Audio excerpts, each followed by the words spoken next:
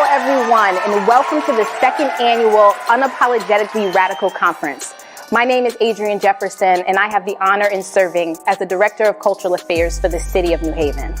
A lot has happened since the last time we've seen you, including the City of New Haven joining the Government Alliance on Race and Equity. And with the support of our community partners, we also launched the city's and state's first ever Cultural Equity Plan. I hope that today serves as a reflection of that plan and how we have deepened our commitment to anti-racism in our department and in our city. Today is about addressing systemic issues, policies, and practices that have had a profound and harmful impact on the Black and Brown community for decades. You will hear from our keynote speaker, Tamika D. Mallory, and from our other guest panelists about the solutions we need to activate so that we can apply direct and immediate change in dismantling these systems. Over the last 2 years, we have been discussing the true role that the arts needs to play in the fight to help eradicate racism. And through our discussions with our community, it has become abundantly clear that the arts needs to do more and that we can do more. As you go throughout this day, I urge you to be in a space of reflection, openness, honesty, accountability, deep listening, and being comfortable with being uncomfortable. All of this is required for us to come to a place of reconciliation, healing, and ultimately to a place of transformation. I want to thank you for being here in community with us today and for choosing to address, to amplify, and activate radical reimagining and radical change.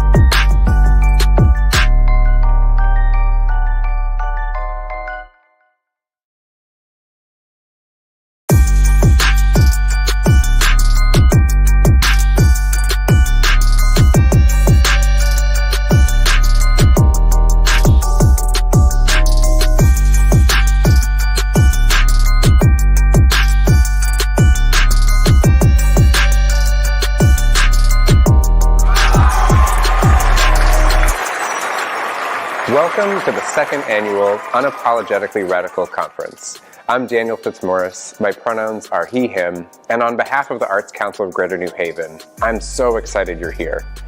I'm so grateful to the City of New Haven's Department of Arts, Culture, and Tourism for organizing the program today. The Arts Council of Greater New Haven serves this entire region, but I am unapologetically proud that New Haven has such a progressive and community-rooted local arts agency. As a parent, artist, and arts administrator, my commitments to anti-racism and cultural equity are challenged every day, especially as the COVID-19 pandemic continues. We are living in very complex times, and it's easy for me to lose track of my deepest values and forget about the joy and power of culture. But today, I hope you will join me to slow down, listen, laugh, reconnect, and take risks in unapologetic, radical, and brave ways. It has been such an honor for the Arts Council to deepen our partnership with Adrienne and her team through several initiatives over the last 2 years. We're particularly excited about co-creating a regional version of the Cultural Equity Plan with creatives and cultural organizations in our nearby cities and towns. A line from this plan resonates with me today. Cultural equity is not a finish line that we can cross or a permanent condition that can be achieved. It is a set of values we must live into every day. Thanks for being on that perpetual journey with us.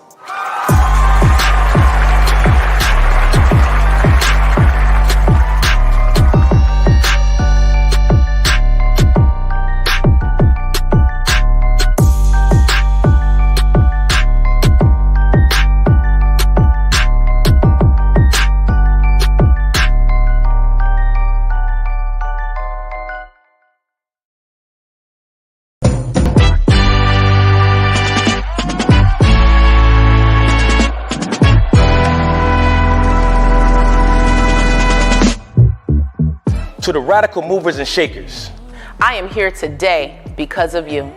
Your movement, your bravery, your Black magic and excellence. I am a child of your movement. Your legacy will not be short-lived. This movement will not be short-lived. Because of you, I can speak. I can dream. Because of you, I am a movement. They will say our names. They will respect us. They will pay us. Because of you, I am becoming. I am healing. I am recognizing trauma and correcting it for future generations. Because of you, I am being all that I can be. And preserving our stories. Your movement shifted the world, and because of you, We will always say their names. George, Trayvon, Tamir, Emmett, Ahmad, Brianna, Sandra, Michael, Eric, and you. and you. and you. and you. and you.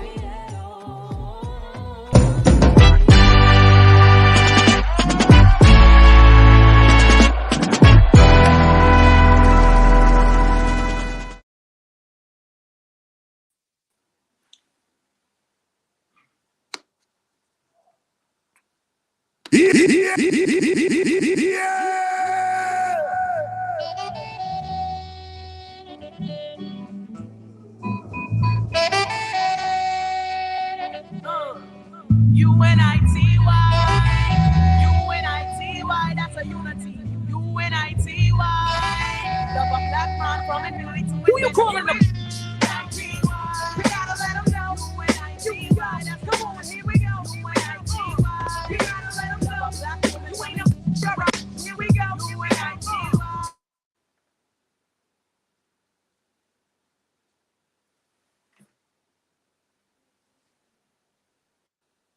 Me to another flow. Every time I hear a brother call a girl up, you're a trying to make a sister feel low. You know all of that got to go. Now everybody knows there's exceptions to this rule. I don't be getting mad when we playing this cool, but don't you be calling me out my name. I bring rap to those who disrespect me like a dame. That's why I'm talking. One day I was walking down the block, I had my cut off shorts on, right? Cause it was crazy hot. I walked past these dudes when they passed me. One of them felt my booty, he was nasty. I turned around red, somebody was catching a rat. Then the little one said, and laughed. Since he was with his boys, he tried to break fly. I punched him dead in his eyes and said, who you calling? UNITY, you gotta let him know. UNITY, come on, here we go. UNITY, you gotta let him know. You ain't a here we go. UNITY, you gotta let him know. UNITY, come on, here we go. UNITY, you gotta let him know. You ain't a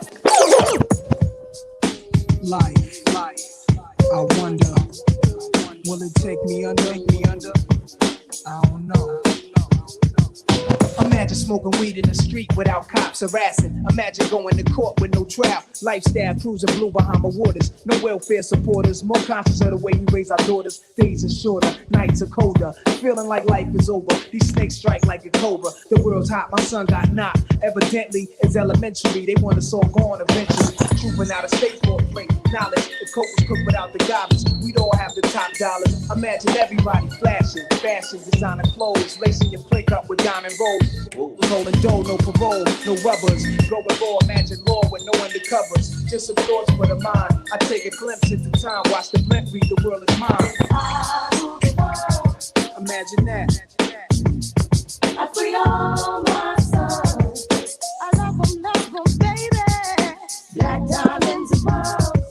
Could it be, if you could be mine, we both shine. If I rule the world. Still living for today. 1 2 1 2 Paradise life relaxing. Black, Latino, and Anglo-Saxon. I'm on the exchange, the range. Cash, Lord, Robert Shabazz. Free at last, brand new whips to crash. Then we laugh in the illa path. The villa houses for the crew, how we do. 1 2 1 2 Dime sexes have been stretches. So many years of depression make me bitter. We vibing, man. Good morning, good morning, good morning. When the eyes to the lies, history's told foul, but I'm as wise as the old owl. Plus the gold child, seeing things like I was controlling, click rolling, tricking 6 digits on kicks and still holding. Trips to Paris, I symbolize every savage. Give me one shot, I turn trite life to lavish. Political prisoners set free, stress free. No work release, purple and threes and jet skis. Feel the wind breeze in West Indies. I lick Coretta Scott King, mayor of the cities, and reverse things to Willie. It sound foul, but every girl I meet to go downtown. I open every cell in Africa, send them to Africa. Imagine that. I free all my sons. I love them, baby. Black diamonds above. Could it be, if you could be mine, we both shine. If I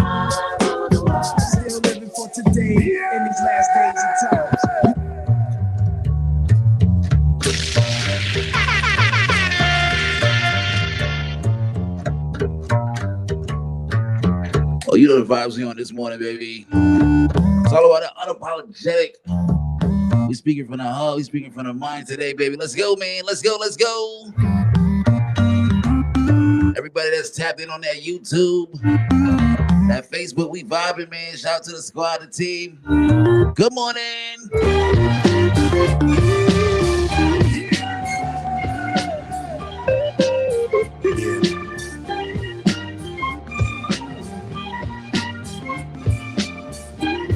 Yes. I wanna be as free as the spirits of those who left. I'm talking Malcolm, Coltrane, my man Youssef. Through death, through conception, new breath and resurrection. For ones who steps in that direction in the right way. Told his side is where the fight lay, and everything good. He may not be what he might say. Chicago night stay on the mind, but I write many lives. They lay on these lines, wait besides other times. Many say the lines on the mind. Shorty's blunted out, and everyone wanna rhyme. Pushing lies, killers immortalized. We got arms, but won't reach for the skies. Waiting for the Lord to rise. I look into my daughter's eyes and realize I'ma learn through her. The Messiah might even return through her. If I'ma do it, I gotta change the world through her. Birds in the beds, gramps wanting them. Demons and old friends, pops, they hunting them. The chosen one from the land of the frozen sun. With drunk nights, give remember more than sober ones. Walk like warriors, we were never told to run. Explore the world to return to where my soul begun. Never looking back, or too far in front of me. The present is a gift. Wanna be.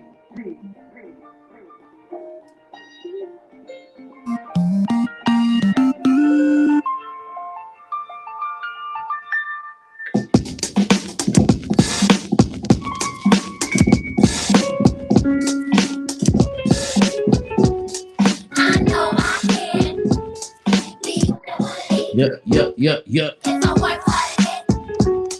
I'll be where I wanna be. Good morning, man. Highly anticipated second annual.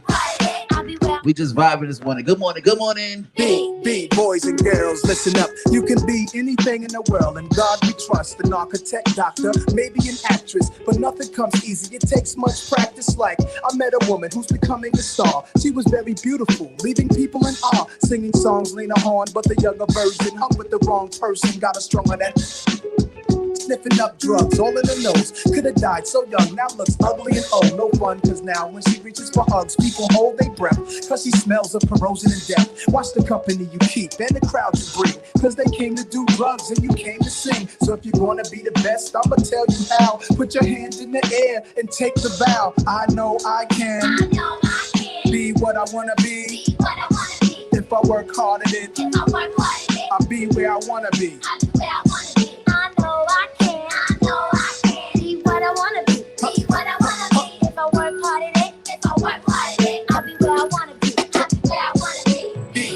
Boys and girls, listen again. This is for grown-looking girls who's only 10. The ones who watch videos and do what they see. As cute as can be, up in the club with fake ID. Careful, before you meet a man with HIV. You can host a TV like Oprah Winfrey. Whatever you decide, be careful, some men be rapists. So act your age, don't pretend to be older than you are. Give yourself time to grow. You're thinking he can give you wealth, but so young boys, you can use a lot of help, you know. You're thinking life's all about smoking and ice. You don't want to be my age and can't read and write. Begging different women for a place to sleep at night. Smart boys turn them in and do whatever they wish. If you believe you can achieve, then say it like this. I know I can. Be what I wanna be. If I work hard at it, I'll be where I wanna be.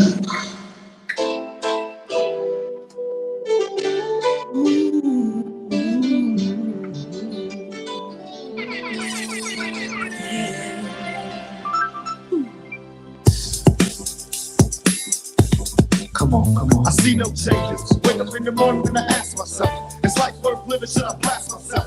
I'm tired of being born, even worse, I'm black. My stomach hurts, so I'm looking for a purpose. Good morning, man. Good morning. It's all about that second annual unapologetic vibes. You know what I'm saying? Come on. I see no changes. Wake up in the morning and I ask myself, is life worth living? Should I blast myself? I'm tired of being born, even worse, I'm black. My stomach hurts, so I'm looking for a purpose. Cops give a damn about a need, bro. Pull a trigger, killing, he's a hero. Get it to the kids hungry mouth on the welfare. First ship them, don't let them deal with brothers. Give them guns, step back, watch them kill each other. It's time to fight back, that's what Huey said. 2 shots in the dark, now Huey's dead. I got love for my brother, but we can never go nowhere unless we share with each other. We gotta start making changes. Learn to see me as a brother instead of 2 distant strangers. And that's how it's supposed to be. How can the devil take my brother if he's close to me? I let it go back to when we played as kids and things changed. That's the way it is. Come on, come on. That's just the way it is. Things will never be the same. That's just the way it is. Oh yeah. I want to be, only way I've been practicing my whole life to live my life is to be responsible for what I do. I don't know how to be responsible for what every black male did. I don't know. Yes, I am going to say that I'm a thug. That's because I came from the gutter and I'm still here. I see no changes. All I see is racist faces. Misplaced hate makes disgrace for races. We under. I wonder what it takes to make this one better place. Let's erase the wasted. Take the evil out the people, they'll be acting right. Cause both black and white, it's both tonight. And the only time we chill is when we kill each other. It takes skills and we real time to heal each other. And although it seems evident, we ain't ready to see a black president. It ain't a secret of the seal, the fact. I'm in a disrespect and it's filled with black. But some things will never change. Try to shove another plate, but it's staying in the dope game. Now tell me what's a mother to do. Being real don't appeal to the brother in you. You gotta operate the easy way. I made a G today. But you made it in a sleazy way. Selling back to the kid. I gotta get paid. Well, that's the way it is. Come on, come on. That's just the way it is. Things will never be the same. That's just the way it is. Oh yeah. That's just the way it is. Things will never be the same. That's just the way it is. Oh yeah. You gotta make a change. Rap star and actor Tupac Shakur was riding in his black BMW. Today, hundreds line the streets outside the nation as well. Schools pay their respects to the slain rappers. Not guilty. Survive. And still I see no changes. Can a brother get a little peace? It's war on the streets and a war in the Middle East. Instead of war on poverty, they got a war on drugs so the police can bother me. And I ain't never did a crime I ain't have to do. But now I'm back with the box, giving it back to you. Don't let them jack you up, back you up, crack you up, and pimp smack you up. You gotta learn the whole truth.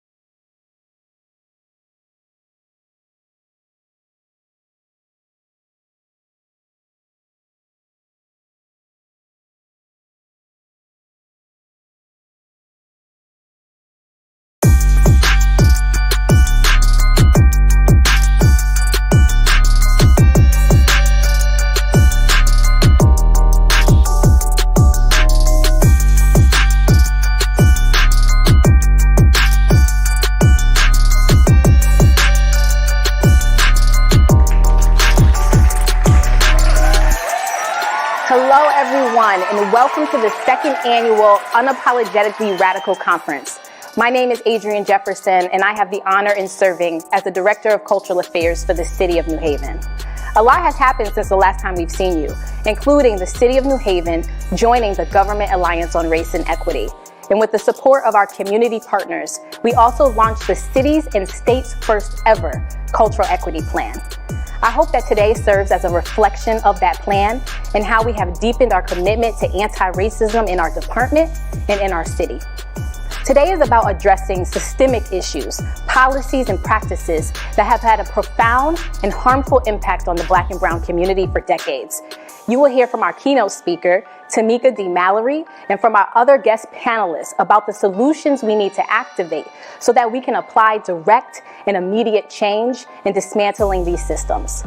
Over the last 2 years, we have been discussing the true role that the arts needs to play in the fight to help eradicate racism. And through our discussions with our community, it has become abundantly clear that the arts needs to do more and that we can do more. As you go throughout this day, I urge you to be in a space of reflection, openness, honesty, accountability, deep listening, and being comfortable with being uncomfortable. All of this is required for us to come to a place of reconciliation, healing, and ultimately to a place of transformation. I want to thank you for being here in community with us today and for choosing to address, to amplify, and activate radical reimagining and radical change.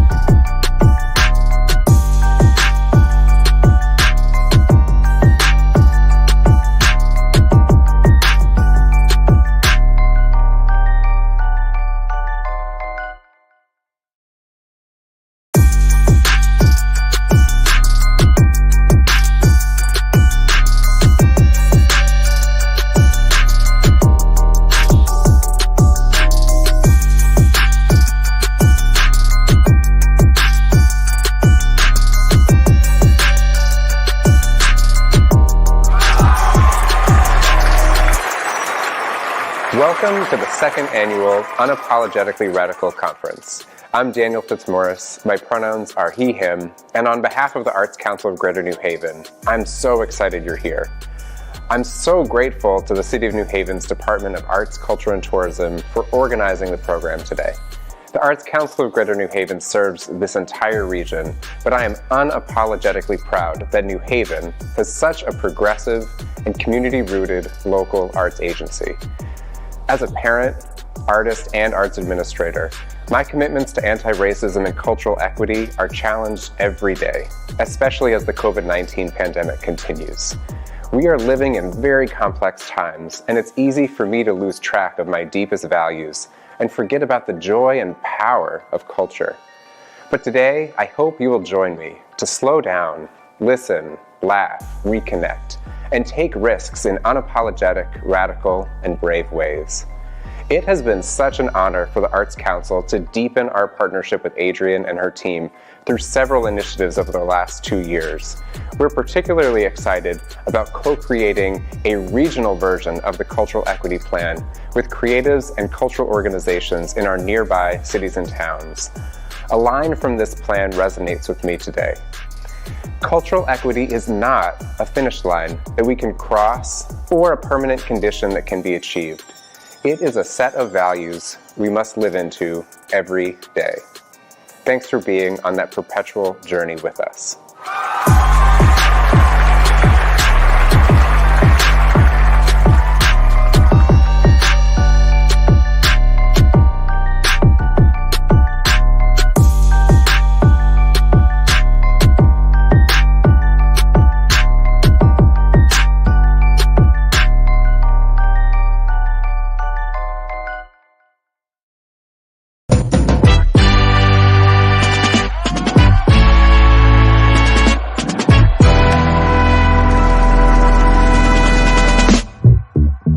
To the radical movers and shakers, I am here today because of you.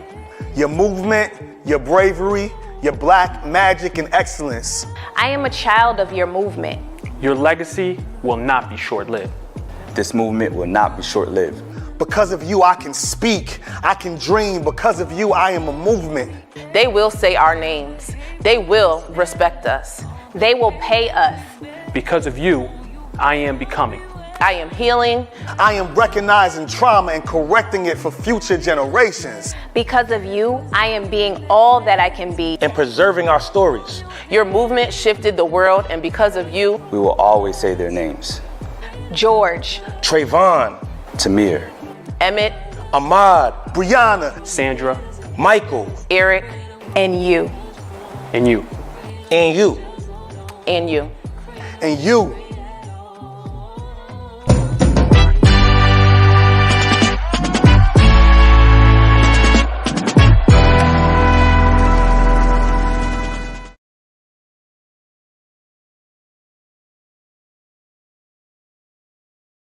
Let us take a moment to recognize and send our condolences out to the families of Lawrence Smith Fields and Brenda Rawls.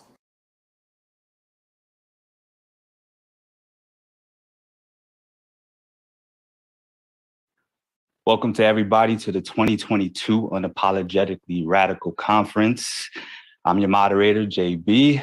If you don't know me, I am author of The Toughest Two, Journey of a Walk-On, and I am a recent Yale graduate, got my master's this past December, and I also am the host of Into the Introvert podcast.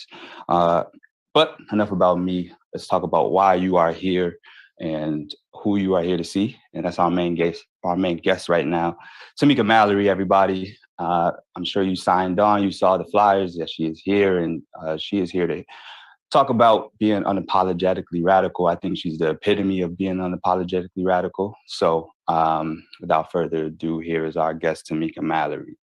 Hello. Thank you so much for having me as a part of this conversation. So I'm super excited. I mean, unapologetically radical, like what does that mean? And certainly we need some more radical behavior, radical thinkers, radical movers and shakers.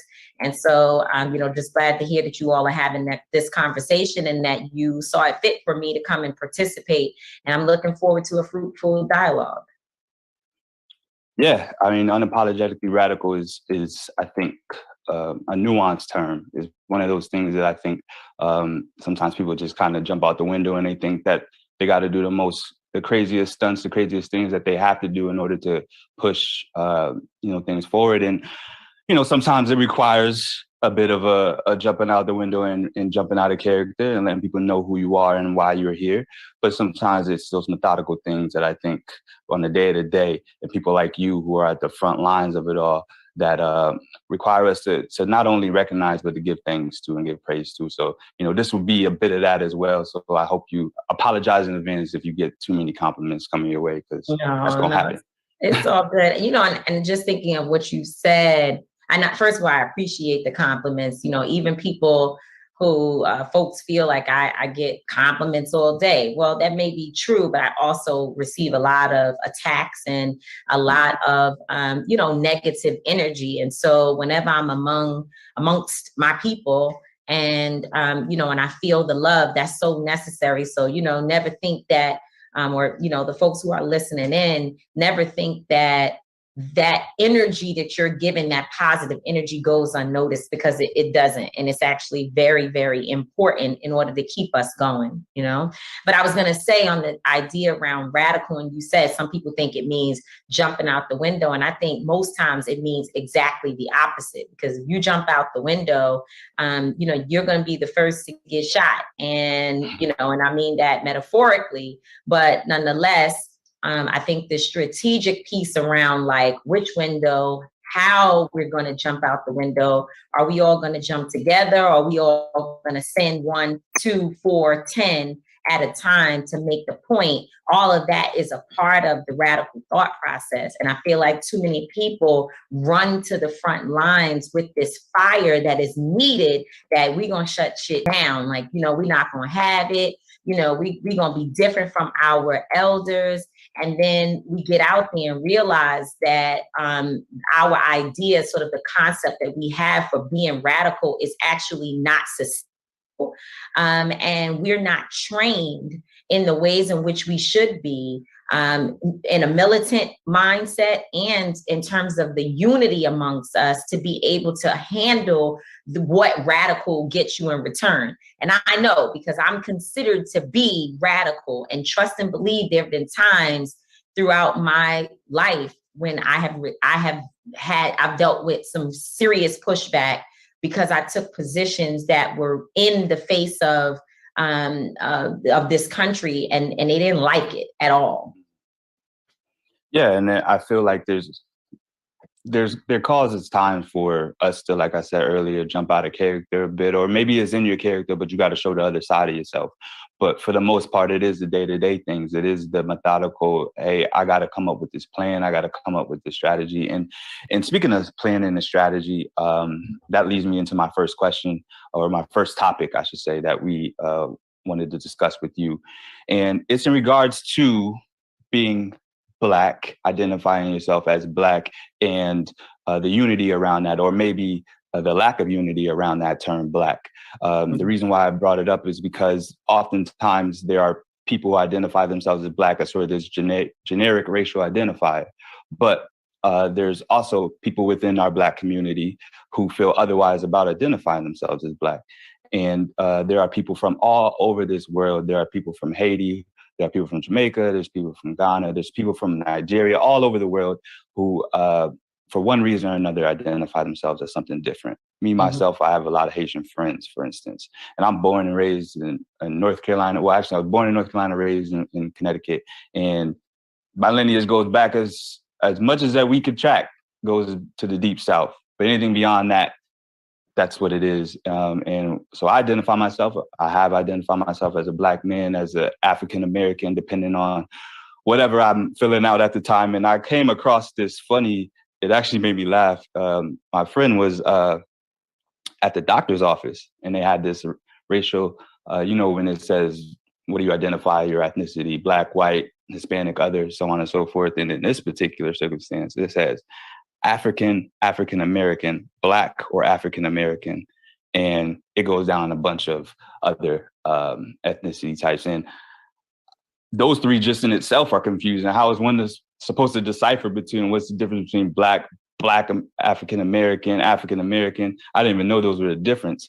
So that's a long-winded way of me bringing the conversation back to you of asking, how do you feel about using Black as a racial identifier, and does it unite us or does it actually hurt us? It's a tricky question because, I have a friend by the name of Jay Morrison. He's actually my dear brother. And some of you may know Jay. He is very, very engaged in the sort of economic justice lane of this whole movement. And Jay believes that we need to identify ourselves as Africans in America, right? So he's been talking about that and teaching around the country about why that would help us to be able to get recognition from the United Nations to deal with some of the issues that we face in terms of the brutality against Black people by the police, and in other, situations where white supremacy is at its, full throttle on our communities. And I've heard it, and I appreciate the teachings, and I understand how it basically puts us in a particular category that would give us the ability to sort of commission, if you will, the global community to get involved in what is happening with us as Black people in this nation. So I respect that. I've had other people not want to use America at all. They just want to stick with the fact that we are all Americans, and then have other identifying measures in between that. I have people that say Black. I have people who say African American. I particularly use Black all the time, probably because in a way, I think we have so many fights and things that we're up against that sometimes it feels like trying to take on everything is difficult. And it's difficult when you know that the average Black person does not have the information, nor are they even interested enough to sit still with it because of the movement of just trying to survive every day for us to get unified around something different. It would really take a shift in mentality for all of us to start, or at least a large majority of us to start saying something different, identify as something different, and then to get the nation to respect it so much to say that it would be on applications, as you were just mentioning, and in other spaces and places. So it's not my fight. It's not my fight. It's not something that I'm invested in every day. But I do recognize that we were labeled Black, and because we own it, we have to be clear that it is a part of what happens when we're out in the world, that we say we don't want to be known because of our skin color, but we call ourselves our skin color every day. I'm Black, you're Black, we're Black people. And so we identify with this term because I do think it is unifying, that if I meet a person in Colombia who is of dark skin, I'm going to say these are, for the most part, that's a Black Colombian person, you know, and so it is a unifier for us. Nonetheless, I do believe that there has to be a deeper analysis of how we continue to own narratives that were basically given to us when white folks basically were trying to differentiate us from them and trying to find ways to make their community, to make sure that the Anglo-Saxons had a particular power in the ways in which they described themselves, and an undermining tone in how they expressed, you know, or how they spoke about us. So, you know, that's a lot to say that I've never sat back and said, I'm going to be the one to carry this water. But I would never say to a person who is trying to break that chain and figure out what is actually best for us as a people, especially if it's going to help us make a case for justice and equity, I would never say that that's a waste of their time. I say I support it 100%. Yeah, and I agree wholeheartedly with that sentiment. I think that using the term Black, and like I mentioned before, I use the term identify as a Black man. And one, it's easier to just say that, so you don't have to go through the whole breakdown like you mentioned. And two, I think it is a unifying factor. It allows for us to unify, say, hey, you may be from another country, but you identify as Black and I identify as Black from another country. Hey, there we go.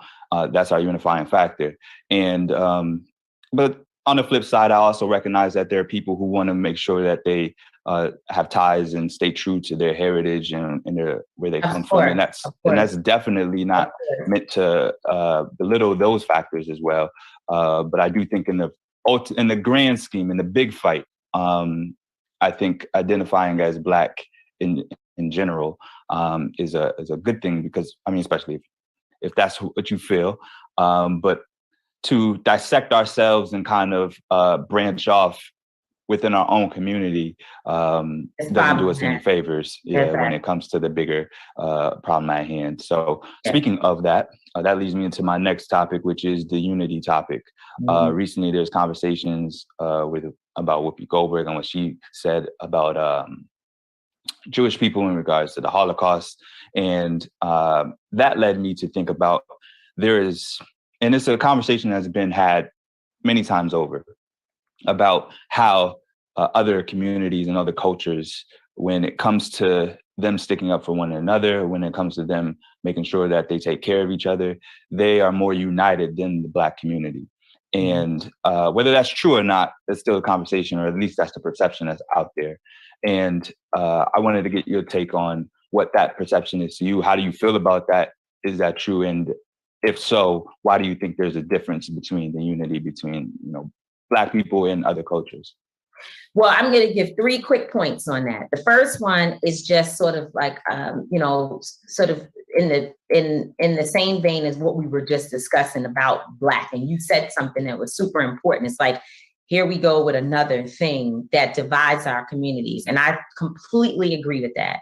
I think whatever you want to call yourself, You should be allowed to do that. You have the freedom to do that. I think if people come together and have a think tank and a process for how we begin to identify ourselves, even if we say Black every day, it's like, that's my homie, but my homie's name is actually Tisha. And, you know, when I'm out in public, I might say Tisha, I will say Tisha to the world, but behind closed doors, we might say homie, right? So that may be what we end up with. I don't know, but I do know this. We do not need another reason to be fighting with one another about names and how it's going to be spelled and who's going to say what, because we have so many things that we're fighting against that to take our time and energy and place it into that and allow it to be a dividing or divisive topic in our community would actually be I think it would do a disservice to us. And I'm sure there are people who won't agree with that. I'm sure there are people who will say, no, you know, identifying ourselves may put us on the right track for where it is that we're trying to go as a people. And I don't disagree that all those things can be true at the same time. But I know that we have enough battles that are internal. So that's one. Two, I want to say that I 100% unequivocally, hands down, 10 toes down, believe that Black people do stick together in many ways.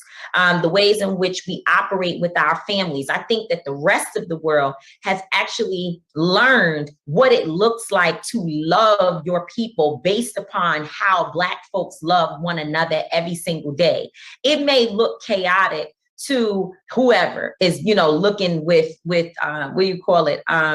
You know, not, I want to say ignorant eyes, but I don't mean it in a negative way, just eyes that it's unaware. They're unaware. They don't know. They're unfamiliar. With unfamiliar eyes, it may look crazy because we don't be looking crazy. I ain't gonna lie. We be all, you know, it be all kinds of things going on. Yeah, we be all over the place sometimes. We are. But the ways in which we motivate one another, the ways in which we are in tune with one another, from our body language to our music to just the support that we give to one another every day. There's no community that I believe does it the way that we do, given all that we've been through, right? As a people, we do a very good job of showing what it is. It's no love like a Black mother's love. It's no love like a Black mother who convenes a family, convenes a block, convenes a community to be together, to take care of one another. So I think that that is something we always have to keep at the forefront, to not allow this narrative that we don't support one another to be sort of the governing narrative or the main narrative around who we are as a people. With that all being said, as you know, as we've already stated, more than one thing can be true at the same time. So yes, we have certain unifying factors and ways in which we operate that are examples for the rest of the world about the love that we have for our Blackness and for our people. But we also, as a people who were trafficked here from another continent, the way in which we came here, the suffering that we've been through, and the deliberate, intentional work that was done to destroy our families, to destroy us as individuals, to destroy the relationship between mother and daughter, father and wife, father and son. That is something that cannot just be overlooked when we start talking about the lack of unity in different areas that our people face. One, we have a very serious fear of confrontation with the system. So when people say, well, you know, why can't we ever come together around a fight, you know, particularly a political fight or a social issue fight? Well, a lot of times people get very nervous about being seen as radical as we're having this conversation. And just because they're trying to maintain jobs, relationships, position or whatever, they find themselves confining and sometimes even making excuses for their oppressor so that the pain that they're experiencing every day can be just a little bit lighter. It is no joke, as you know, my brother, you know more than anybody, JB, that it is no joke to be up in the face of oppression, oppressors every single day, being the one that's got to always say something. You know, sometimes after I post something, I just be like, would you just learn how to be busy today? Like, it's okay to be, you didn't see it, you was offline, you missed it. Why do you always have to walk yourself into these fights, these situations, right? It's not easy to do that. It takes a different type of person, a different type of strength, and a different type of, it's a different type of like faith, right? To be that individual. So there are many factors for why I believe it's more difficult for us than other communities, because even though they may experience poverty, they may experience trials and tribulations. I'm not trying to take anything. This is not the struggle Olympics. People are going through hell on every single level, but nobody, not one other culture in this entire, on the planet Earth, experiences what Black people experience every single day. There is no comparison. There is no, well, let me just try to, there is no one. So our conditions are unique, and therefore our approach to how we deal with it is unique as well. Is it harmful? Certainly. Do we hurt one another in the process? Absolutely. Is it that the economic challenges that we face every day make some of our people go out there and sell us out and do things that are extremely harmful to our community? Absolutely. Do we have ego issues that because I want to be the big guy in the room or the big gal in the room, it's going to make me undercut other individuals that I should actually be working with? Absolutely. But remember that all of that was taught to us while we were on plantations and then trying to survive in this society, even after being freed from enslavement. So we're still unraveling that. And it's going to take more than just a conversation here and there. In fact, my organization, Until Freedom, we do trainings for different reasons around the nation. And one of the things that we're focused on right now is this idea of deconstructing negative narratives. That is something that there has to be more work. We do a lot of work putting history, tactics, solution-based efforts into our trainings, but we don't have enough conversations that help us to realize where these barriers came from and how we're going to work to actually tear them down. I know I said a whole lot. You said everything that needed to be said, and you said it way better than I can ever articulate it. And I feel like it is something that is systemic and insidious. I mean, it's something that's down to the core of you. So it's not anything that you can even recognize because it's been with you since birth in terms of the struggle. So I feel like, and me in particular, just being a Black man trying to navigate this world, there's a lot of different things that I got to be cognizant of that just, my peers or colleagues are just not. They don't have to if they're not Black. And I can sit there and I can, beat them over the head with it in terms of talking about it all day long and trying to get them to understand.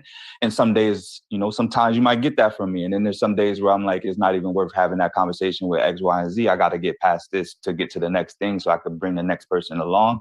And, there's these constant battles and struggles and talks that you got to have with yourself.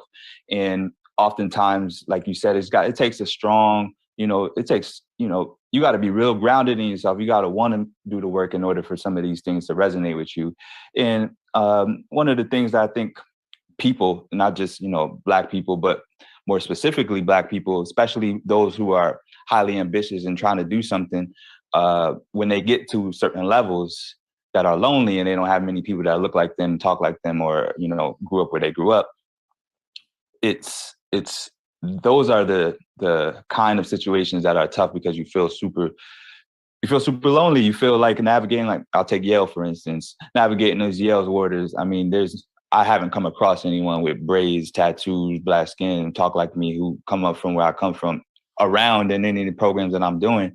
And I expected that before I got into it, don't get me wrong. But when you're in it, and then, you know, there's just different ramifications that come with being who you are. And you have to navigate those waters in a way that, one, doesn't seem like you jumping out the window and being that belligerent, negative, you know, but sometimes you got to point some things out. And I feel good about, you know, some of the circumstances that I was able to, you know, point some things out to some of the people around me. And then I know that there's other people navigating those same waters. I have a really good friend. She just got a really high profile job at a high profile company. And she's the only Black woman that she sees when she walks through the doors of that company. And that's tough for 8-9 hours out the day. Is just her knowing that she could relate with, knowing that she could be a little vulnerable with. She feels like she always has to be on. And, you know, there's people fighting these battles here and there. It was in the workplace, whether it's at home, you may be feeling like you can't talk to your own people. There was a time in your life where I felt like that. And, you know, you get over that and you realize that not everybody's at the same, you know, frequency where you at on certain things. And that's okay. You just got to meet them where they at and bring them along when they're ready. But you said it perfectly. So I think that brings to the next thing, which, you know, this is Unapologetically Radical. And the essence of this conference is hip hop in its nature. So you mentioned Black people, we have unity in a lot of different ways. One of the things I think Charlemagne even said this one time, we're like the culture of cool, and people, it's no coincidence that rap or hip hop is the #1 genre that's out there right now. You know, everybody loves it. And if you want to be a part of it, but if you want to deal with things that come along with being a part of it.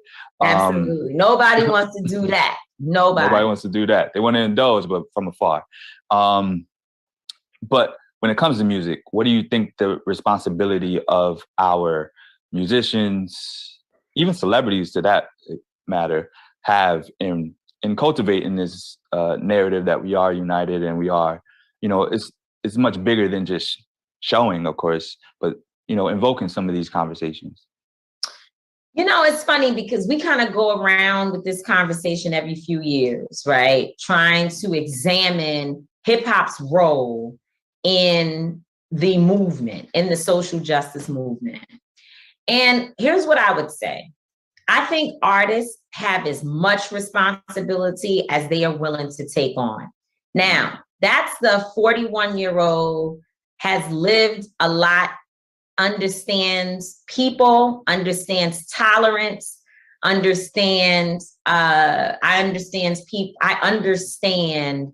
people's true economic conditions, because there was a time when I was 25 that I was like, every artist needs to be in this fight. And I was ready to die on a hill because I believe that like we should be forcing them to take it on. And then I began to realize that people got a lot of shit going on. Folks, you know, think, just listening to Mary, right, say on this, since she did the halftime NFL show, she's been talking about how one of the songs, I forget the name of it, but one of her songs was really a song, I think it's like Rent, the rent is due or something like that. And it was a song about Kendu, her husband. Rent money, I think it is. Rent money, something like that. And how she had to pay her husband all of this alimony and didn't have money. Like her own rent was in jeopardy and other things. And I'm thinking to myself, now this is Mary J. Blige, who we know to be not a star, but a super, like a mega star around the world. And to know that her alimony payments took away from her so much so that she had to go out on tour just to make money to be able to survive. That tells you right there why there are many artists who would never, ever, ever dare open their mouth to support the movement because they are scared to death that they won't be able to feed their families and take, because trust and believe, you're going to lose a check here and there. if you are out here screaming until freedom or screaming these other, these very, what do you call it? They say in your face, but I say boogeyman. There you go. Because this is what some white folks believe, that when you say things like Black Lives Matter, it's boogeyman. Oh, So when you start putting that stuff in your music, I think about somebody like Common. While Common is a dope artist, a great entertainer, an incredible actor, he definitely has experienced, because of the stance that he takes, I'm sure he's experienced a level of blackballing in some places, people not necessarily wanting to work with him. Now, again, back to the point, you got to be a different type of soldier to say, I don't care. I'm going to take this position regardless of what. But I will tell you that I know them. These are people who are my friends. I know that they experience backlash from being out there and deciding that they're going to take on our struggle and to carry the mantle. The other side of it is that it is very difficult to fight the same people that you're out here potentially taking hits from. You go into meetings with top executives, they talking to you crazy, looking at you crazy. You got agents that are telling you you should not talk to people like Tamika Mallory. You should not work with people, whoever, you name the names of whoever the folks are that are leaders. Don't be seen with these people, or don't get involved in these issues. You got managers pulling on you. You got children that need to be fed. It's a lot of things going on in your life, and you decide, to hell with it, I'm gonna do it anyway because this is what I believe. And then the next thing you know, you go online and it's Black people attacking you all day. It's Black people that's challenging you worse than anybody else, saying, oh, it's for clout. Oh, you just trying to find another way to stay relevant. Oh, whatever. And people think that because we as folks who have an influence and folks who are out in the media and out in the world, people seem to think we don't have feelings. Or maybe they know you have feelings and they're trying to break them. But either way, it's not a good feeling to be in a situation where you feel like it's coming at you from every angle. So what I say now that I understand the type of soldier, again, because it is a war that we're in. And if you choose to stand on the side of righteousness, you have decided to become a soldier in whatever way that you choose to do it. And don't let anybody take from you that because you fight this way and that they fight another way, that they are somehow more valuable in the movement than you are, right? And so I know everybody's not going to do it. And then what happens is we put pressure on some folks like, no, you should be out here speaking and doing this, that, and the third. Oh, yeah.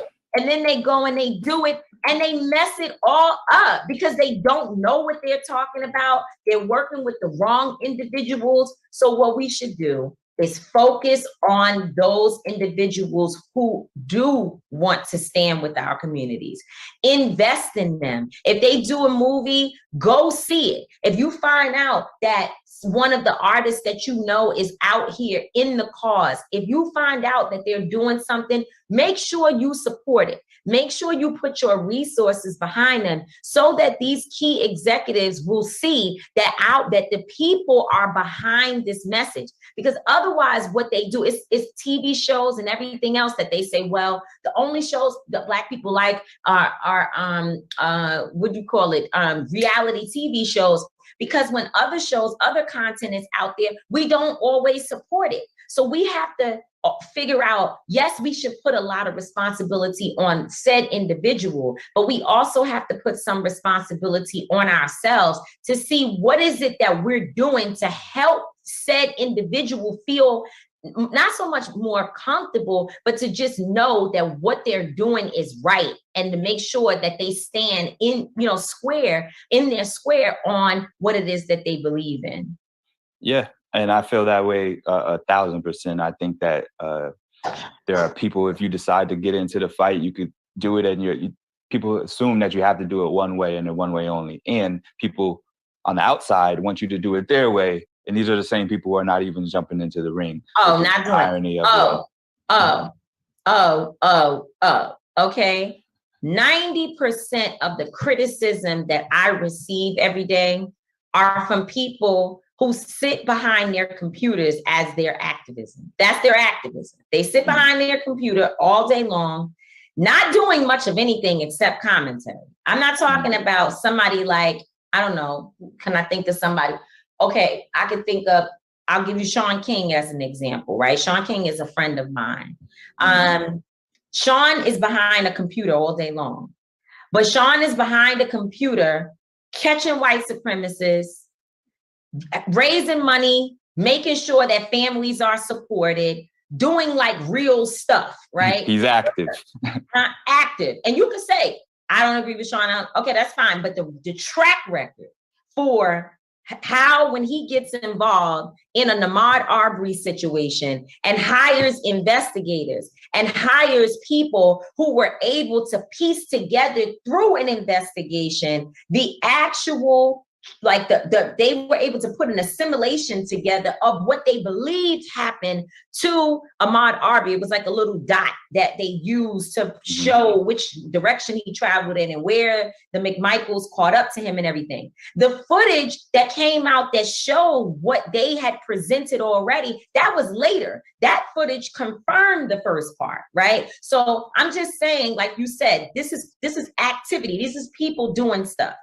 But I'm talking about people who what they do all day is sit and talk about who is not doing what, who ain't no good, who's a sellout, who's this, that, and the third. Is commentary at best, and generally a way to try to discredit other Black folks, right? So people say to me, well, why don't you deal with XYZ? Well, I don't have time, because the problem with me is that this week I've flown to meet with at least 2 families and also supported the birthday of another young man who was a major protester in Louisville, Kentucky, and then he was killed. And who knows exactly how at this point. The investigation still unfolds, but nonetheless, these are the things that we've been doing with our organization all week. I don't have time to build the best YouTube page, sitting trying to deconstruct what is wrong with everything except myself. So this is, when you talk about the lack of unity, which, by the way, I don't want to be unified with those folks, because I am a person that believes in, like, I like real people. I also, you know, I'm not a person who wants to, I'm not trying to be with a crowd. That I don't need a crowd.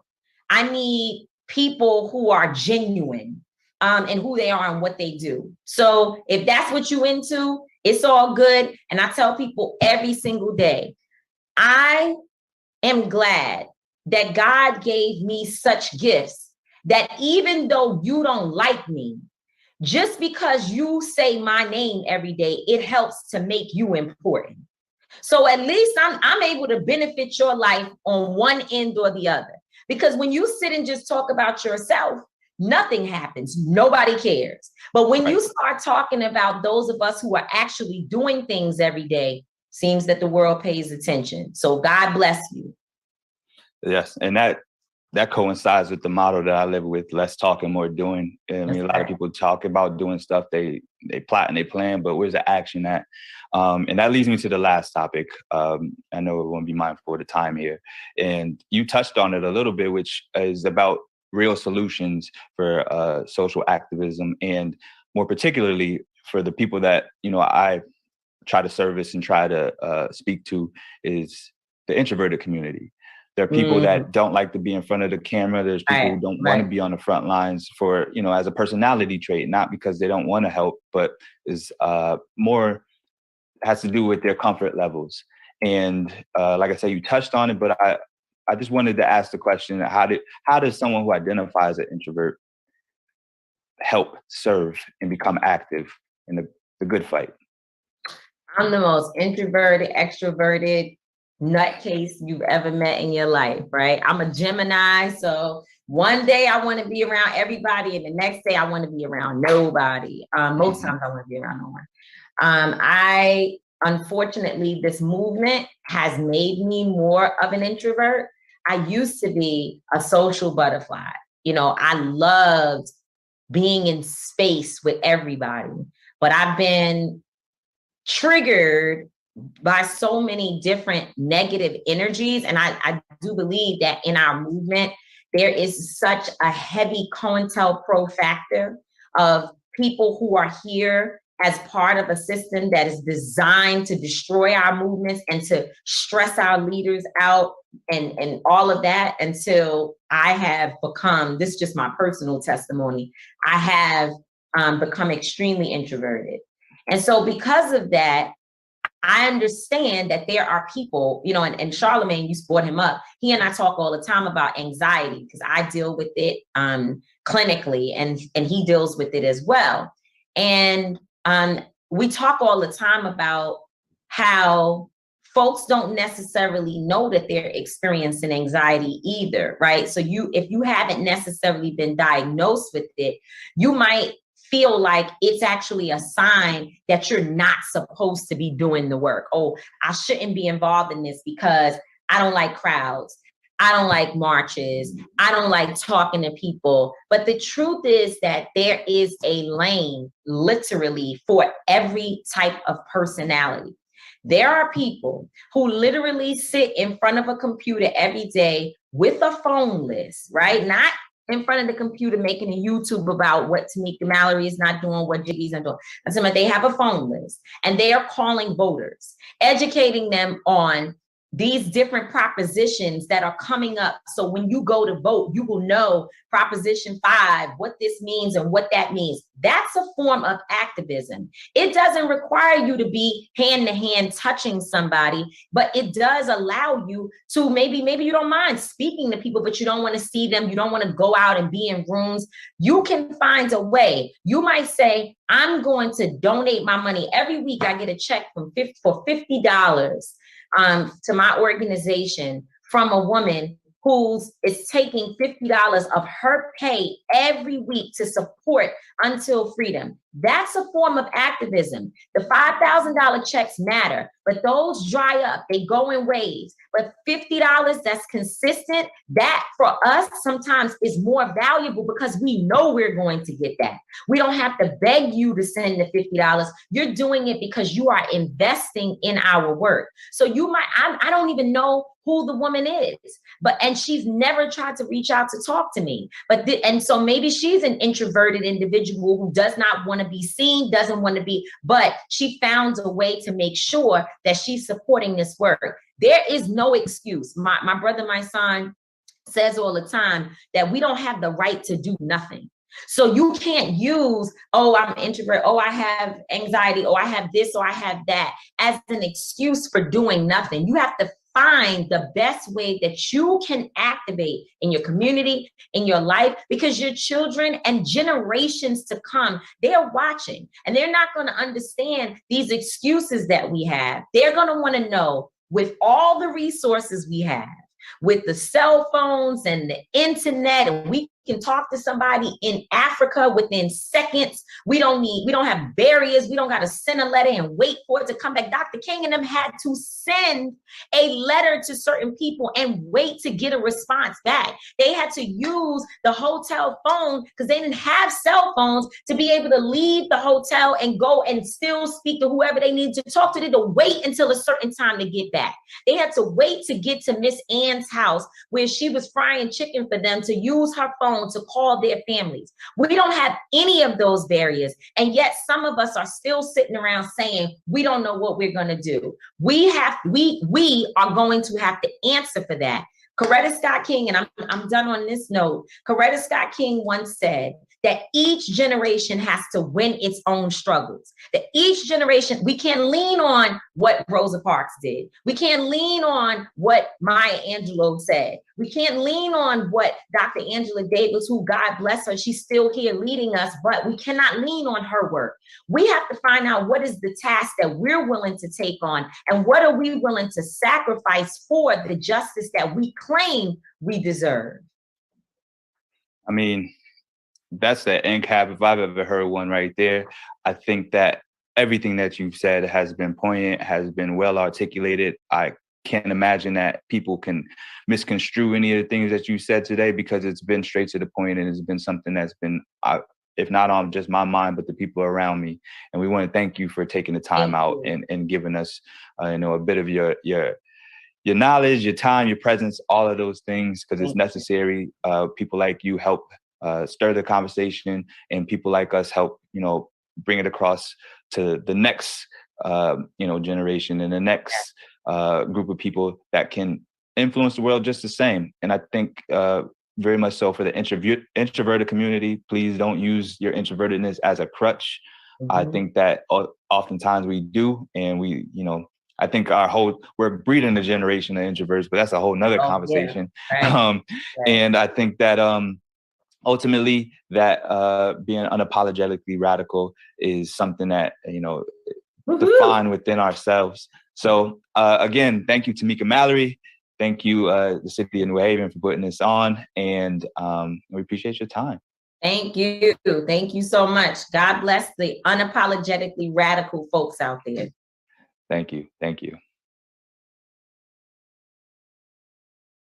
Innovative content, design, and marketing can fuel small business success. That's why clients trust 628 Digital Design to create imagery, engaging content, and transform their digital marketing footprint. We'll equip your business with the content, strategy, and execution to compete and win. We're a Black woman-owned agency with a diverse team of Black female creatives committed to financially empowering women, specifically Black women.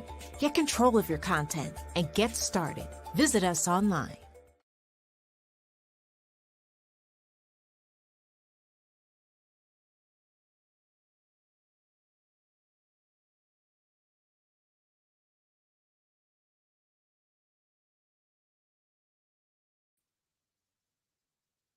No front and no guessing. City You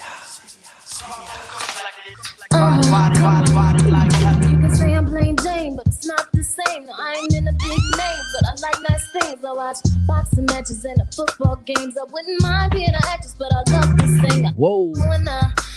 Good morning.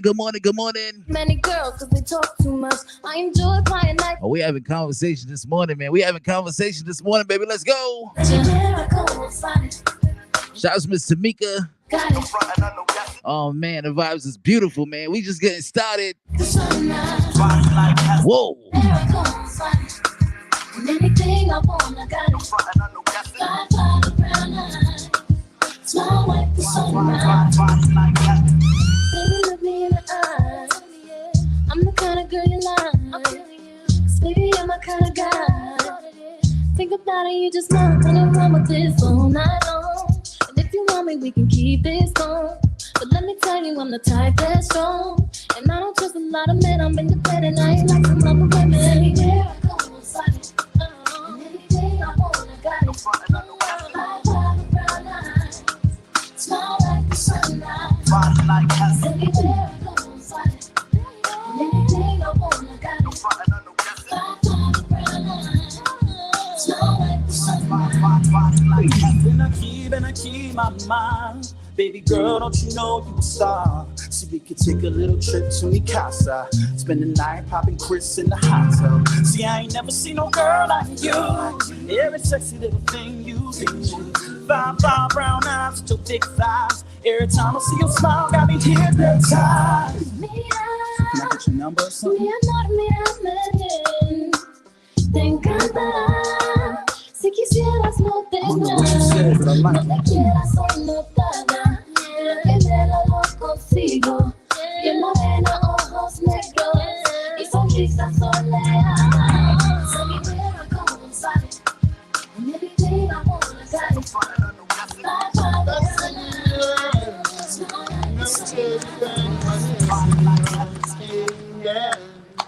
Skin just like fur. The best thing in the world. I never trade you for anybody else. She says she really good boy like me. Don't believe in nothing but the Almighty. Just a little jeans and a pure whitey. She never dreamed forever be nobody wifey. Yeah. She wanna mean everything but your heart is a me.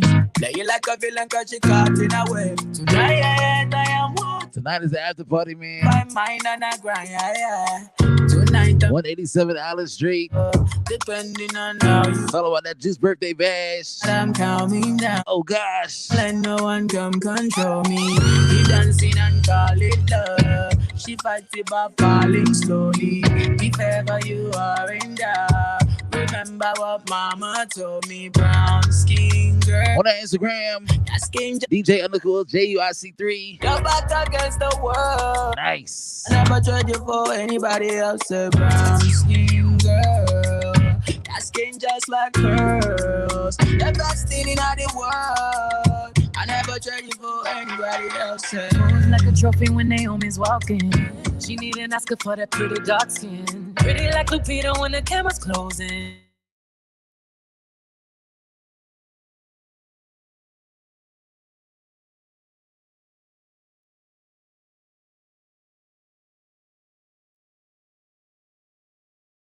Fall in love, depending on how you hold me. I'm glad that I'm calming down. Can't let no one come control me. Keep dancing and call it love. She fighting by falling slowly. If ever you are in doubt.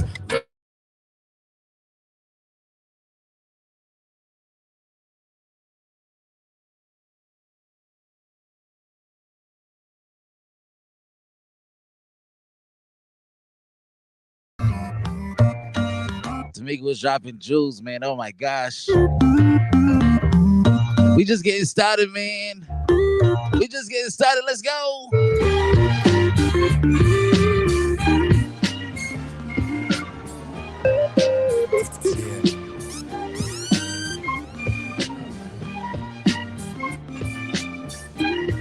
Yes.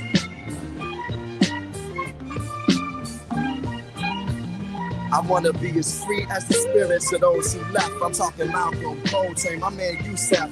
Through death, through conception, new breath and resurrection. For wrongs, who steps in a direction in the right way. Told his side is where the fight lay, and everything good do may not be what he might say. Chicago night stay on the mind, but I write many lives. They lay on these lines, wait besides other times. Many say the grind's on the mind. Shorty's run it out, and everyone wanna rhyme. Bush twisting lies, killers immortalized. We got arms, but won't reach for the skies. Waiting for the Lord to rise. I look into my daughter's eyes and realize I'ma learn through her. The Messiah might even return through her. If I'ma do it, I gotta change the world through her. Birds in the beds, gramps wanting them. Demons and old friends, pops, they hunting them. The chosen one from the land of the frozen sun. With drunk nights can remember more than sober ones. Walk like warriors, we were never told to run. Explore the world to return to where my soul begun. Never looking back or too far in front of me. The present is a gift, and I just wanna be.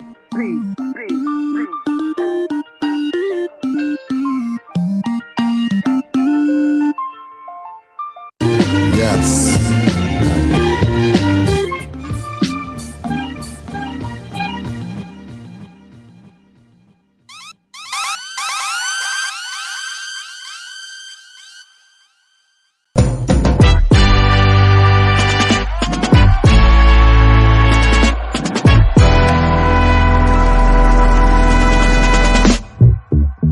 To the radical movers and shakers.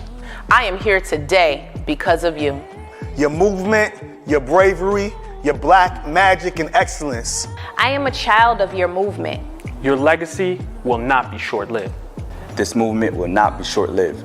Because of you, I can speak, I can dream. Because of you, I am a movement. They will say our names. They will respect us. They will pay us. Because of you, I am becoming. I am healing. I am recognizing trauma and correcting it for future generations. Because of you, I am being all that I can be. And preserving our stories. Your movement shifted the world, and because of you, We will always say their names. George, Trayvon, Tamir, Emmett, Ahmad, Brianna, Sandra, Michael, Eric, and you. and you. and you. and you. And you.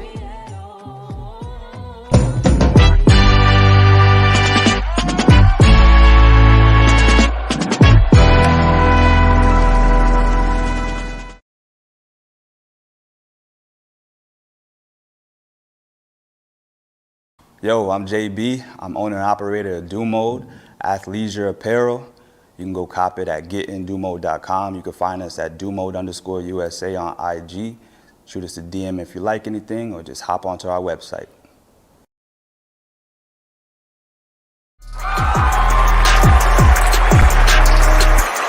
My name is Jocelyn Saylor, licensed clinical social worker, school social work coach, mental health therapist, and entrepreneur. And I am the moderator for the Street Civics panel. Black people in America have been at the forefront of grassroots activism for many, many years.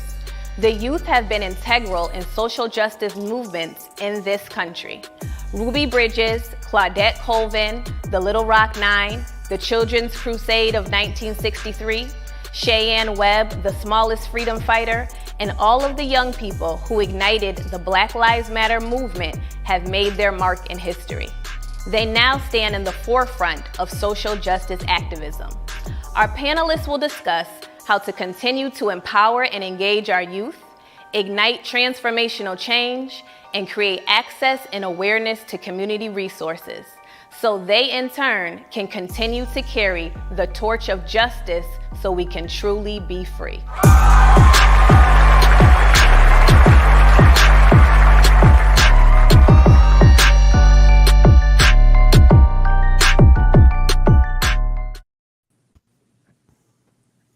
Good morning, everyone. How's everybody doing? Good morning. I'm doing wonderful. Welcome to the Street Civics panel.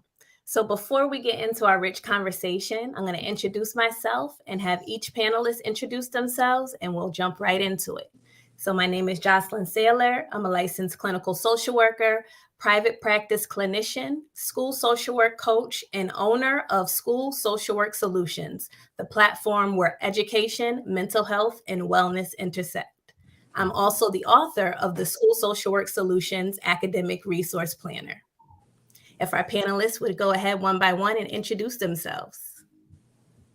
My name is Aaron Rogers. I'm the co-founder of the Breed Academy. The Breed Academy is a music and arts institution for our inner city children to be exposed to the music business as well as entrepreneurship. Hey y'all, my name is Selwa Abdusabor. I am the founder of Black Haven, and I am also a youth worker. I'm a singer-songwriter, I'm an artist. I do all the things. I do everything but professionally dance, y'all. So that's me. Good morning. My name is Kevinisha Boyd. I am a New Haven native. I'm a licensed mental health therapist. I'm a social justice advocate with Stop Solitary Confinement. I also am a private practice owner. I'm the founder and clinical director of Quality Counseling, and we are a group of Black mental health therapists. We provide culturally responsive trauma therapy to Black and marginalized communities. Our approach comes from a holistic perspective. We provide cannabis education, meditation services, and a holistic approach to really helping Black people heal intergenerational trauma, find balance, and really meet and get into alignment with their deepest aspirations. So if anybody is looking for a Black therapist, please hit me up. You can find me on Instagram at Kevnisha_LPC. And pass it on, because we are here to do the healing, and I'm grateful to be here. It's Black History Month. Wanted to give a big shout out to our keynote speaker, Tamika, for blessing us and really dropping a lot of gems, and I'm looking forward to carrying the conversation on today. Good morning. I'm Andre Rochester. I am a Hartford, Connecticut native, still reside in the greater Hartford area. I'm extremely happy to be here, very excited. I'm owner of Rochester Fine Art. I've been a fine artist in this area for 15 years. My primary focus is paintings of and about people. I tackle various subjects ranging from social awareness of mental health, actually, and just the struggles that some of us deal with as Black people, as well as social justice matters. Thank you. We have an amazing group of panelists, and I can't wait to get into this conversation. So let's jump right into it. So street civics, what is that? People may wonder. So street civics helps people shape their world by providing quality resources for grassroots activism, community organizing, and civic engagement. So as we know, activism can take many different forms. You can be an activist through being a therapist. You can be a peaceful protester. You can use activism through the arts, through media, through music. So I would love to hear from each panelist on how you use your specific expertise to activate activism in your own life. Me personally, I'm in the music industry, and a lot of the times, a lot of children and artists from our community are taken advantage of because of the lack of knowledge and things like that in this business. So the Breed Academy is the catalyst to separate the two, because one thing we do, yes, we educate them in the arts, but we also educate them in the business, entrepreneurial side. A lot of people think that me and my partner are doing this a little prematurely because obviously we're still growing in our career, but we don't feel like that because we feel like our community needs help. Period. So we wanted to start something for the community while we're still building our career. You know what I mean? So I think a lot of the times people think they have to make it out first and then come back and help, and I think that's the worst idea ever. You know what I mean? Because I feel like there's always a way we can help. So the Breed Academy is something that's, still building and still getting back to the community while we're still building our careers. And I think that's the best way to go forward with things. Absolutely. And then the young people can watch your journey and be inspired. And I use my artwork to create conversations and have these discussions that will hopefully lead to finding some answers to change, right? It's about sharing emotion with people and connecting them through that. They may not have the same experiences that I have, but we've all felt what we feel during certain struggles and obstacles. And so I like to use that to create those hard discussions. I like to use artwork to make statements where sometimes the words they're just not there. And to create a safe space for us to have those really deep discussions about what needs to be done to fix our people, fix our community, to fix what's going on in society. Thank you. Facts. Yeah, I definitely hear that. So for me, and I'm gonna give like the fullest introduction about Black Haven. I was like, oh, let me try to jumble together all my hustles, but ultimately, Black Haven is far from a hustle for me. Black Haven is a collective of creatives and artists, admins who activate our justice through movement building events, initiatives, and programming. And so we aim to be a creative playground for Black artists across the entire state. We did the first Black short film festival in New Haven. It was a drive-in. It was lit. It was in Disco Plaza in the parking lot, never to be seen before. And the whole aim of the film festival was, it was born during a time in the pandemic where the industry shut down. White people wasn't paying folks. You know what I'm saying? The industry was like at a halt. We were like, is this going to come back? We got to put CPR on that, John. But, as an artist, when you see other, your peers, the artists that you love and care about, the stories that activate you, we saw that during the pandemic, art became our lifeline. And so this film festival was born out of that. One, the need for our artists to be resourced. We were able to give a small stipend out to folks who were awarded, 5 filmmakers who were awarded during the film festival to get their short films shown on our platform. We were able to make something cool happen, like virtually, when like virtual things were like kind of happening. And so I was like, dude, we coming out the gate with it. And so from there, it's grown into something so beautiful. And I shout out to my team. I can never not shout my team out. They are superstars, they're rock stars in this work. And we're just dedicated to telling these filmmaker stories, not just the stories that they show on screen and what is activated through that, in justice and social justice work, because we see what Concrete Cowboy, we see what Harder They Fall, we see what these films that they activate, social justice movements and movement work that we've been doing. And it has us walking away feeling different, but we also want to uplift the filmmaker themselves, because we already know the film industry is shifting, it's changing. We didn't have Ava DuVernay's in the throwback and Issa Rae's. Now I can kind of see myself in that. And I've been doing this producing work for about 3 or 4 years now, kind of like like, you know, tasting a little bit here and there. So it's been a really cool way to be activated in my creativity, you know, being a singer-songwriter. People ask me, so well, how you a singer-songwriter and you all in the film industry now? And it's like, yo, this work is collaborative. This work is intersectional. So yeah, that's the work that Black Haven is doing, and really utilizing film is a powerful tool. It's one of the biggest media exports that America has. So I'm just here to get Black people there. So that's what I'm about. Yeah, for me, I definitely do my advocacy as a therapist. And so one of my biggest intentions of creating a group practice at Quality Counseling was to really put a focus on intergenerational healing. So I think we have a lot of conversations about intergenerational trauma. We know the complexity and the burden of racial trauma, right? And so when I say racial trauma, I'm really talking about the systemic wounds. I'm talking about the vicarious trauma from us witnessing and experiencing the brutalization of our community. I'm talking about, again, the transmission of DNA from multiple generations of a group of people that have survived one of the most torturous acts, right, in terms of the transatlantic slave trade. So we have to expect that group of people, being us, have had, right, some emotional impairments, and that impacts us as a people. And so while we can't reverse that, but we can, right, put a focus again on the intergenerational healing. Because I think as we talk about the burden of the trauma, the fact that we have excelled, and the fact that we come together, and the fact that we thrive and we love and we have not sought revenge after the harm that has been done to us, I think has to be a testament that, yes, right, the trauma of Black people, but we've always been healing. We've always been doing the work. We've always been, right, a people of wanting to do better.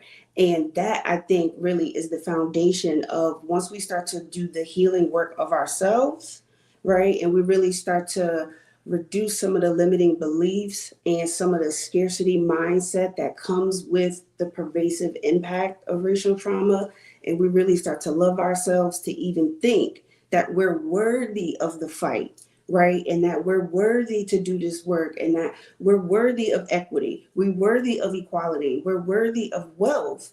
And racial trauma really does sometimes get in the way of people having the skill set and the reach to say, I'm gonna go out there, I'm gonna ask for more, I'm gonna leave the job. We could go on and on and on, right? Because again, it's just so heavy, but that is how I choose to do my advocacy work. Again, is creating space for Black people by Black people, because we cannot, as Black people, expect the oppressor to also be our savior. So that means we've got to save ourselves, and that means we have to create the spaces ourselves to save our people. And that is what we do at Quality Counseling. Thank you so much. And I would have to agree that, you know, addressing our mental health and doing that healing work is really the foundation of being a really good activist. Mm-hmm. And so each of you touched on how you're activists in your own specific niche, through music, through media, through film, through mental health. Sticking kind of in the mental health lane, how do you think we can really start to break the stigma around mental health in the African American community? Because I do feel that it's still very taboo. It is still a heavy lift to get us as a people to engage in mental health therapy. So how do you all think we can break that stigma so we can really fully show up as the activists that we are? Well, like Kavnisha just said, creating safe spaces, creating an environment in which those discussions can take place, and people are not feeling judged. I like to think that I do that with artwork. I share my own situations in my artwork. So it's a way of saying, hey, look, I've been through this too. Now let's talk about these things that our community faces, right? I've shared my own vulnerability with you. I'm making it safe for you to do the same, and to share with other people in the room, or to share with people whom you're close with, based off of what I'm presenting to you in this artwork. I'm actually gonna give a little different perspective in terms of not minimizing that there is a stigma of mental health in the community, but as we talk about street civics, right? I think the bigger issue actually is how can we get better access to quality mental health care? So I'll say from a business standpoint, I get about 10 referrals a week for people looking for a Black therapist. Like Andre said, somebody that looks like them, because it immediately creates this sense of safety in terms of I can show up as myself. So I really think it's people want a Black therapist, which we know we're unicorns, right? So there's that we're the minority from a numerical standpoint, but also mental health care isn't affordable, right? America has designed this system to make mental health almost like a luxury when it's a necessity. So I know I can tell you stories and stories of people who have even had to drop out of therapy because they can't afford it, whether it be from a high deductible or whether it be because they don't have the income to pay a $60 copay, right? So I think it's, yes, let's minimize the stigma, but as we do that, there also has to be a balance of we really have to advocate for better laws in terms of healthcare so Black people can afford it. Because I do think Black people want it, right? Like therapy is almost this trendy thing now, which I'm here for. And now it's like, okay, well, how do we now increase the access so they can get it? I'll also add to that because that was so insightful and just definitely like ignited so much in me. Because I do know people who literally were in therapy and then Black folks who were in therapy and then no longer could afford it. We need to recognize we in a pandemic. People are they're unemployed. Mm-hmm. Young people are depressed. I feel like I talk about it all the time. I'm like, if I was a young person during this time, oh my goodness, I have no idea how I would get through. I had no idea how I would get through. Right. And I also think about New Haven. I think Black folks, yes, there is a stigma, but I think we want therapy and we want access to it more than we are disdain to it. Yep. I think about, the many victims of gun violence in New Haven who are not being served and who are not given those services. Capitalism teaches us that food is a luxury, that housing is a luxury, that having good health is a luxury, being able to be treated and sustaining your mental, emotional, and spiritual wealth is a luxury. And that's not a fact. That is a human right. And so when we, as a culture, as an American culture, when we worship capitalism over the needs of our humanity, this is the result of that. Mm-hmm. Period. Mm-hmm. For me, like ultimately, I should have a strong belief. Food should be more affordable. Housing should be free and affordable. And everybody should be able to be housed, no matter if you're homeless, a drug addict, whatever you want to call it, put a label on it. And then coming back to the mental health piece, that mental health services, healthcare services should be free. If I said that I wanted to, whatever board or some type of law thing, they'd be like, why? We could try to make some money. Pharmacy gonna go crazy with it. And that's where art comes in. And I strongly believe, when I think about the Connecticut and the City of New Haven, the Cultural Equity Act, I feel like it's more palatable to say, unfortunately, since you got to play the game. I had to do that with Black Haven. I have to do that with all the work that I'm doing. I'm not attached, or loyal to no institution. I'm loyal to my community and this work and this vision and this, matrix that I'm holding open. But it sounds more palatable when instead of saying going to the Capitol and saying, yeah, we want free healthcare. We want this free healthcare. Then, hey, we got this American Rescue Bill funding. We want to partner with artists and therapists to bring free mental health services to communities in need and minority communities so that they're being served because they're not providing the need. And artists are often the catalyst to creating the space. They're often the ones who, just us being artists and creative and how we move, for the most part, people are more open and willing to ignite these ideas because art just does that. People listen different when it's in a poem. People listen different when it's on paper. When you see it, you walking down a gallery, you're like, "Ooh, that piece hit me for some reason on a spiritual level." Well, you know what? This was inspired by wanting to have free mental health services. Now all of a sudden, people open up. That's the power of art, and I feel like that's the lane, and that's the thing we need to be, nurturing more is really breaking it open, busting it open, and just saying, "Yo, we need to make these things happen," and people move as fast as they need to. I agree 100%. like for me, the biggest thing is like I don't think that we need to like in our community, the younger generation should start going to therapy. I think therapy should start coming to them.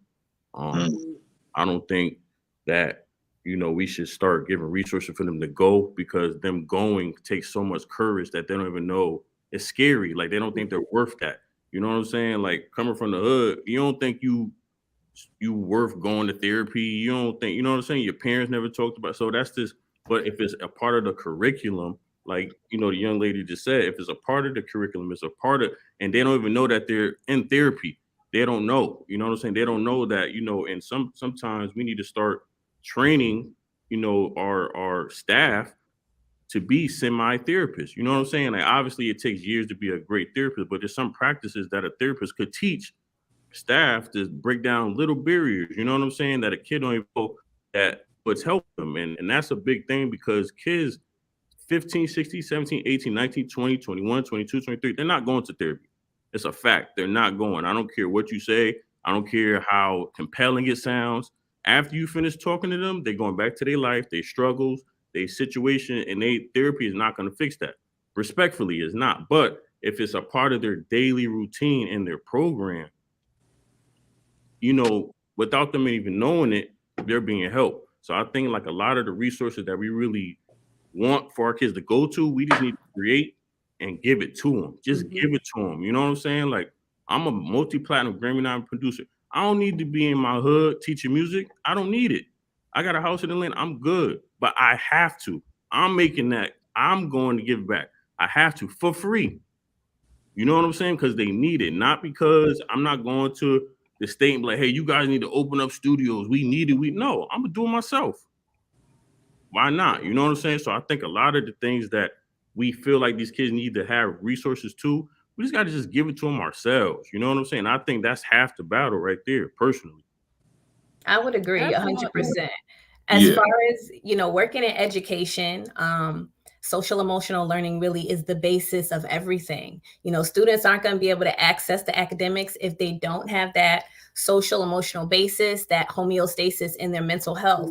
And like you said, it has to start from a very young age. And I think just from my own experience, that school districts are starting to catch on with having more mental health therapists in schools and counselors and social workers, but teachers also have to have those skills as well. They can't just be in there to teach, because these kids are living through a pandemic and there are so many mental health issues that are going on.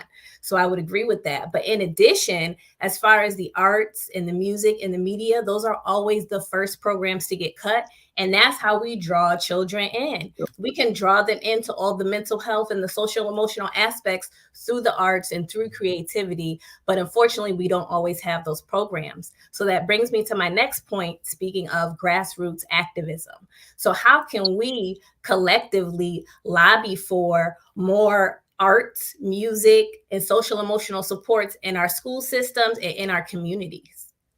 Well, art is therapy in many ways. It is the outlet that children can often gravitate towards, right? Whether it's music, whether it's writing, painting, dance, drama, it's therapeutic to do that. They're releasing energy when they create. They are exploring different emotions that they're going through and experiencing when they're in that creative mode. So therapy doesn't always look like sitting down in an office environment and talking to someone. Therapy has many faces, I'll say. So making that connection when you promote the arts in the schools is very important, because that may be like Aaron said, bringing the therapy to the child or bringing the therapy to the youth. That's a great way to do it. So it's already been proven that art therapy works. It's been proven that kids who are more creative and more artistically inclined oftentimes do have some improvement in how they deal with their emotions, because they have that outlet, they have that form of expression. So making that connection is extremely important, and I see a lot of that with teaching artists. They're not necessarily going in saying that they're therapists, but I can say from firsthand experience over the last couple of weeks, there's one student who I've been told has behavioral issues, but I ain't seen not one yet. every time I'm in that school. And I'm told every time he does something artistic, he's locked in. There's no problems, no nothing. So there's something there. It's helping him in some way. Another thing I believe is that like the school system, right? The school system. Mm-hmm. It's the system. That ain't ours. Like, you know what I'm saying? Like, we got to let go of everything we feel we need to fix. We don't need to fix. We just need to start our own. The kids not stupid. They know the school system ain't shit. Excuse me. I'm sorry. They know the school system ain't right. You know what I'm saying? Like, they know that. And the social media, like, they're way more educated than we were at 12. We were dumb. We didn't know. We were just going with the flow. They not stupid. They know. So all the school system and implement. I just feel like we just need to create our own. Jews, they don't go to the schools. They go down the street. They go to their own stuff. They go play baseball with themselves. They go to school. They go to church. They go to grocery. Everything themselves. And economically, look at how they live. So I'm just saying, if we need to let go of the whole system thing, like that whole, we just need to start our own city. It may be hard. It may take 10, 15, 20 years. But if we don't start, it's always going to take 10, 15, 20 years. You know what I'm saying? So with the arts, with everything we're doing, I feel like we need to support each other. You know what I mean? If somebody wants to start an art gallery, we need to start an art gallery. We don't need funding to start no art gallery. If we need a recording studio, we don't need no funding. We are our own funding. You know what I'm saying? And if we can't do that, we can't expect someone else to do it for us. That's just a fact. I feel that heavily. There's so much bubbling up from the wisdom that y'all are dropping. I want to touch back just a little bit to the previous question. I just wanted to follow up and really be clear and transparent about what you were dropping about, what the youth not going to therapy, and then somebody also commented, parents are broken. I think it's because Black folks, we've normalized trauma. Like, this is normal to us, and society in our cities, in our government normalizes that Black people getting killed is okay and getting shot is okay. That's just the way it is. There's nothing we can do about it. Violence is okay. Domestic violence is okay.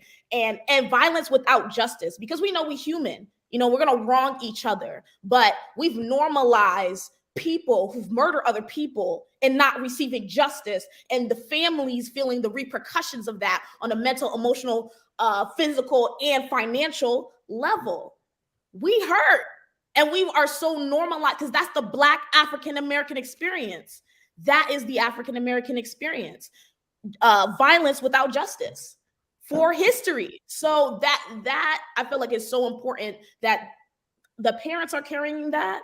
And so therefore it's going to be carried on to our young people. And so just wanting to touch back and make that very clear. So that's the first piece there. But what really initially came up for me when you were talking was, I always feel like it's important to transparently talk about how the arts community and the Black community in Connecticut, because I grew up in New Haven my whole life. So I know New Haven like the back of my hand. I know Connecticut. I know the colonial energy, heavy. I moved to LA a couple of years, before the pandemic, and I moved back because of the pandemic, but just experiencing that environment. And I was like, oh, okay, they kind of moved beyond some stuff, and coming back to Connecticut and seeing, oh, y'all really just love holding on to this racism thing. Like, y'all really love holding on to this colonization. And we have this special love affair with holding on to preserving history through every single block. You can see it on every single block. This side is all homeowners. This side is all renters. This side is, don't go on that street because that's the street that you don't want to walk down. The list goes on. Connecticut needs to heal. And particularly as a Black community, we need to heal. And as a Black arts community, we need to heal. I can't tell you, I already know we be moving real weird with each other, and we really don't have to. And I think that's rooted in us competing for grants. I think that's rooted in us being taught to compete with each other. And for me recently, I've been having my own growing pains with this work, not being attached to an institution, starting something from the ground up in a community, in a state that does not want to see you thrive, but maybe want to tokenize you and maybe want to see you get, get up just enough to look cute in a way that make them look cute, but we really want to make that real change that you get to see when you walk down the street in your community, when you saying what's up to the homie, down the block, and you're like, yo, you see that thing we created? We made a flower garden, and now we got the studio down the block, and it's right on Gulf Street Park. Like, what does that Black future look like? What does New Haven and Connecticut's Black future look like? And I think that that's the conversations that we need to be having collectively, not in these panels, that Yale puts us on or Community Foundation puts us on. Shout out to y'all. But the ones that we have on our back door, the one that we have when we're like, yo, let's hit each other up through Instagram and let's just talk. I feel like that's the work that we need to be doing. It's the work out there, but it starts, and I want to be very clear, it starts with us doing the internal work with ourselves. We need to figure out why you got that beef with that person. You need to figure out why you feel this competition. You need to figure out why you feel this. Oh, I don't really mess with them. I heard that so-and-so. Have the conversation. Have the conversation, and have the conversations with yourself. Amen to that. So we talked about a lot about, changing internally, addressing our healing, our trauma in order to be able to support our children and our youth to kind of move them forward, right? And started through different conversations, intimately having different type of events. But my real question is, how do we mobilize young people who are passionate about a cause, and how do we help them harness their own convictions to push for a different outcome? Like, how do we actually get them there?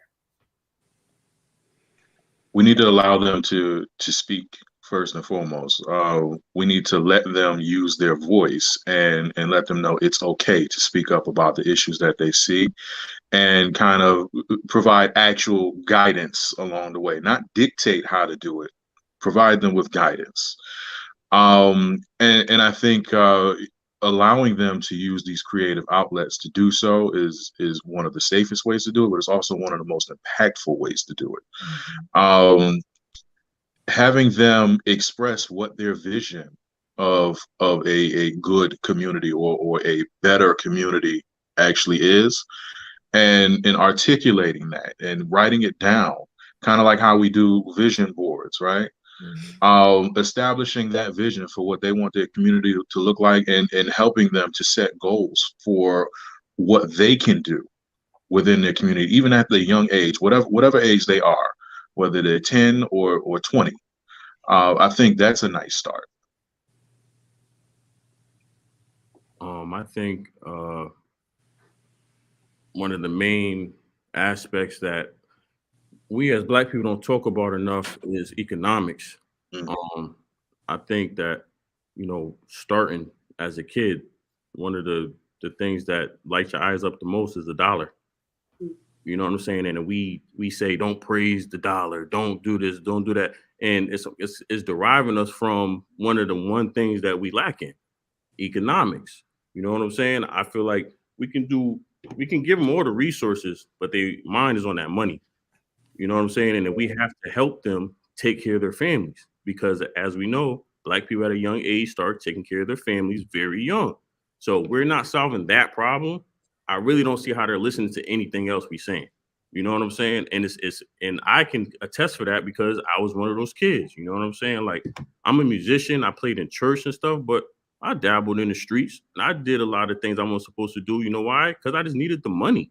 I just wanted money. You know what I'm saying? And I was tired of my mom having to go to work all the time and this and that and this and that. And if I see my boy getting the money, I'm going to try the same thing. But if I'm talented enough, I was blessed enough to go to church.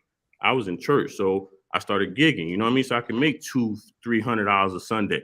That's solving all the problems. Everybody doesn't grow up in church though. So if you're a musician and you're really good at guitar, drums, singing or something, you didn't grow up in church, what you supposed to do? If you're an artist, what you supposed to do? If you're an actor, what are you supposed to do to make money while you're trying to figure all these other things out to get to that vision board, to get to this great things? I'm gonna be honest with you, I ain't started a vision board until I was a little older, because for the first time in my life, like 12 to like 16, 17, I was about that money. You know what I mean? think a lot of that vision includes understanding what a relationship with money is supposed to look like. it's one thing to say I want to get money, but what you gonna do when you got it? Right? Are you gonna go out and buy all the fancy things that you see the rappers wearing, or are you going to actually take care of the family, build a nest egg so that you can start your own organizations or create a company of your own, doing whatever business you want to get into. I think that the financial conversation needs to definitely be had at a young age, and it needs to be done with the approach of helping kids understand what a good relationship with money is. It's one thing to have it, but to know how to use it effectively to really push yourself and your family forward is another thing. I think what also is real is sitting with me, and it continuously comes up, is I think about how New Haven's relationship to showing up for young people has been lacking for many years. We know we've seen it with the Q House. Now it's come back up. But even with the Q House, I walk around in my community, I'm asking people, people are asking me, when is the Q House starting back up? You didn't go to the opening, sis? Like, it was open. What happened was. So I think that I'm gonna speak on this. So we got the grassroots community here, but I want to speak on, because I feel like I'm starting to get in there, starting to get on that. Okay, we're in these rooms, we in these offices, we having these conversations. I need the Black leaders in our community, the ones who are rooted, who are before me. I need them to step up and show up for young people and mentor them, because they got the skills, they got the leader, they've been in this longer than I have. And I think in New Haven, we don't mentor people, we don't mentor young people, we don't create safe space for young people to be in a space where it's like, yo, I'm gonna give you the skills, I'm gonna put you on game. Where are we putting young people on game? That requires a safe space. That requires a space where young people feel like they can go to, not the one room at the bottom of the New Haven Public Library that when I used to go back there and look in there before the pandemic, it was flooded. I'm telling you, flooded with young people playing game night. And that was the youth center for the last 20 something years after they shut down the Q House. So we have some real serious work to do. For me, what my heart is saying, I want the city of New Haven to commit to, and maybe the cultural equity plan has a little bit of impact on that, but I want to see the city of New Haven commit to showing young people in their streets, in their neighborhoods, visually telling them that we got you and we got your back, and funding and supporting and creating jobs for Black folks who are doing this work to be doing this work. Giving them a salary. Here you go. Y'all can create jobs. I've seen it. I've seen y'all make up positions that don't make no sense. I've seen it. So how about we take a second and we bring the community in and we create jobs that make sense? Because when we start to shift our values as a community, and I feel like that's what we're in right now, I really truly feel like we are in a Black renaissance. I see my girls coming up, girls, guys, and everybody in between coming up in the arts administrative community. It makes me so excited. And this work's got to get done. This work's got to get done. So I believe it. I think the New Haven needs to believe that investing in people from outside New Haven is not going to serve them in the long term, but investing in people in New Haven who grew up in New Haven, who love New Haven, who is supported by the community, who loves their block, will serve them in a Black Afrofuturist future, and whatever future we're walking into. That's where we need to get going. Yeah, I can say the same about the Hartford area. We share that experience, and I agree 100% that focus should be internal. And the city of Hartford, the other towns in Greater Hartford, could actually do much better with focusing internally and finding resources within. Meaning, when I say resources, I'm not talking about just money. I'm talking about people, identifying the people who are about their community, that are dedicating themselves to this work, to uplift and to build up our people. There are plenty of options within our respective communities, but somehow these cities always want to look to the outside, and they kind of disregard the folks who are already here, boots on the ground, and making things happen on their own because they've been ignored. that type of ingenuity, that type of go get it, and that just drive that exists here is exactly what's going to propel us forward when supported the right way. I agree. I think, the saying "put your money where your mouth is something that our people need to really start saying, stop saying, and start doing. I think support is great, but I think even if you get support, it's only gonna do but so much. You know what I'm saying? Like, you gotta do something. You gotta do for yourself before anybody can do something for you. You know what I'm saying? Our community has to, like you said, go outside and tell the kids we care about you. We don't need, before the city of New Haven says they care about the kids, we need to tell the kids we care about them. You know what I'm saying? We need to give the kids some money before the city gives them some money. We need to give the kids some therapy and we have to do it. Like I can't say that enough. Like I get it. I really think the city can help us a lot, but they ain't gonna save us. I tell you that. Yeah, let me jump in. Like, I'm playing double dutch real quick. So I definitely agree with all the panelists in terms of we definitely have to create a safe space, and by we, it has to be from us. And I think once we create the safe space, we then have to provide the education, right? Because we know that the school system is not teaching our children how to advocate in terms of all of the different creative ways that you can advocate, right? In terms of protests, you can write a letter. Advocating goes beyond voting. It goes beyond rallying. It is a very, very broad topic. And we need to be able to teach the youth, right? Because every historical movement has been led by the youth. If we look at the Civil Rights Movement and how young Martin Luther King was, we look at the Black Panther movement and how young Fred Hampton was, that young people have always pushed the Black movement forward. And I agree with everybody that, again, it's the space and the educational piece that we're missing, because as a grown adult, I'm still learning basic government, basic political positions, and even starting to value more so the local election than this national election. That if I want to make impact in my community, I have to know my local legislators. I need to know their names. I need to go to these town hall meetings. I need to be at the Capitol. I need to be voting locally. Not that the national one don't count, but also, right, we need to put an emphasis on that as well. So thank you so much. And we're going to end on that note. Kevinisha, thank you for wrapping that up so beautifully and putting the bow on it.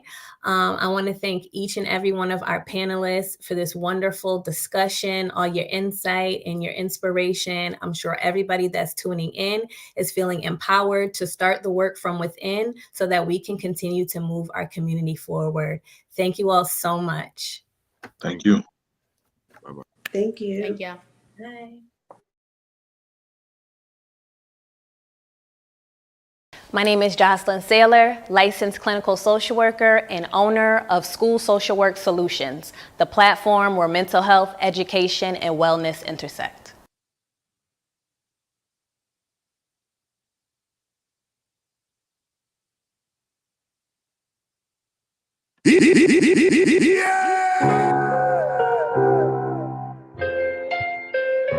Man, that conversation was so powerful. Oh, so powerful, man. We're going to vibe out. We're going to celebrate, man. Black History Month. We vibing. Oh, gosh. Shout out to all the panelists, man. All production. We're going to have a fun time tonight, babe. Today, every day. It's all about life, baby. Let's go.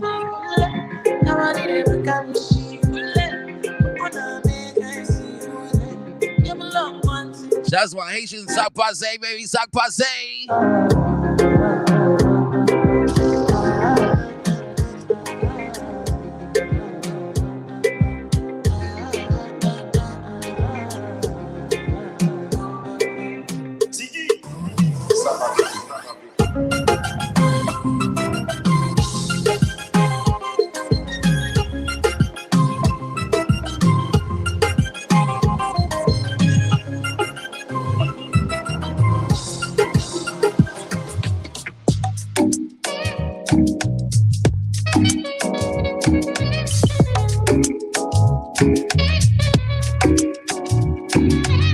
Tonight it goes down 187 Allen Street. It's all about that Juice birthday bash, 12th annual, baby. Let's go, man. Tap in, tap in, tap in. Let's go. I'm at the rough around the edges, baby, yes.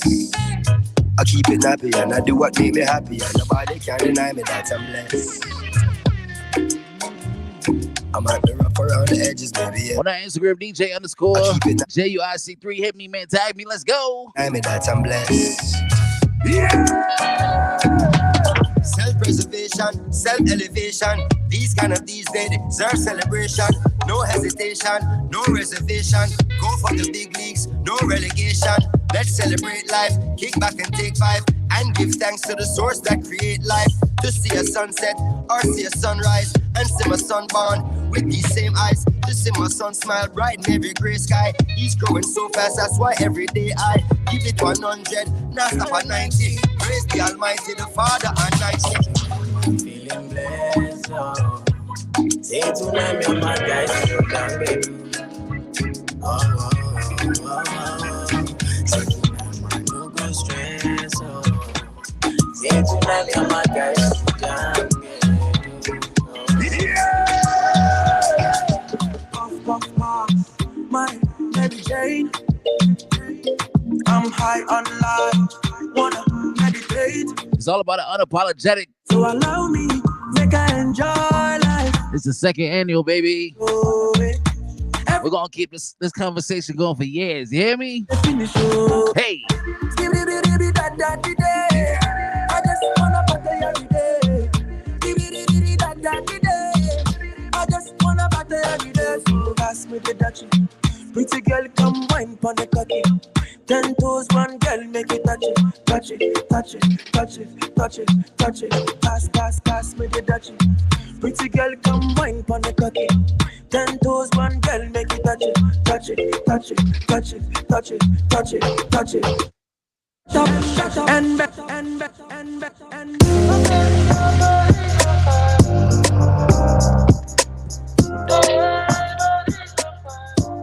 Up next, man, we got that game show. It's gonna be crazy.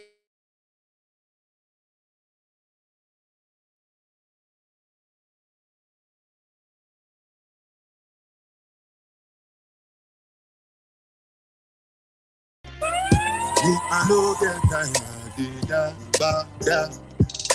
Dada cover my face, calling me la ba da. Biggie man, we know they wear a ba da.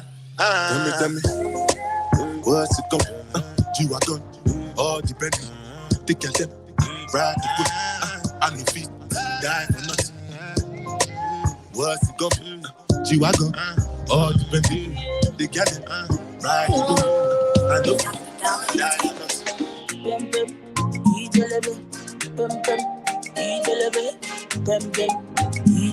We just having fun, baby. Let's go. I slap police for your case. I go to war for your case. I go to court for your case. I climb the bridge for your case. Enter water for your case. I punch the judge for your case. Anything you want, baby. That's for you, baby. I guess you. Fire guess you, no. Fire guess you, fire guess you, no. I need you in the morning, but I need you now. Yeah. I find you, I give you what you need. I know what you like. I feel it coming. Time is of the essence. I try to teach you,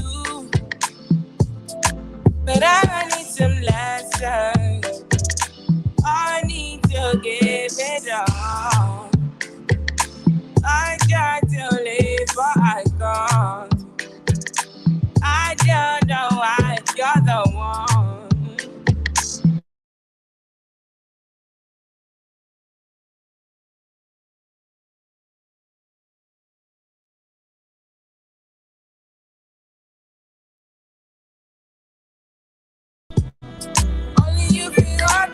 Since it's Black History Month, we unapologetic. We're gonna take it there. All right, let's go. Before I let go, I know.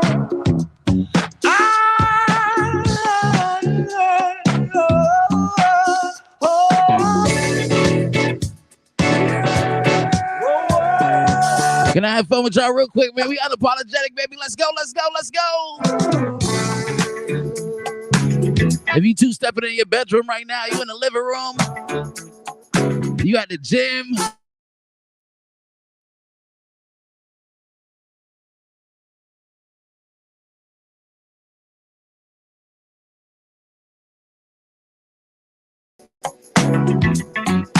This you can get. You stood right beside me, yeah. And I won't forget. And I really love you. You should know. I wanna make sure I'm right, girl, before I let go.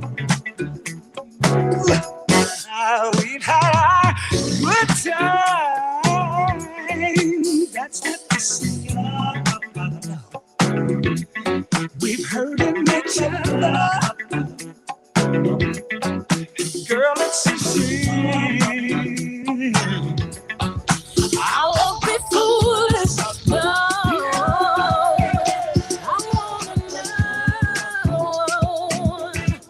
I wanna make sure I'm right.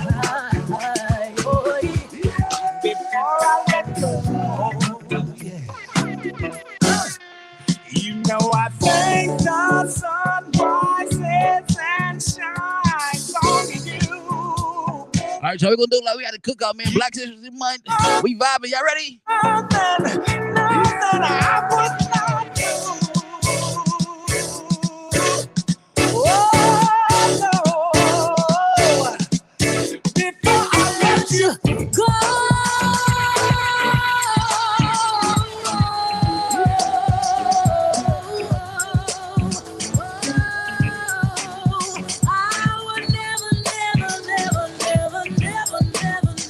We celebrate, baby. We celebrate. Let's go. It's all about the unapologetic vibes, man. That's how we doing it, all right? Whoa. B, what you telling me? What you telling me?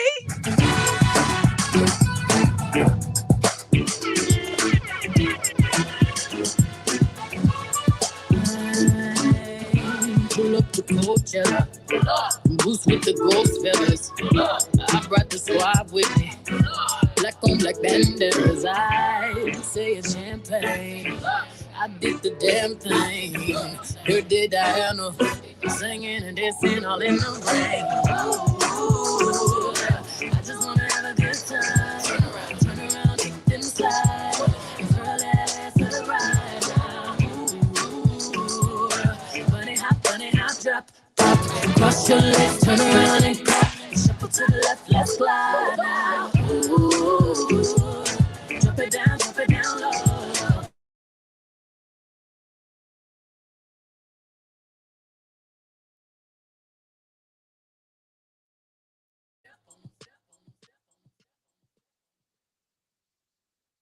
Introducing Pod in New Haven, a 10-month program where high school students learn the art of podcasting. From marketing, hosting, audio engineering, and more, these students use their expertise to have their voice heard where space for youth expression is limited. Check us out on Apple Podcasts, Spreaker, and YouTube. Follow us on Instagram at PodInNHV. Sponsored by the Arts Council of Greater New Haven and the Community Foundation of Greater New Haven. Calling all creatives, you have been invited to join us in the culturally driven art search engine, Culturalist. Promote, network, and showcase your brand. Create your profile and access a free website that is under your control. Receive direct payments from your consumers. Network with hundreds of artists in New Haven and Harford counties. Access both statewide and national job postings and grants. Sign up today, newhaven.culturalist.com.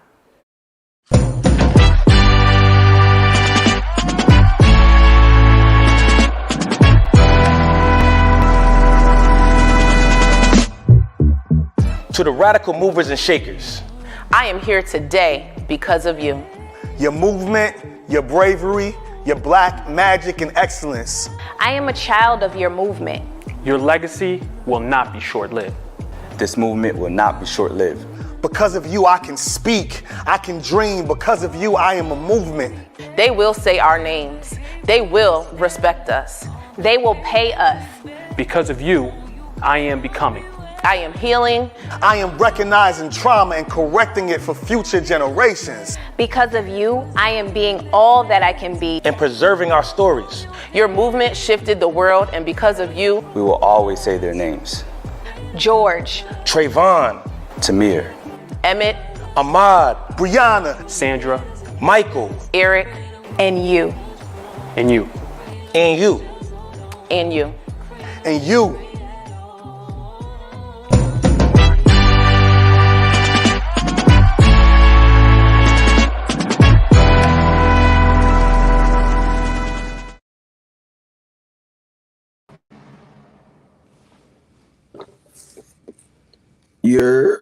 Can everybody hear me?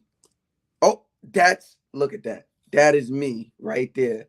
And that's y'all. Why I look like I'm not looking at y'all? Oh man, let's move this way.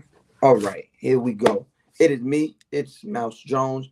It's you guys. It is good to see you guys, even though I don't see y'all, but I know y'all are here. Unapologetically Radical. Shout out to the whole team of New Haven for making this thing happen again. Shout out to the New Haven Department of Arts and Cultural Affairs. I'm so happy and so blessed to be in front of y'all again.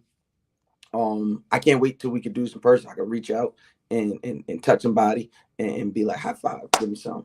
I love being black. You do too. You see, I'm keeping it very cultural this morning. You know, got the do-rag on here, but you know, I need to know who here with me. So let me know. I'm in the chat right now while we get ready for this game show. I need to see who's in the chat with me. Who in here? Who in here? Who in here? Let me know who's in here and let me know how you celebrating Black History Month this month. I see somebody hating on the do-rag already. That is a shame. That is a shame, a shame, a shame. I see Andre Rochester. I see you in here. That my boy. All right, well, let's get into this game. As y'all remember, last year we did a game called Cultural Appropriation or Cultural Appreciation. So we're gonna run through a few of these and we're gonna find out what is cultural appropriation, cultural appreciation, and the winner of each round will get to choose a very special prize. All right. Oh, see right here. Look, you get a passport holder and a t-shirt from Unapologetically Radical. See right here, right there. Do we have contestant number 1 and 2? Yes, we do. What's y'all name? Where you from? Let's start right here. Right here. Let's start right here. You right next to me. What's your name? Where you from? Who's next to you? Can you hear me? In the light gray sweatshirt or me? I was talking to the young lady right next to me in the gray. I don't think she can hear me. Can you can hear me? Okay. Tech people, can we get a fix on that? In the meantime, between time, young lady with the beautiful scarf, what's your name and where you from? Sure, Mercedes. I'm from New York, but I live in New Haven. Okay, you from New York, live in New Haven. Okay. So I just want to make sure the tech issue gets fixed for the young lady above us before we start. I can't hear you guys. Okay. Hello. What's your name and where you from? My name is Lavina Leslie, and I'm from New Haven, Connecticut. Okay. I'm loving this hair. Thank you. I'm a hairstylist. Okay. Everybody showed up and showed out for Unapologetically Radical. All right. So y'all ready to play this game? Ready. It is cultural appropriation or appreciation. Okay. A picture's gonna come up, and I need to hear why you pick your choice, whether it's appreciation or appropriation. When I call you, I need to hear a good enough reason as to why it is what it is, or you lose the round. Okay? All right. Bang. Is it cultural Appropriation. So let's Raise start. my hand. Yeah, let's start with you. Is it a cultural appropriation or appreciation? Appropriation. And why is it appropriation? Well, it's not appreciation. I mean, I guess, stealing culture, and taking it on as their own when that's not I listen. appropriate. The first reasoning you had was perfect because it was not appreciated. Not appreciated. All right, you are on the board. You got one. Okay, you got good. one. All right, I'm coming to you, Scarf. Sure. Okay. All Yeah, right. definitely gonna go with appropriation for 500 mouse. And the reason being, it was a quick, horrible picture, but based on the background, I assumed it was some sort of an event, possibly a fashion show, which means that this, we'll say European, this young man of European descent was wearing a terrible lace front of cornrows in an effort to commodify and sell some sort of fashion designer's clothing or an idea of Blackness that can be tried on and commodified and sold to people, much like whatever tacky jacket he was wearing.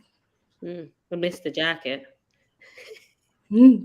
Wow. You know what? I'm giving both of y'all a point. We got a tie. It's 1-1. We got a tie already. All right. Next picture. What we got? Ooh, back again with the cornrows, but with somebody that some people like, some people consider controversial. So I'm going to go. Let's start off with Scarf. Is this appropriation or appreciation? Appropriation. Despite Kim's claims otherwise, a lot of her life and sudden change in style was built around the accumulation of Blackness, her marriage to Kanye, and sort of the propagation of her almost branded biracial family, which didn't feel genuine. She was very late to the Black Lives Matter game, so I'll say appropriation. Short and cut. Her answers are great. I know. Do you got something to compete against that? Barely.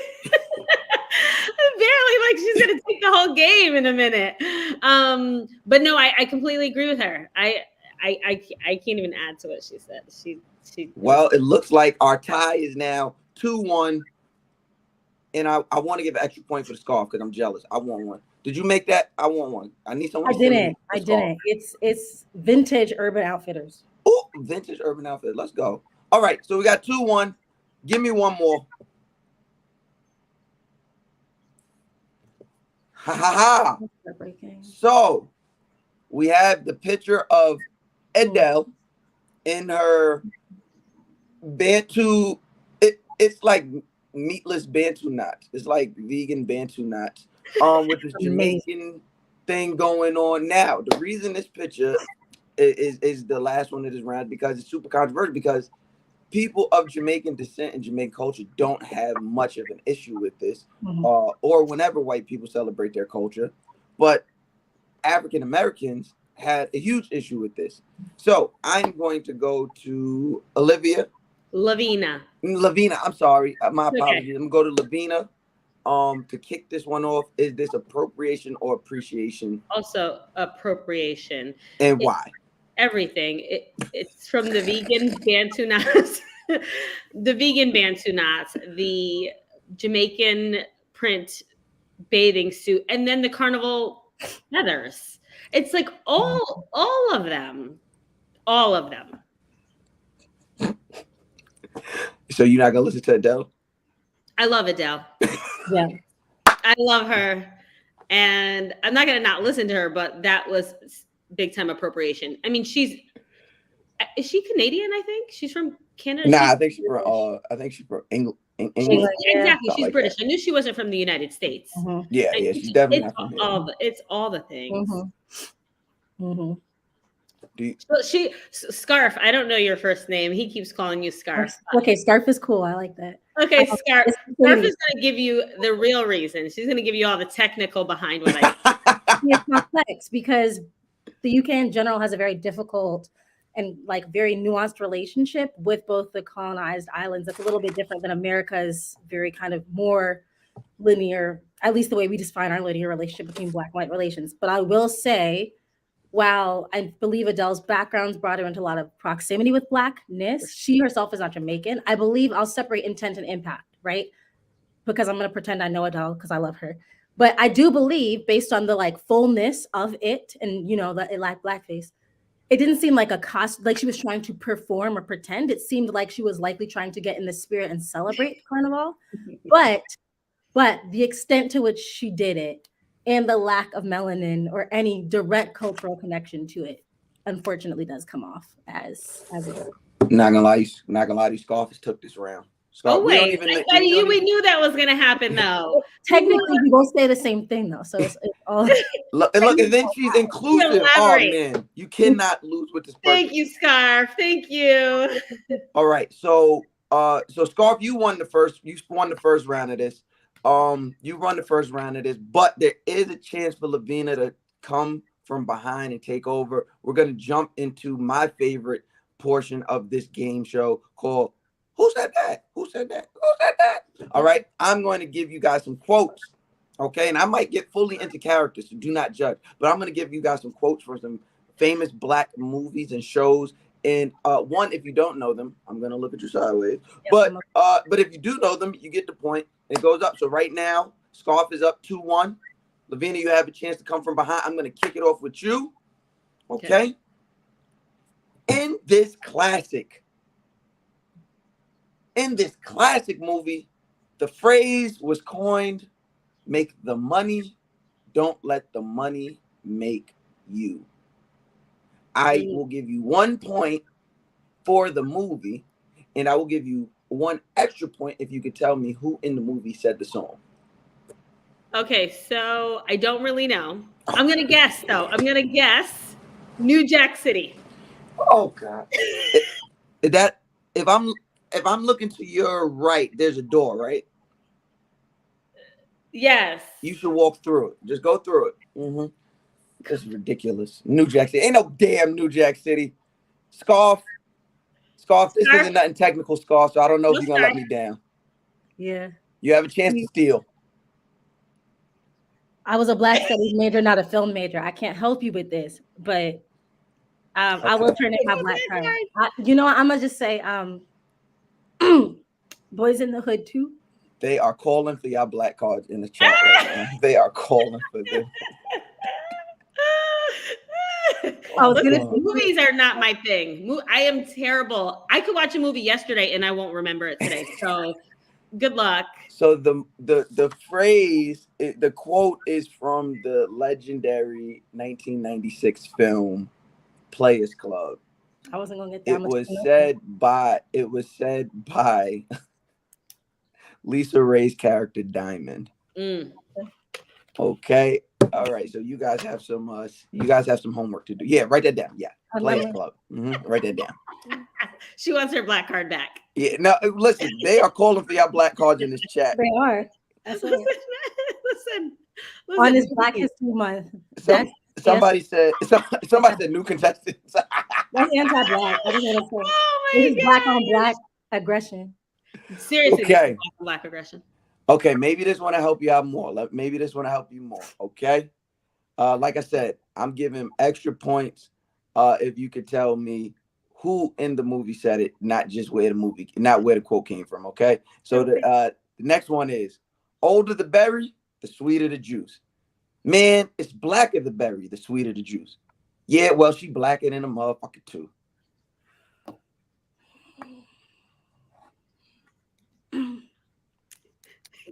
I'm not going first. Oh my God, they asking. Call for we demand a recount. I feel like I should have half the points because I know the movie. I just don't know who said it. What movie? Friday. So you got a point.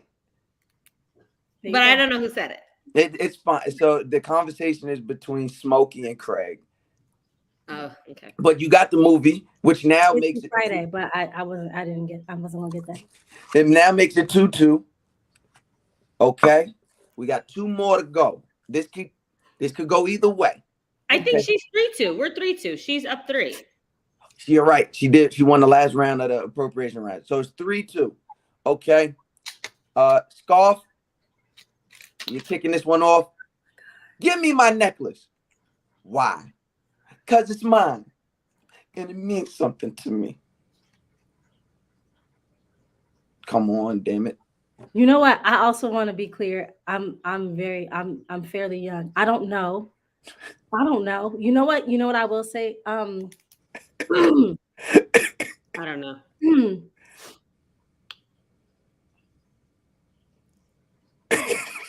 The Lion King. Say it again. The Lion King. That is my final answer. Where the hell The did they have second one. necklaces in the Lion King? The second one. They didn't have any necklaces in the Lion King. I'm sorry, Lion King 1.5. This is so great. They didn't even have necks in the Lion King.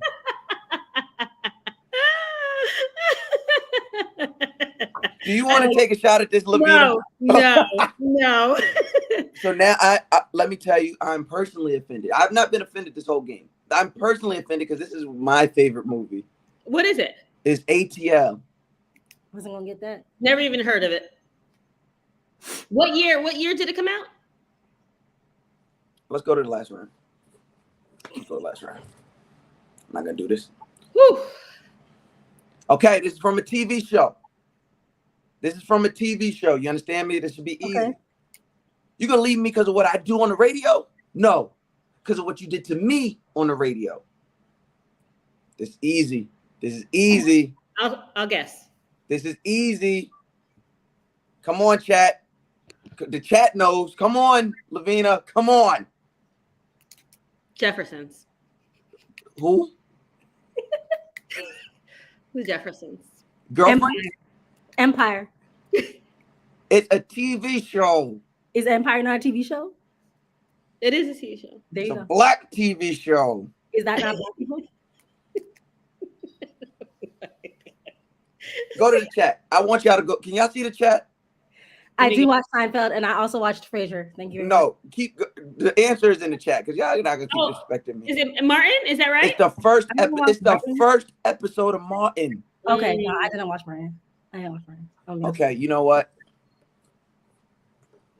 Oh, it said they need us to make Kool-Aid in front of them to prove that we're black. Listen, I'll do you one better. I'll make lemonade or iced tea. I can make Kool-Aid. I don't have any Kool-Aid. The ancestors are unpleased. The ancestors are. You know what? I will be clear. This is a little bit ageist because it skews to a particular demographic or age range of TV. I gave you Martin and I gave you ATL. The spectrum was there. Martin is old. I was a young person. I was Martin. I gave you like 9 years old watching Martin. The whole line. First of all, my kids been watching Martin since inception. Okay. Well, you know what? I don't want look. Mouse, I'm really. Never mind. Y'all get your black cards back because I see the hands and I'm. If anybody really knew that line, like, how do you know a whole line from a show? Martin started when I was a child. Like, how do you remember one line from a show? It's the classic line. It's when he's begging for her not to leave because of what you do to me. You know what, Gina? You know what? Now I'm mad. You know what? Step. No. Fresh and Prince. when she go to leave, he run in front of the door like, no. Yeah. Wow. I wouldn't have connected to that. Oh, I can make grits too. Dap, I can make grits too. How about that? Fresh Prince is older than Martin, but the character skews younger because he's supposed to be a teenager. That is like, okay, cool. He's getting into kid hijinks. That makes sense. Right. You being a grown man talking about a relationship. I'm like, girl, I'm 9. I don't care about that. You know what? You won. A scarf. You won. Okay. You won. Thank Dap, you. You and I could connect offline. It's fine. And I'm taking my black card with me when I leave. Thanks, Mouse. This was great. Yes, it was.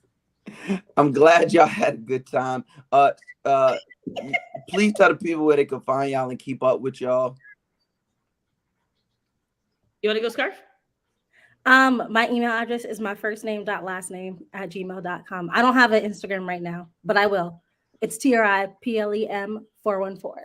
So we're rebranding. Sorry. Okay. So my name is Lavina Leslie. I'm the owner of the Curly Hair Salon in New Haven, Connecticut. specializing in curly and natural hair. You can find me on Instagram at CT Curly Hair Salon. My personal page is Lavina Leslie. And on Facebook, you can also find me at the Curly Hair Salon by Lavina Leslie. So just anywhere you want to find me, just put Lavina in and you'll be able to find all of my links. LUVENA. Thank y'all. All right, you know what? Okay, so you are the one, so you do get to pick a gift, either a passport holder, you know, shout out to the passport holders, from unlocksmiracle.com, or you get to choose a t-shirt from unapologeticallyradical.com. So I guess they will I guess the higher ups will reach out to you somehow, some way, so you can pick your prize. And thank you. Sounds good. Thanks. Bye. Thank you. All right, then I'm gonna do you know what? I got about 4 or 5 more minutes. Let's do a bonus. Let's do a bonus round. Can I get 2 more? Can I get 2 more people up here? Can I get 2 more people up here? Is that my boy? Oh man, look at this. Now what's going on, bro? Oh man, look at this. Just make sure, you know, celebrating Black History Month. You heard? Keeping it very black. Put the look at that. I don't know if that's allowed. Put the look at that. No, that's Crown Royale. Very black. I don't know if very that's black. That's very black. What's your name, very young black. man? Latif. How you doing? So we got Latif and we got Dat. Okay, listen. I got a few extra minutes and I want to do a lightning round. Okay, we ready? Go. This is what we're gonna do. Latif, I see you have an R&B podcast. Yes, Dat, sir. I know you are well versed in R&B. So we're gonna go head to head. Understand me? 5 rounds, go head to head. The winner. I don't know what the winner gets. You get to say that I knew something and I did not know now. Oh, now we got 3. Oh, now we got 3. What up? What up? It just got interesting. Lit. What's your name, young man? I'm JB, and I know nothing about R&B, but if you don't get Tech, get him off the screen. This is an R&B round. Man don't know nothing about R&B. Tech, get him. I know enough to stay in there. I know enough to stay in. Okay. Let's go. Right. Let's get it. Okay. So this is what we're gonna do. I'm gonna give each person a question. If they miss it, the person gets to steal. Okay. All right. Here we go. Dat, I'm gonna kick it off with you. Okay. Dat, I need all 6 members, first and last name of New Edition. Rob Tresvant, Bobby Brown, Ricky Bell, Johnny Gill. Oh shit. Michael Bivens. And what the fuck is this 6th person? Doc Curtin. Johnny, Ricky Bell, Michael Bivens, Bobby Brown, Johnny Gill. 10, 9. I said Rob Tresvant already. 8. Yeah. 7, 6. Yo, 5. What is 6? 4, 3, 2, 1. Oh my god! What the heck? Latif, do you want to steal? That last name was Ronnie DeVoe. Ronnie DeVoe. Jesus Christ. Latif is on the board. Latif is on the board. All right. So it's JD. JB. My apologies. JB, I'm coming to you. Okay. All right. Here we go. There is a the song might be, the remix of the song may be more famous than the actual song. The song I Can Love You by Mary J. Blige featuring Little Kim. Can you name me the original song? You know what? I'm just gonna go ahead and bow out gracefully. Pass it to Latif because I already know the answer. That would you like to steal? The original songs of I Can Love You. She didn't put it on the album. You mean the song it was sampled from? Yes. Yeah, I forgot. Oh.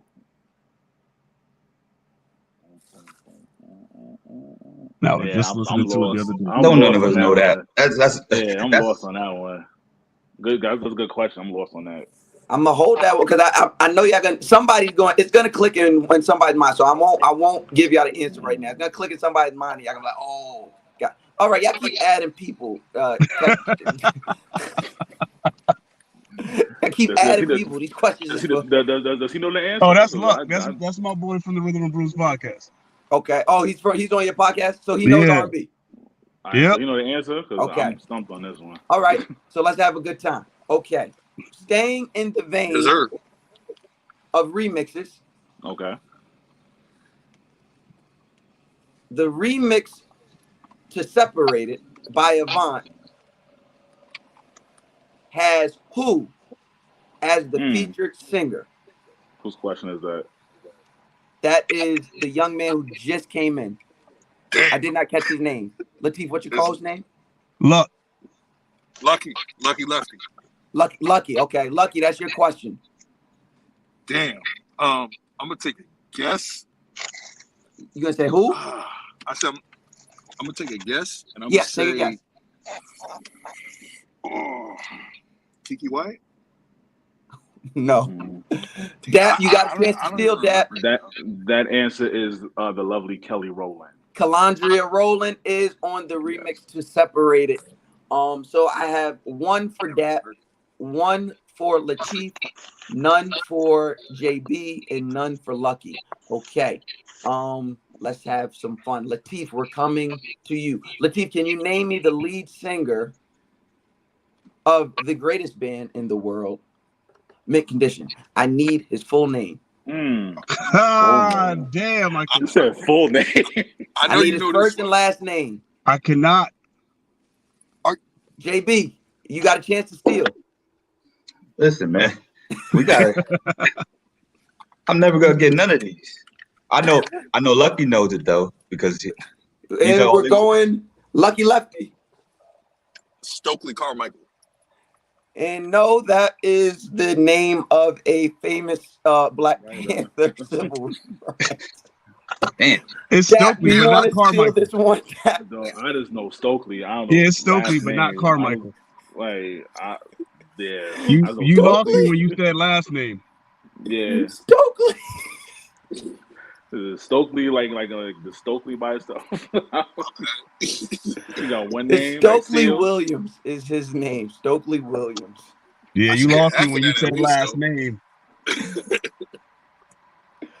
Okay. All right, I'm gonna race one about. I think they need to take some players out here so y'all can get to the real game. So I know nothing about it. I'm not gonna act like I know. I'm gonna holler at y'all. Okay. Anthony Hamilton, Lucky, this is for you. Anthony Hamilton begged this woman to come home. Come on. Charlotte. There we go. We got ones all across the board. Finally. I'm still hung up on Stokely Carmichael. Because he was so confident. He was like, Stokely Carmichael. I really was, yo. Oh my goodness. Okay. So everyone's on the board. Dat, we're kicking it off with you. All right. This woman told us proudly, if you don't want me, then don't talk to me. What's her name? That would be the beautiful, sultry, or not even sultry, powerful voice of the North Carolina native, Fantasia Barrino. Fantasia Barrino it is. We're at 2-1-1. Latif. Yes, sir. It was Silhouettes. Of a perfect frame? Oh, come on. Finish. You got to finish it, though. Shadows of your smile will always remain. Nah. Beginners of love. Beginners love still remains the same. No, you was right there. Damn. I'm gonna give it to you. That okay. For those at home, if you make it a playlist, that was Avant and Kiki White, My First Love. Okay. Yes, sir. Okay. Now, this group, this coming to you, Lucky Lefty. This group is known as Harold Melvin and the Blue Notes, but the voice behind that group, his name was Pendergrass. There you go. Oh man, Think I need to let it go. Triple twos here. The R&B guys know a little something. Okay.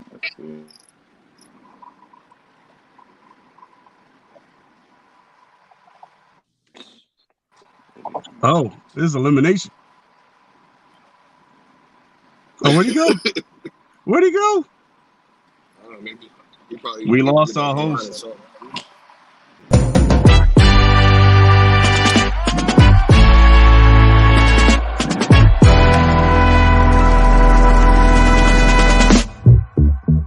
to the radical movers and shakers. I am here today because of you.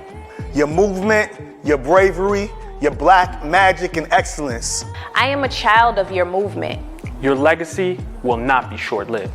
This movement will not be short-lived.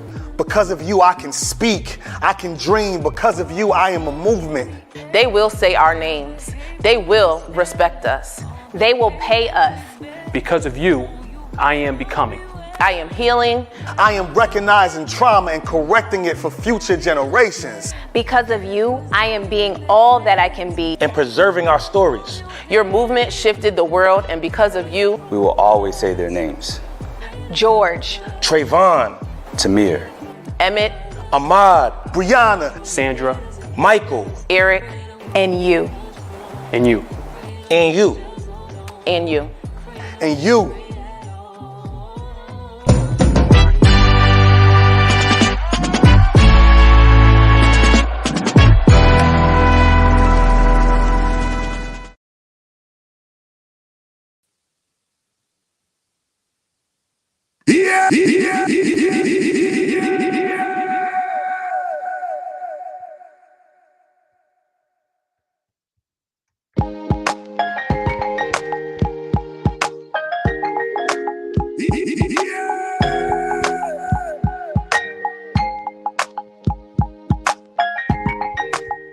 Why not some R&B real quick, man? Since the categories is crazy, let's go. I put your picture on my mirror so I can blush. Somebody says your name. Shout out to the homie Mouse. My stomach does. All the contestants, man, the vibes was nice. We just vibing.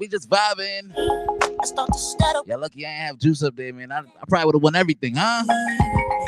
What's happening to me? Whoa. In the dark, can you tell me what it means? I lay my head on my pillow, staring out the window. So much stop for us. Ladies, that's the reason. Why? Because I'm alive. When you come around, I get sad when I see you. I see you. Baby, when I never know when you might walk by. So I gotta be right on time when I see you. When I see you. I scribble X and O's in my notebook, checking how my hair and my nails look. I feel myself in the zone. I get nervous when you call, so I say I'm not home. I see your face and I hear my favorite song. Should I send an email at home? You're the number one topic on the phone. I wonder if you know, or do you have a clue? Yeah. I lay my head on my pillow. You got me staring out the window. We're showing star for a sign. What's the reason why? You're always hey, sexy boy. You're sexy boy. Hey, baby.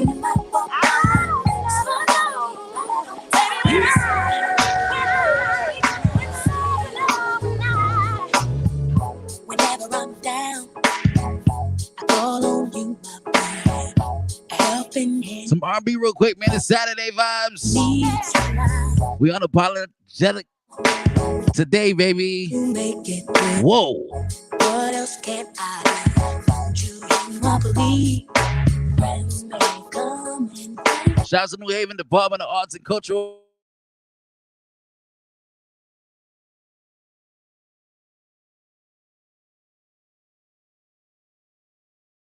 I'm your sister and always loyal.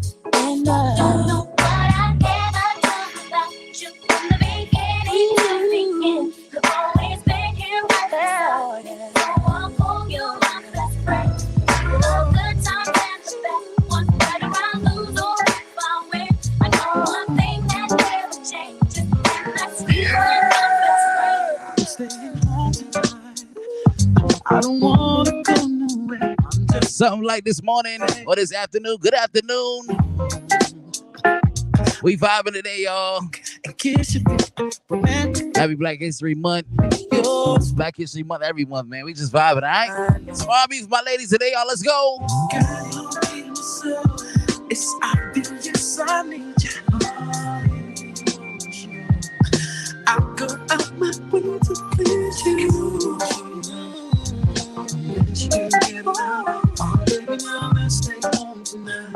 Can't you see that I need you?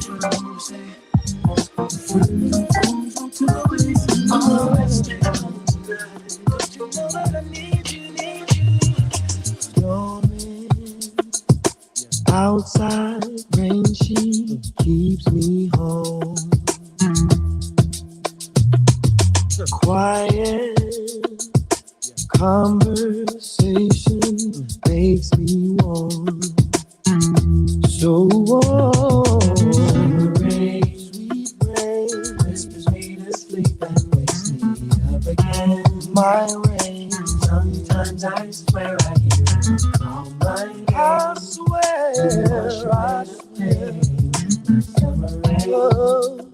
Like I said, man, the after party tonight, 187 downtown, Hartford. It's all about 12 Andrew's birthday bash, man. 187 Island Street, all right? I feel her kisses on me, even when she's gone. Can't wait till she gets home. Yeah. Whispers me to sleep and wakes me up again. Sometimes I swear I hear my name. My name. Oh. I don't mind if it rains forever.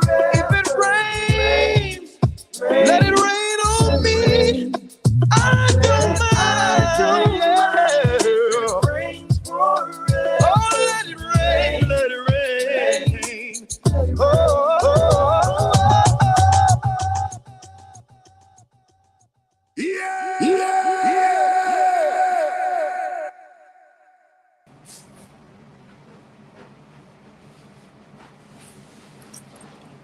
Seems to be some technical difficulties. I guess it was too real, too unapologetic. No, I'm just playing with y'all. I don't know what happened, but there was a tech issue. But I want to say first and foremost, shout out to Unapologetically Radical. Shout out to the entire New Haven Department of Culture and Art. Shout out to Tiffany. Shout out to everybody that reached out to have me be a part of this for the second year in a row. I really do appreciate it. I really do appreciate having opportunities to not just fellowship and commune, but share my talents and gifts with people that look just like me. So I appreciate y'all, and I cannot wait till we can do this in person very soon. But until then, in the meantime, in between time, only thing I ask is that you take care of yourself and others. Y'all be safe.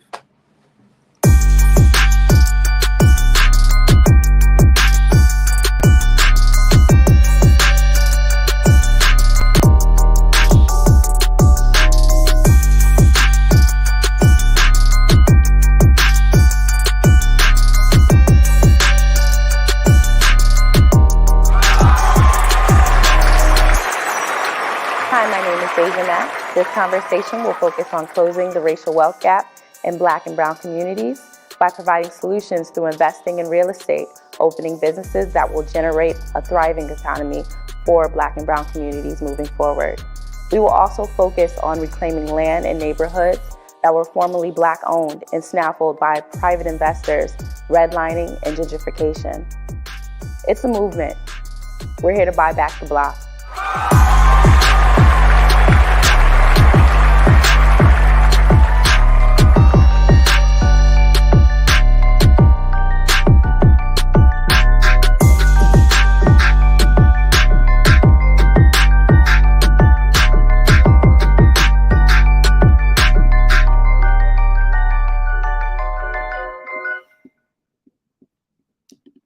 Hey everybody, how you doing?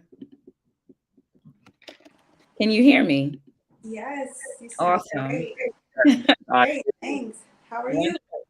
Yes, okay, I'm good. Thank you. Hello everyone, my name is Deja Mack. I'm the creator of the hip hop culture panel discussion, the Power and Influence series, as well as the co-founder of a creative collective, Happy Black and Cultured, founded to perpetuate Black joy. Today, we'll be having a conversation that will focus on closing the racial wealth gap, as you guys know, for Black and Brown communities by providing solutions. And we will talk about how we can buy back the block. Today, we also have incredible panelists, and I definitely want you guys to introduce yourselves. Starting to my right, we have J.R. Toshan. Hello, everybody. Thank you so much for inviting me to be involved in this panel. Thank you. You guys have done a great job so far. My name is Jared Torshan. I'm a licensed real estate broker here in the state of Connecticut. And for the past 5 years, my business has been focusing on ending the economic wealth gap through the power of real estate, not only by helping people buy their first homes, sell their first homes, or get their first investment properties, but trying to get people involved in the business of real estate, people that look like me and you, whether that means becoming a realtor, whether that means becoming a home inspector, an appraiser, mortgage officer. And we're hoping to, with the help of you guys and the help of the city of New Haven, to continue that work and continue that mission. Wonderful. Tamar? Hey everyone, my name is Tamar Drawn and I own a business called Phoenix Professional Services. We're located in Hartford and Manchester, Connecticut, and we provide clinical and wellness services to individuals, businesses, and the federal government. These programs look like clinical after-school programs or online virtual wellness programs for employees. My teen center is where my heart really is, and that's a place where I grew up. I grew up in a teen center myself, so that's where we focus on servicing disadvantaged youth in the local community. And that's me. I love that. Jason? Good afternoon, everyone. My name is Jason Watts. I am entrepreneur, businessman, and a sales professional. I am also the founder of the Urban Professionals Network. We've been around 16 years, started right here, downtown New Haven, and we've expanded outside of the state, outside of the regional East Coast, and we've been heavily involved in events production, marketing, and media services. So excited to be here. Thank you for the invite and looking forward to just have a great dialogue. Honestly, you guys are all phenomenal. Thank you so much for being here. And thank you so much to New Haven's Arts Cultural for having us and putting this together. I want to jump right into how we circulate the Black dollar, if that's all right. We discuss, making sure that we're buying back the block, but this all starts with group economics. And group economics, just for the operational definition, if someone doesn't know, is when a collective group of people put their money together to benefit a common interest. One thing I would like to know is starting with what our common interest should be. And I definitely want to direct that to Jason as a serial entrepreneur, if I have ever seen one. Sure. It's something that's been passionate of mine. And when I first started the Urban Professionals Network, it was really about connecting resources in the Black community. I've been in corporate America for 20 years, and I saw how they passed money around, passed leads around, passed business around, formed alliances, and I knew we didn't have anything like that in Connecticut for targeted to African Americans. So that was really my goal with UPN. From that, we've developed a lot of different avenues of many other things that help each other. But the main thing is just to make connecting the dots easier for everyone so that you can see who's in the room, you can see who's in the state, you can see who your next door neighbor is that may be up the street that can help accelerate your goals in life. And it's been a tremendous journey, and I thank everyone for the support. Awesome. Absolutely. I definitely also want to just continue to branch off on those three pillars of group economics. When we look at it, we have consumers, producers, and then the government. So with that, they are someone who is fully versed in how this works as far as the systems are concerned when it comes to not only real estate, but just in life. What do you think about governing the rules and the gatekeeping that we have to go through as far as your experience is concerned as a Black business owner? Yeah, I mean, that's a great question. And operating, in the space that I'm in, and I'm sure Jason could attest to this in corporate America, the system was never built for us to operate in it. And in the day and age we are in today, we're feeling the effects of that. Things as easy and simple as qualifying for a mortgage, right? Before you shop for a home, you have to figure out how you're going to get the money. And the person responsible for getting you the money, a majority of the time, doesn't look like you, doesn't look like me, and doesn't have our background. So they don't know the financial trauma that we've had to deal with in the past to get to the point where you could even afford a home, right? So, you know, what I would what I would say is we need to get more people that look like us in those positions of power and in those decision and policy making positions, whether it comes from the government, whether it comes from here and just in our local associations and programs, to get people who understand what our financial background looks like and what the realities are in our world and in our lifestyle, to get us to be able to participate kind of in the economic game, at the lowest levels all the way to the highest levels. I love that. What is it like to be your own boss? And I'm going to throw that to Tamar, especially because I know that she works in mental health and how this works. And that's not your average everyday position. What have been the struggles that you faced as a Black business owner here in Connecticut? Absolutely. Well, starting with what it's like to be your own boss, I think there's the good end, right? You kind of do what you want, to say the least. But then there's the other ends of the pitfall and the struggles and the stress that nobody knows about, how much an entrepreneur will sacrifice everything they have to put into a dream or to pay their staff salary. So I think that it comes with dips and dives, which is why I chose mental health.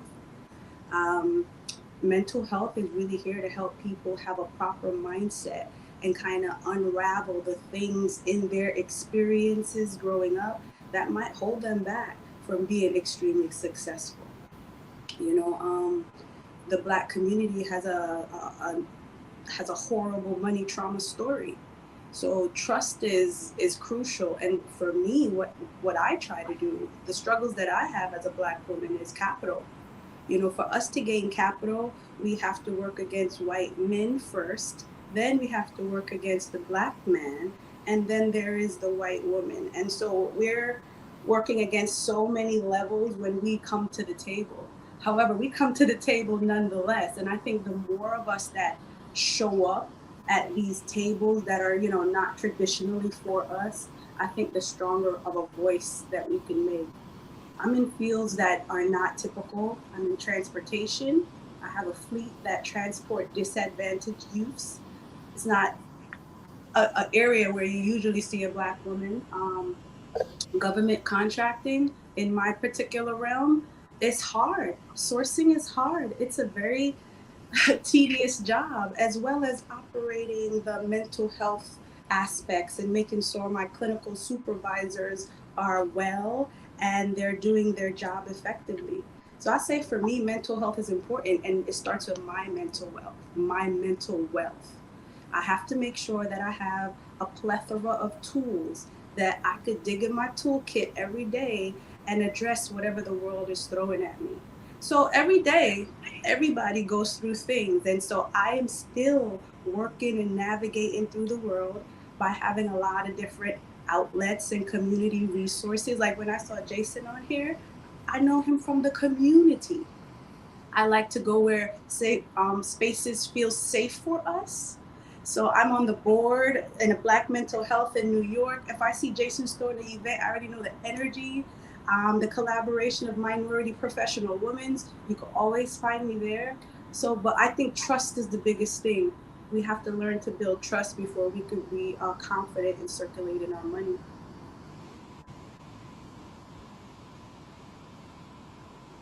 That was massive. You mentioned community, and I think that's great.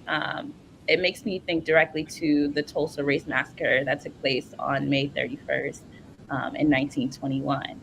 And when we did have full thriving community, and then it was just taken away from us. And, that's happened many times over. Tulsa just happens to be a very, very popular story in time. But we've rebuilt as people. And we have also been able to establish these communities where we have ownership and the block is completely Black. And for whatever reasons, it's been taken away from us on more than one occasion. Why is community ownership so important to any of you? I'll start if you don't mind. That's why it's fresh in my head. Couple things. I saw my mother work for corporate America, saw my father toil in corporate America amongst layoffs, just weird treatment. So part of the solution for me was to take what corporate America offered, which is financial stability, healthcare, 401k, benefits, and all those good things, and leverage it. And not only that, but corporate America does provide a good training ground for entrepreneurship. I learned all of my sales skills, marketing skills, a lot of it from my corporate employer, which is AT&T. So I took a lot of the things I learned growing up, being amongst our people, and I applied them in the corporate world, became very successful. And that allowed me to launch a lot of things that I wouldn't have been able to launch without that capital that she was mentioning earlier, because capital is very important. And unless you want to go out there begging for money, sometimes you got to bootstrap and do things yourself, which is a great strategy as well. Because at that point, you're more invested. When it's your own money that you're investing in a business or an idea, you're going to go a little harder than if someone gave you a grant or someone gave you a loan. But I say that to jump back into community. My mother owns a florist in New Haven, Connecticut, and Hamden called Remember the Lilies Florist. It's about 15 years old. And I saw the power of community through her. And it made me want to do more, which is how we got to Jazzy's Cabaret.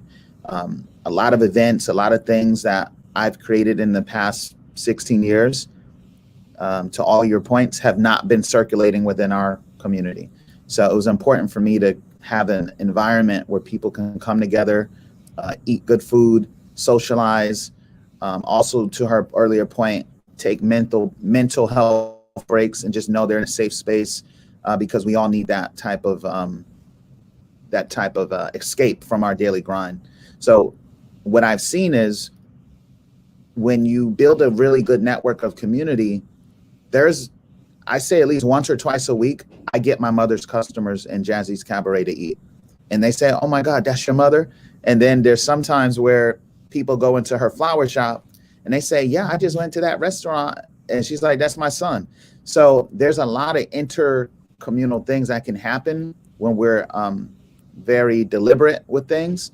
And now it's like we're feeding each other business. And there's other business owners that we do the same thing to. So that Tulsa effect is something that can happen. It's not unattainable.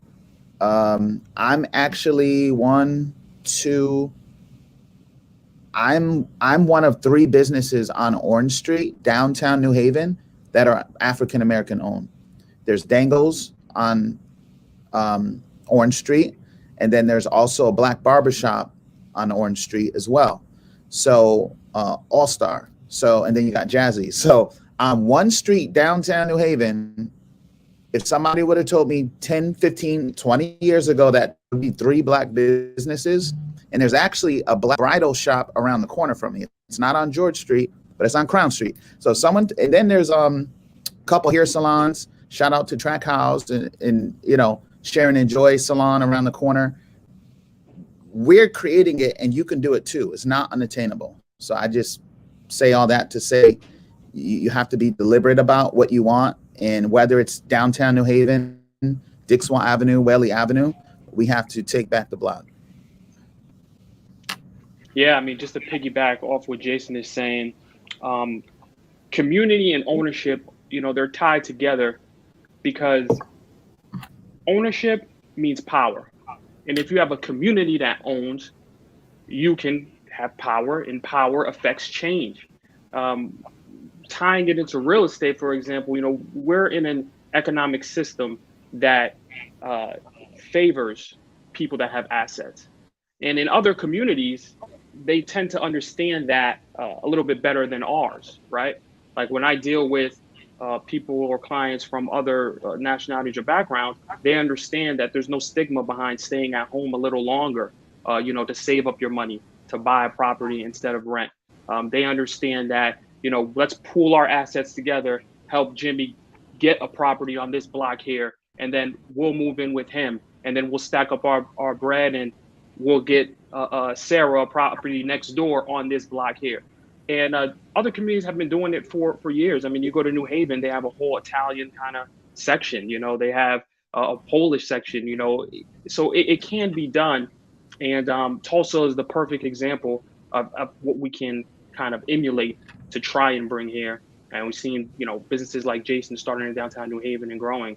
I mean, I think we are in a really, really good time and in a really, really good age where in our generation, I think we're going to see true effect. Absolutely. I think that's great. And JR, I also wanted to pull into you and tag on to that. I mean, racial and economic residential segregation today is no accident. No. And what you've been doing as a real estate agent in our communities, I've been seeing you put your former classmates and your friends and people that you've met into positions of being a landlord. Why is that important to you?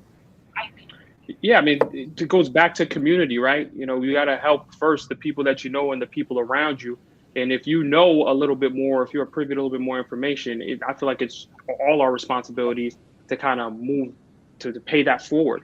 A lot of my classmates or former friends, colleagues, when they come to me, a lot of them might have an idea of purchasing a single family home. But I will tell everybody here that is paying attention and listening, the best way to purchase your first home is a multifamily, housing. It's a multifamily house. Why? Because that is the pillar of a stone. It's a stepping stone that can help you leverage that same property in the immediate future and in the 20 years down the line to build and grow and get more properties, or even take money out and invest in in a business or in an idea that you might think of. Multifamily housing has changed my life. I mean, I come from a background similar to Jason in the corporate America where I was selling cell phones, but I realized I couldn't sell cell phones forever. And I wanted to take a risk and get into the real estate business. But my biggest issue was my mortgage, just like everybody's biggest issue is where I'm going to live. How am I going to pay for what I'm going to live for? If I tell anybody right now, you can, if you eliminate your rent right now, that extra $1,200 you paying, $1,300 you paying a month, and put that back in your pocket, or even half of it back in your pocket, it would change your economic situation dramatically and immediately if you could put an extra $1,000 a month in your pocket. We as Black people in our backgrounds, we're already used to living kind of one on top of each other. I don't know about y'all, but I grew up in multifamily housing, apartment housing. And I still live in a multifamily house to this day, where a lot of nationalities and races haven't had that experience. So for us, I look at it as like a superpower where what's the rush? What's the need to jump out of your one multifamily and go live into a single family? If you can purchase another multifamily, sacrifice 1 or 2 years and stack up your bread even more, do that. We're already kind of groomed for it and trained for it. Turn it upside down on its head and use it as a stepping stone to help you gain more financial freedom. Absolutely. That was massive. I've been listening to JR talk about becoming a landlord for a very long time to every single person that he speaks to. And that brings me to Tamar when it comes to the mindset and shifting us and getting us ready, because I think that's the foundation of it all. As a community, I don't think the consensus is let's stay together, like JR just mentioned, even though we are, for the majority, like accustomed to it. The idea of the dream being, let me move out of here, move a few states away, and create this life that I can show you possibly on social media or talk about in maybe a few write-ups that I've achieved it. And it is very solo. It's a very for self mission. How or what can we do, or what practices would you implement for us to kind of get back to wanting to be a community?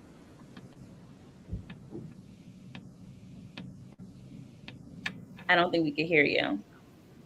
I said that is such a good one. I was thinking earlier when JR was talking that, I was born in Jamaica. That's in a violent area. And I moved into Brooklyn. And Brooklyn was violent, but there was still community. So whether it was the Boys and Girls Club that we all ran to, or whether it was that black teacher that we all huddled up, after school with, or whether it was the neighbors and how nosy they were to tell your mother what you were doing, there was always a sense of community. I even remember the park. They had, PAL programs with, black police officers so we could build relationships. And for me, I feel like those are the things that saved me from going in the wrong direction. In our community, a lot of us are raised with single parent homes, and those parents are busting their ass, and sometimes they're not available for us after school, in between their jobs, and we have nothing to turn to but the streets or the community. And so I think community is so important, and I think a part of us getting back to that place is one kind of, like I said, finding a way to rebuild trust amongst each other, trying it out. I think, being nice to your neighbor, having a heart of compassion, right? Not the crabs in a barrel mindset, or an ego that makes you feel that your career and your classification and your income makes you better than any other one of us. I think there are things that we need. And the pandemic. So if we were a little distance before as a people, I think the pandemic just kind of made it worse. It kind of pulled us away from each other, from gatherings, from forgiveness, from open communication and accepting people as they really are. I think people need to feel safe to talk about things that happened in a family without getting in trouble, without feeling like they're offending the elders or the person in the family that has a great financial contribution. Before we could think about building the community outside of our homes, we have to find a way to build up on the community within our homes with respectful communication, with forgiveness, with tradition and ritual behaviors that builds morale. Like, I don't know if a lot of people are still sitting at the table for dinner. I don't know if a lot of people are rotating the kids to cook different meals, and we all get to have that, judgment of it in a good and fun way. So I would say family first, and that trickles into the community. Yeah, I mean, I just want to piggyback real quick off that, Tamar. I mean, it starts with self-responsibility, and that means self-responsibility not only with the way you treat people, as Tamara was, alluding to, but also financially. You cannot play yourself. We run into this, this kind of system where we end up wanting to show more than what we have, or even we're just afraid to talk about finances with the people that are closest to us. Sometimes I work with clients that are from the same background as us, and the wife and the husband don't even know what is in each other's accounts. They don't have a financial literacy amongst themselves, no financial communication amongst themselves. So working on that trust factor and working on building yourself through taking self-responsibility kind of first, I think, is the first step before we even get into helping others around us in the community. And tomorrow, you speaking upon that just, made that come to mind for me. Yeah, and I also like to say that, our ancestors, they were amazing, and they did it in a stressful way. They had to go through a lot of stress.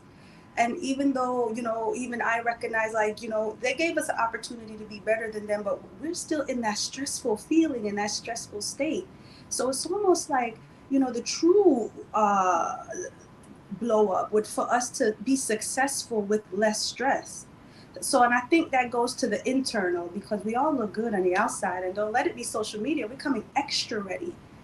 But does what you do impact your heart rate and your anxiety and how you think about yourself? Are you struggling with imposter syndrome as you get to these gates and there's nobody else Black there but you? And we don't have mentors typically in our family who have a business background. I'm a therapist. I went to school for therapy. We can talk it out. In order for me to be in my 9th year of business, I had to figure out how to become a businesswoman. I had to look at other people, and the ones that felt comfortable enough for me to talk were the women that looked like me. So I had to put my ego to the side and ask the basic questions about business. I had to look for the community programs that gave me that information that I needed. But I think that's what we could find amongst us.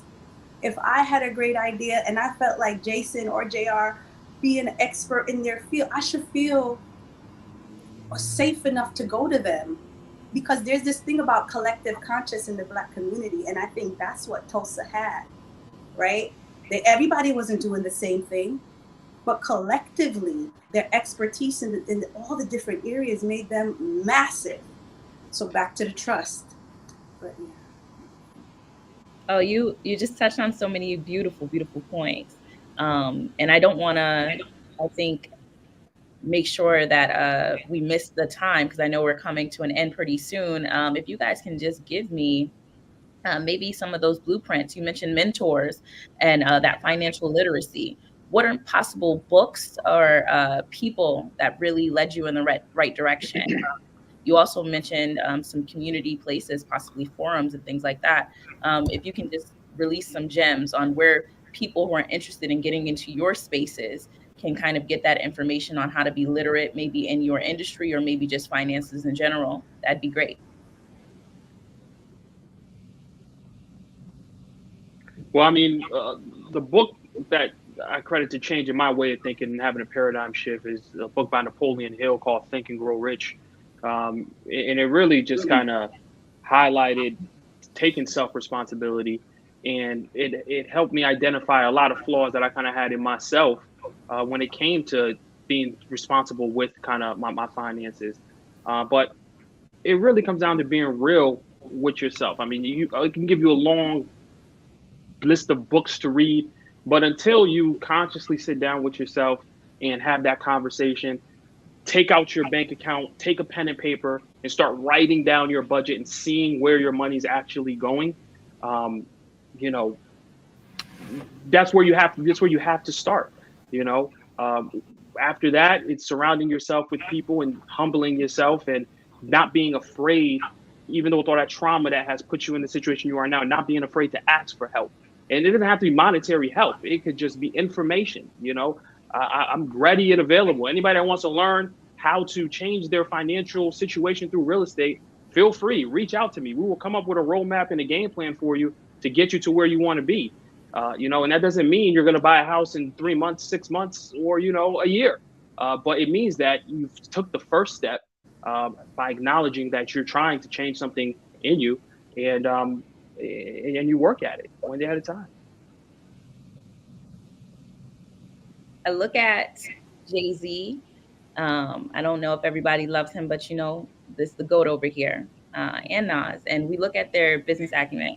And most recently, like 444, incredible album. I love Legacy. It's a great song. And we look at the lyrics and the breakdown. Jay-Z has mentioned basically, you know, how he'd like to spend his money, and name drops a lot of the businesses that he has, and what he's going to do with them, and how he's done this to have the legacy within his family, what he wants his daughter to do with the money. And one of the most important lyrics to me was like, my mom took her money and she bought me bonds. That was the sweetest thing of all time. It's the setup for success that we have. And so what are some of the things that you guys have done for maybe your children or your legacy moving forward, that you guys have set in place to make sure that not only your legacy, but the legacy of people that look like you continues?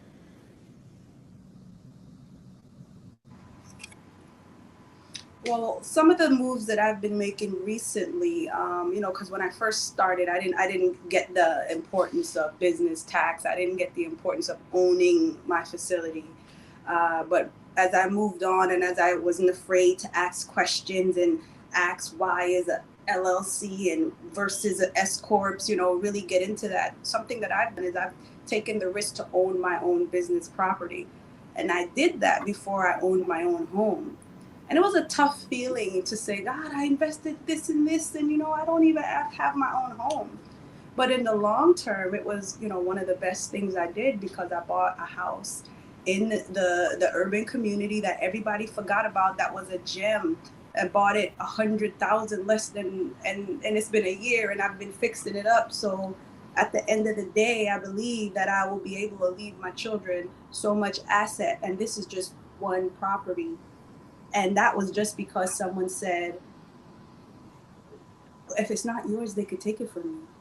And I was like, wait. And I understood that my dream is connected to a real estate. Whatever I do, as long as it's brick and mortar, and I'm brick and mortar as well as a digital business, some real estate is going to be vital for me and everybody, as long as you live in a thing. So I think one of the biggest steps that I did was I bought my own. My business property is mine. The cars that I buy, they're mine. And I understand the importance of business credit, and I've made steps to build that up. So those are the little things I've done. I love to meet. Go ahead, Jason. I'm sorry.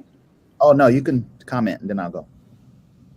No, I was going to throw it to you. I love that Rihanna's in your background. Yes, a multi-millionaire, successful woman. And just go ahead. Yeah. Sure. So, like I said earlier, for the past 15 years, I see my mother toil and build her business from the ground up, not knowing anything about floral, botany, or any of that stuff. She just did it. So that inspired me to take more chances.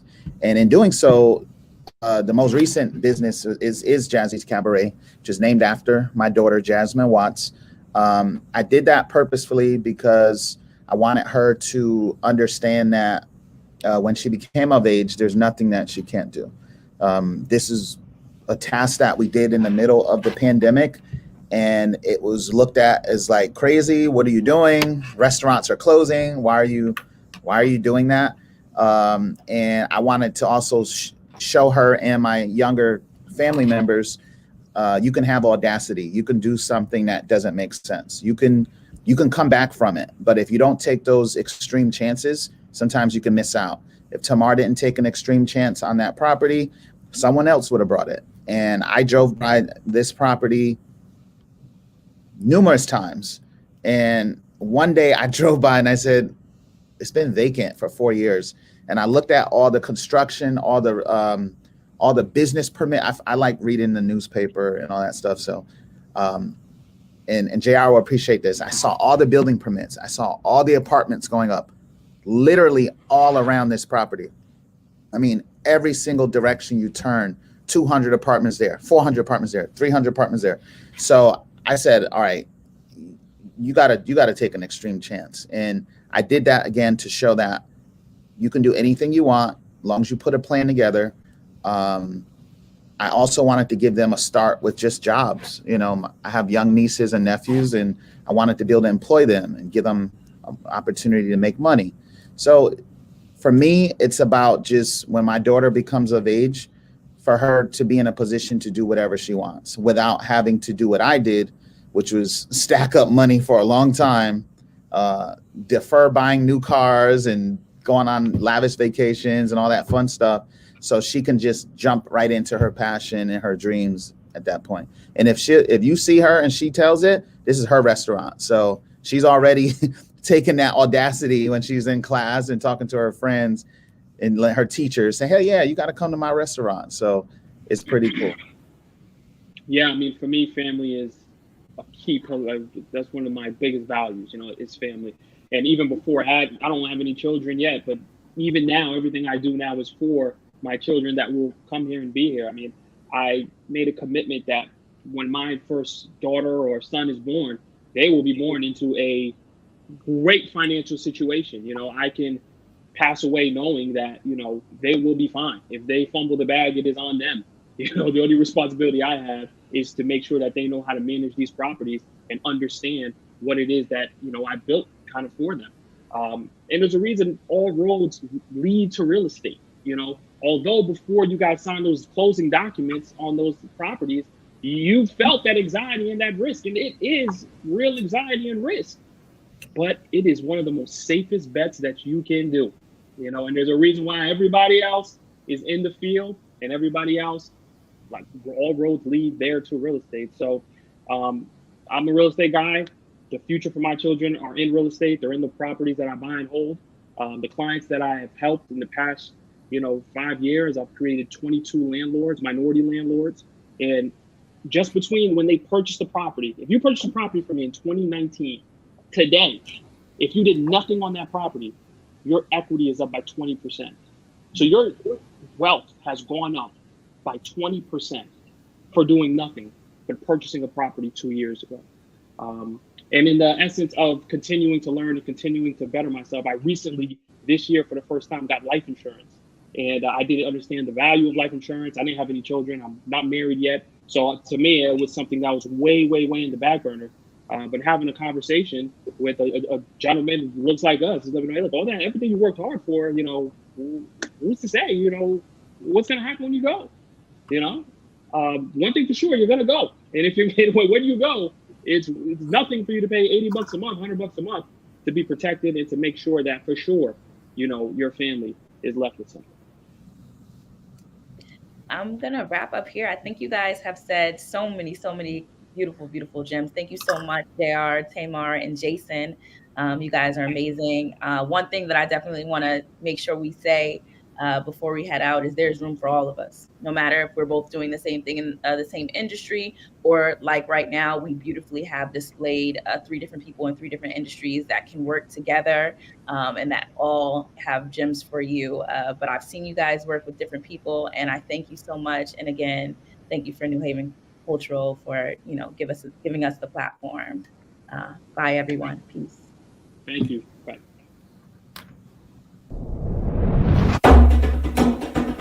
Teaching Black history, making good trouble is the theme of the CT People's World 48th African American History event. Join the Youth March and Car Caravan on Saturday, February 26 at 2 p.m. from Troop School, 259 Edgewood Avenue to New Haven's People's Center, honoring Art Perlow. Then on Sunday, February 27th at 4 p.m., enjoy the virtual panel and performances with Afrobeat. State Senator Gary Winfield, New Haven AFT President Leslie Blatteau, and a representative of Students for Educational Justice. This year's keynote speaker is Eric Brooks, Chair of the African American Equality Commission, CPUSA. See the QR code to register or email at ctpww@pobox.com. Teaching Black history, making good trouble.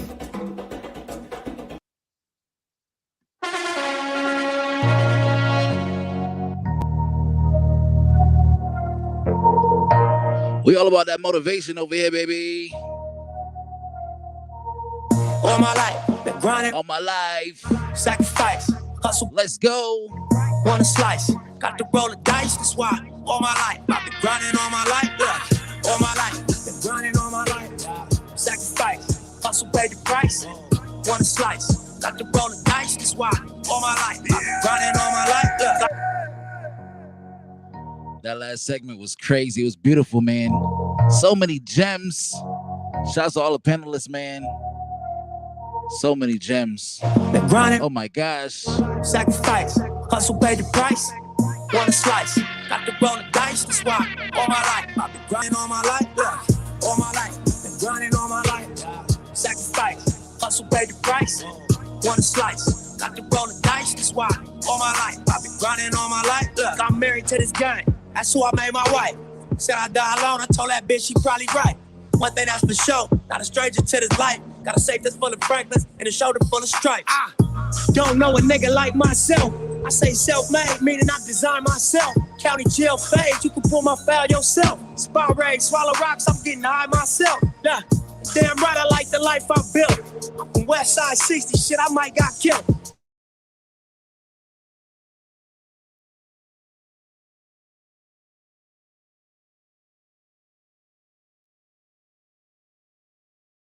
Boss asked me how I feel.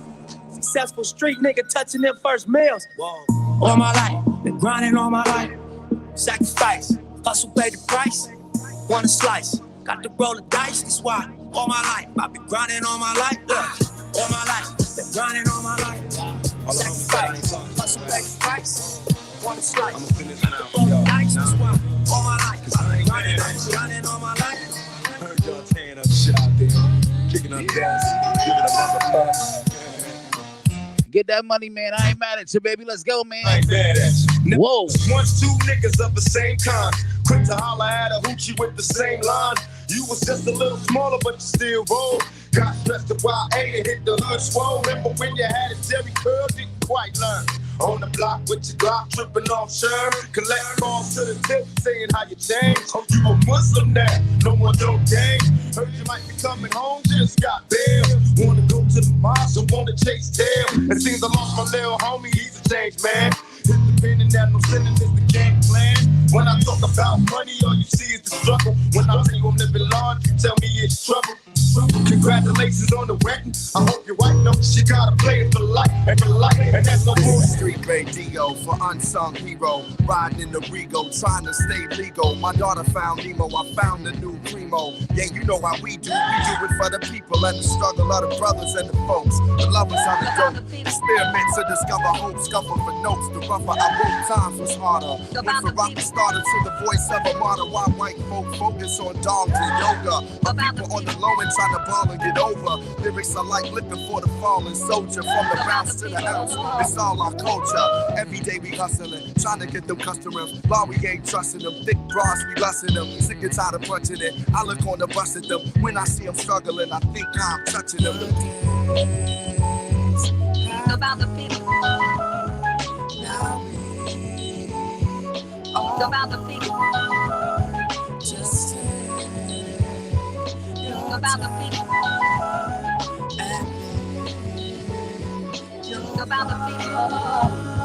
This is street radio for unsung hero. Riding in the Rego, trying to stay legal. My daughter found Nemo, I found the new Primo. Yeah, you know how we do it for the people. The people said that I was sharp on TV at the Grammys. Though they tried to India, I read me. Got backstage and I bumped into Stevie. He said no matter what, the people gon' see me. Can't leave rap alone, the streets need me. Hunger in their eyes is what seemed to feed me. Inside peace mixed with beef seemed to breed me. Nobody believed till I believe me. Now I'm on the rise, doing business with my guys. Visions realized, music affected lives. A gift from the skies to be recognized. I'm keeping my eyes on the people, that's the prize.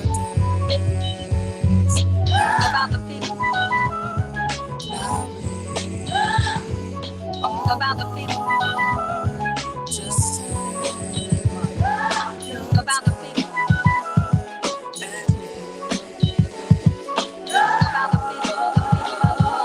Imagine smoking weed in the street without cops harassing. Imagine going to court with no trial. Lifestyle cruising blue Bahama waters. No welfare supporters. More conscious of the way we raise our daughters. Days are shorter, nights are colder. Feeling like life is over. These snakes strike like a cobra. The world's hot, my son got knocked. Evidently, it's elementary. They want us all gone eventually. Trooping out of state for a plate. Knowledge, if coke was cooked without the garbage, we'd all have the top dollars. Imagine everybody flashing, fashion, designer clothes, lacing your click up with diamond rolls. The people holding dough, no parole, no rubbers. Going raw, imagine law with no undercovers. Just some thoughts for the mind. I take a glimpse into time, watch the blimp read the world is mine.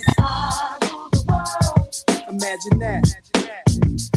I free all my sons. I love them, baby. Black diamonds and pearls.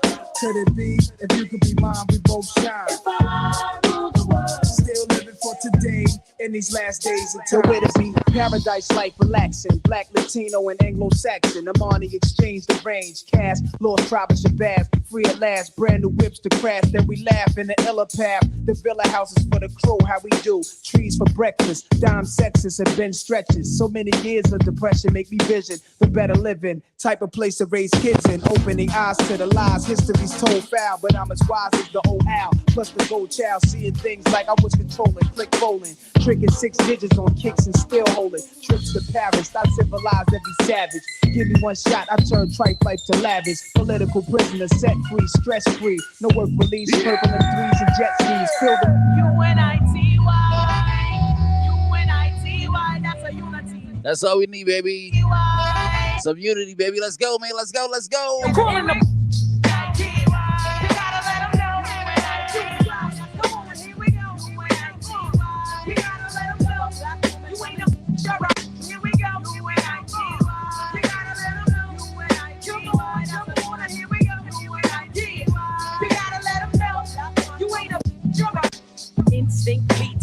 another flow. Every time I hear a brother call a girl a you're a trying to make a sister feel low. You know all of that got to go. Now everybody knows there's exceptions to this rule. I don't be getting mad when we playing, it's cool. But don't you be calling me out my name. I bring rap to those who disrespect me like a dame. That's why I'm talking. One day I was walking down the block. I had my cut off shorts on, right? Cause it was crazy hot. I walked past these dudes when they passed me. One of them felt my booty, he was nasty. I turned around red, somebody was catching a rat. Then the little one said, yeah, me. And laughed. Since he was with his boys, he tried to break fly. I punched him dead in his eyes. Said, who you crawling when I G-Y? You gotta let him know when I G-Y. That's the one. Here we go. When I G-Y. You gotta let him know. You ain't a here we go. When I G-Y. You gotta let him know when I G-Y. That's the one. Here we go. When I G-Y. You gotta let him know. You ain't a you ain't a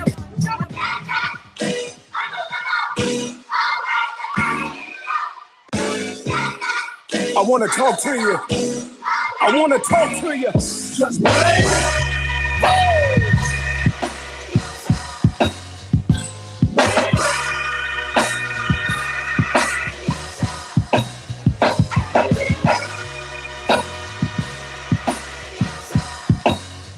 I believe that with you by my side, together we can touch the skies. We will be better than ever. Made a promise we can do it together, and they ain't breaking my word. I just wish that I could fly like a bird, get away from this earth. Had a prayer, felt that was cursed. I always tell myself it could have been worse.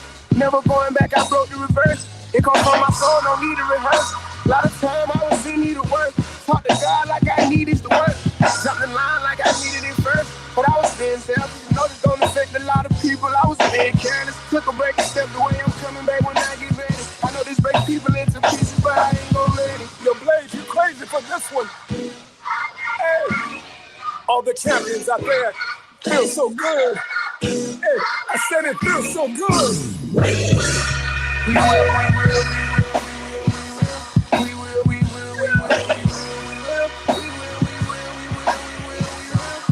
We gon' make it.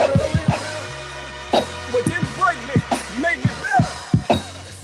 I believe that. With you by my side, together we can touch the skies. Let's go. Striving for greatness, at the same time keeping my patience. Can't be racing to no early grave, I'm cool with just pacing. I can drop at any given time, I'm holding my aces. I see disappointment all in their faces. The turtle still cross the finish line. We done break the bar so many times, it's only right they give me mine. Diamond by myself, together we really shine. Long as I keep putting my faith and trust in God, I know that everything will be fine. Built for a real stand up, God ain't never breaking my time. I believe I can do anything, ain't never changing my mind. Like it's all about patience, taking one day at a time. Like it's all about patience, taking one day at a time.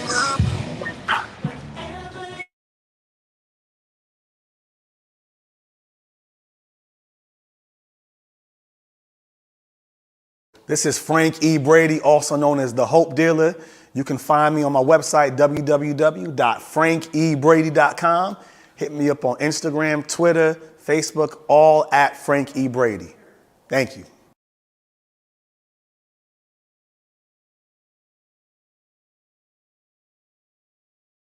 My name's J.R. Torshan. I'm a licensed real estate broker here in Connecticut. My Let's All Win company has been helping people that look like me and like you get into their first homes or first investment properties, helping shrink that economic gap between us and the 1%. Feel free to reach out to me on Instagram or www.letsallwinct.com.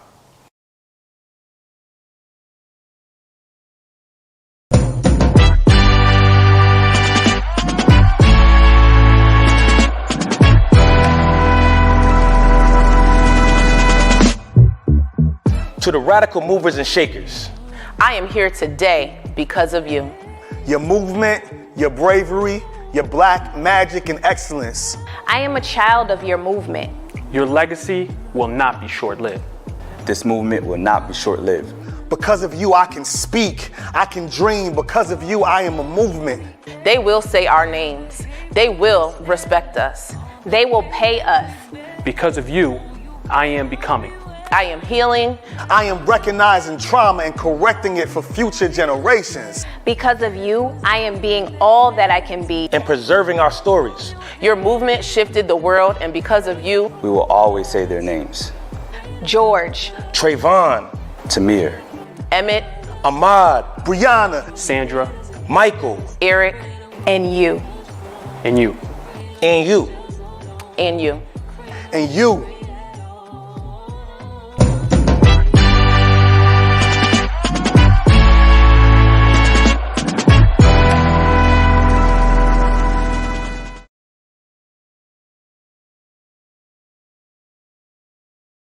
Let us take a moment to recognize and send our condolences out to the families of Lawrence Smith Fields and Brenda Rawls.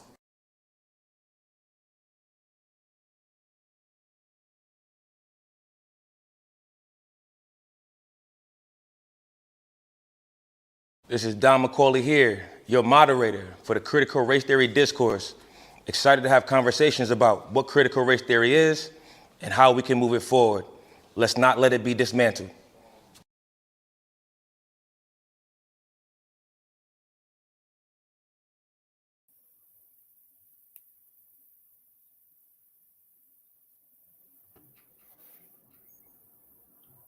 Okay. Welcome everybody. I'm sorry, my mic was muted. Got to get in this virtual space.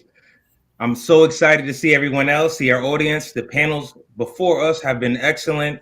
Special thanks to the Department of New Haven Arts and Cultural Affairs.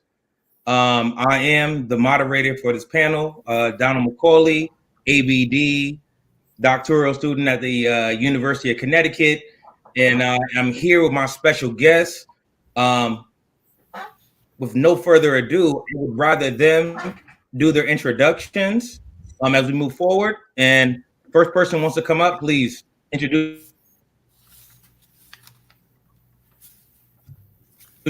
Testing. Is this on? Can you hear me? Yes, sir.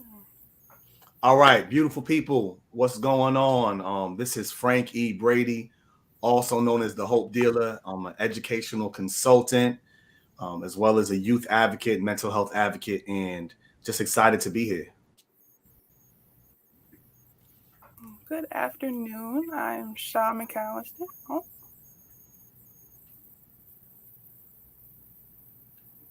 Is it okay? Are we okay? Okay, we're okay. We're rocking and rolling. Everybody's eyes, black people got each other's eyes. I'm Shaw McAllister. I am a program coordinator for Elm City Lit Fest, and I'm the community impact manager for the International Festival of Arts and Ideas. Hi, everyone. I'm Carrie Ellington. I'm a community organizer here in New Haven. And I also work with New Haven Legal Assistance and organize with community members around issues of community development, affordable housing, and police violence. Excellent. Everybody can hear me? Just give me a thumbs up. We good? So obviously we're having the dialogue today about critical race theory. So obviously we've seen in the media that different portions of the world are actively working to try to dismantle this discourse and dialogue within their educational systems and also remove it. And so as we show up today, like we are really trying to have this conversation with our individuals that are working specifically in these spaces to have this dialogue. I want to jump off in the conversation. For the audience, as we have conversations about critical race theory, and my colleagues will add to it. As we discuss critical race theory, we recognize that critical race theory is a methodological and critical framework that exists in the research. It specifically is a framework that outlines with its specific tenets, identifying important qualities about how race and racism have been permanent in our American system, recognizing the significance of multicultural disciplinary ideas, also recognizing our commitment within the theory to social justice, and also recognizing that the permanence of whiteness in our American system is two tenets, and we would like to go through that in more detail, but I'd rather us get an opportunity to discuss it in its fullness. So I open the question to the specific group, and then anyone can jump in at the specific time. As we see critical race theory being dismantled or disbanded or sanctioned in different states and different cities, what's the real problem?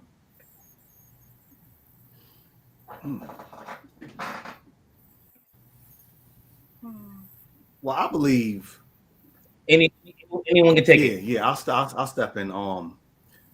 I believe that it's a kind of like a didactic issue, right? The real problem is there's not actual critical understanding of what critical race theory actually is, right? There's no conversation about what it is academically in the public eye. It's just being looked on as, honestly, just how do we do more to blame white people? And that's just the automatic impact. And I think what we're seeing in the news in the media, especially when you talk about white fragility, is the reaction to that. Oh, this is just a blame us perspective, right? Blame us currently, and not necessarily looking at us blaming the historical system that's put in place that Caucasian folks benefit from, right? So that's one aspect of it.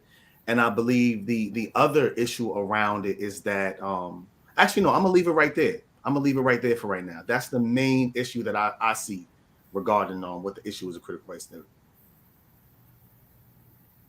I think a lot of people are jumping the gun. People are getting up in arms and having an emotional response to it. But then you ask them, what is it?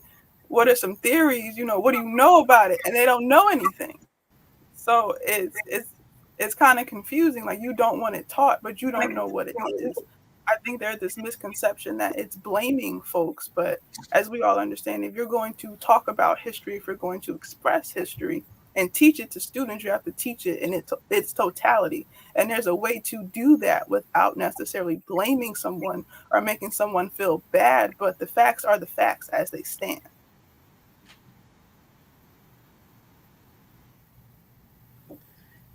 Yeah, I would also add to everyone's points that it's what's really happening is it's really a conservative backlash from the growing Black Lives Matter movement, from the growing and global solidarity between Black and Brown peoples in the fight against police violence.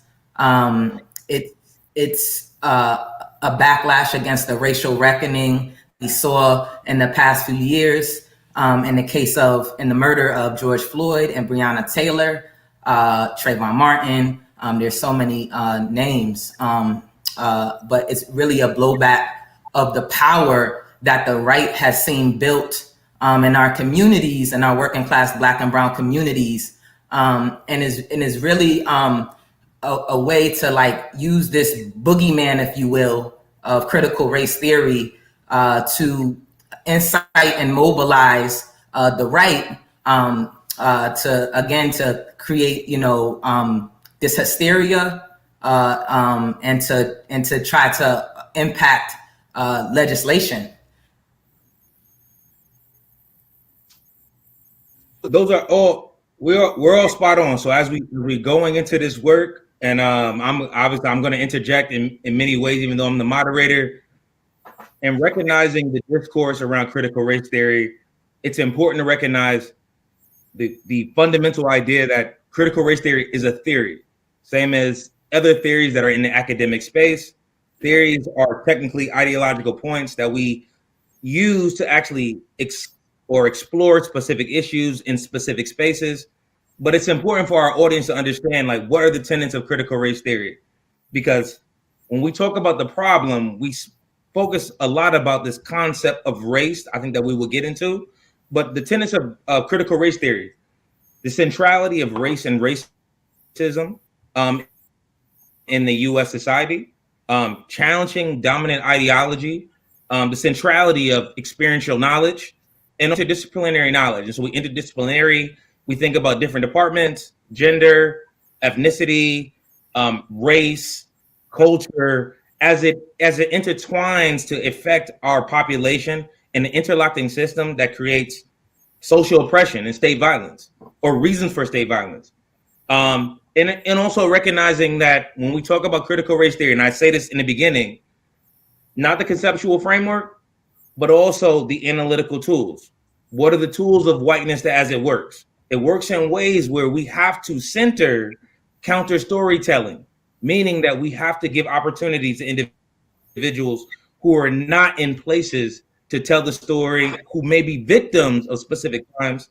And then also the property of whiteness. How do we move whiteness, and how does whiteness move as we think about race towards opportunity versus blackness is closer to deficit? Just convergence is when there's connections. And as we examine specific systems in society, when we see that Black initiatives are also connected to global or nationalistic initiatives that are connected. So as we prompt the question to the rest of the group, and everybody has addressed the specific problem, we see issues around who's to blame, how do we teach it, and why is it being dismantled? And I think it's an important conversation saying, why do we believe, or in discussion, why is it being dismantled? Or why do individuals want it to be dismantled? And this is for the full audience, or for the full panel.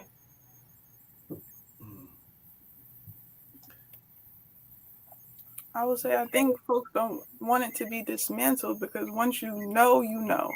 Once we have this full conversation of the history of this country, once we have a full conversation of things like Black Wall Street, things about the Reconstruction era, we talk about really diving into the GI Bill, these laws, these systems that are put in place, it exposes everything. W.E.B. Du Bois spoke about the veil.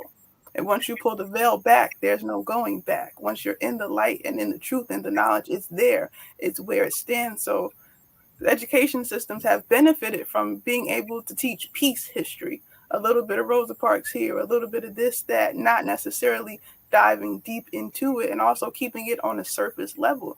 If you begin to teach from a critical lens just in general, and then if you take the step further to go and add race into it, if you add class into it, if you add economic status to it, then you're really diving into the nitty gritty, and that doesn't benefit everybody. Everybody does not want to talk about that, which is why you see people up in arms, why you have people storm the Capitol. They don't want to deal with it. They would do everything else but talk about the truth, talk about the facts.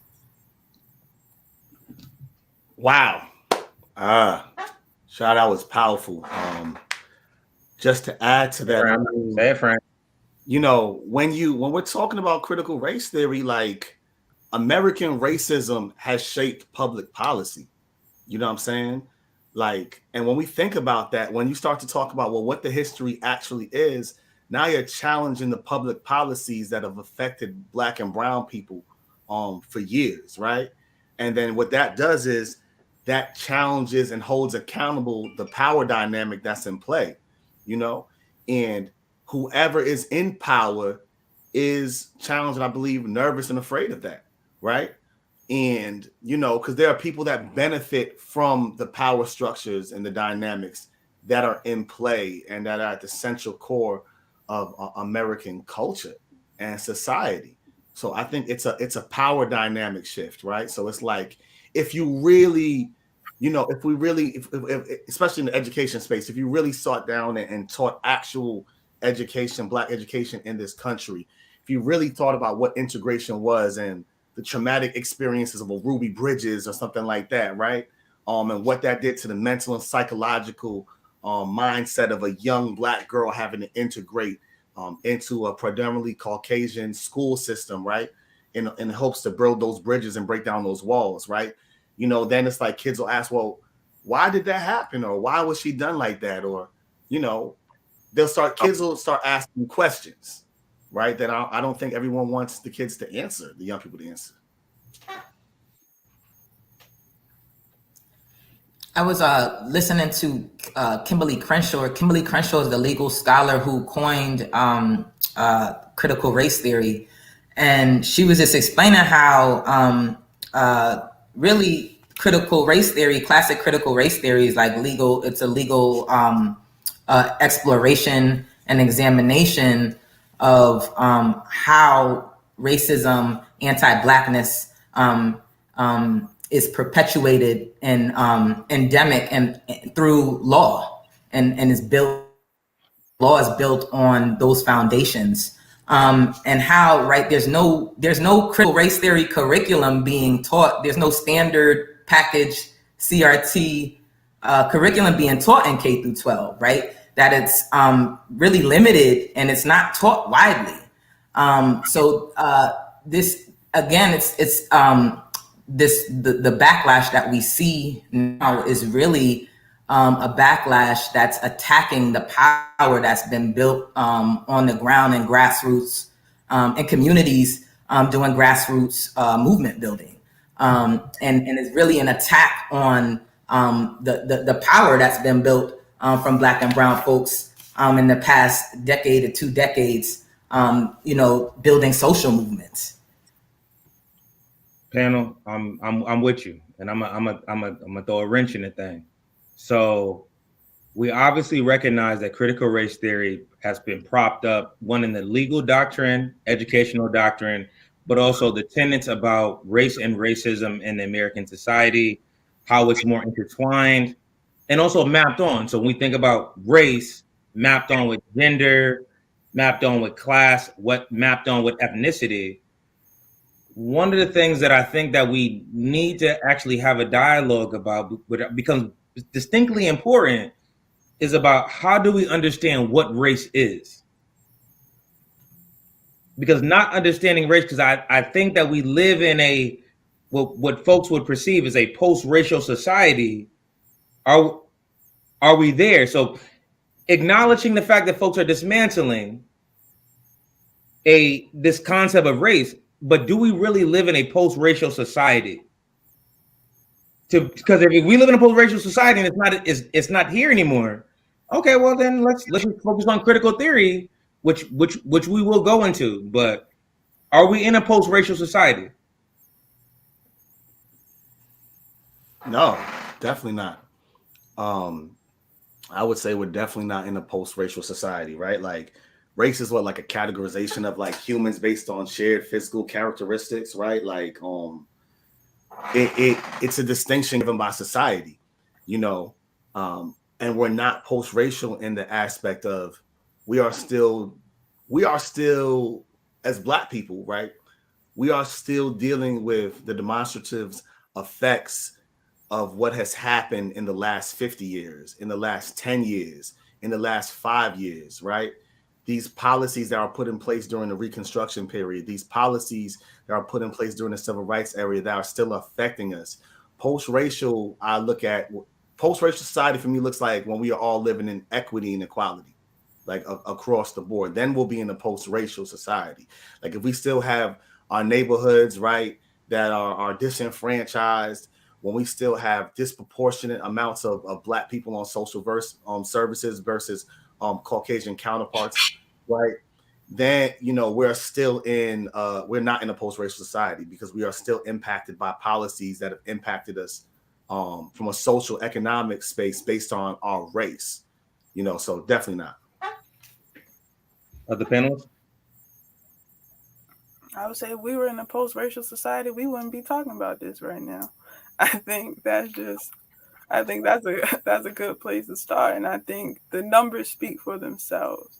If you look at redlining, if you look at the incarceration rate, if you look at so many different aspects of this country, voting disparities, so many different things, so many different avenues that folks go through different lengths to stop Black and brown people, to stop anybody who is not white from getting into certain spaces, certain neighborhoods all across the board, then if those numbers were equal, if those numbers naturally made sense, then this idea of a post-racial society would be true, would be a factor. But to step forward with that's putting on a facade. That's a dangerous thought to think about. That's pushing forward a colorblind, I feel like, agenda. When a colorblind agenda within itself handicaps folks, handicap society all around, because it's our differences that makes us phenomenal as we are. Everybody has something to bring to the table. Black, white, Hispanic, everyone, islanders, everybody has something to bring to the table. So to say we're in a post-racial society,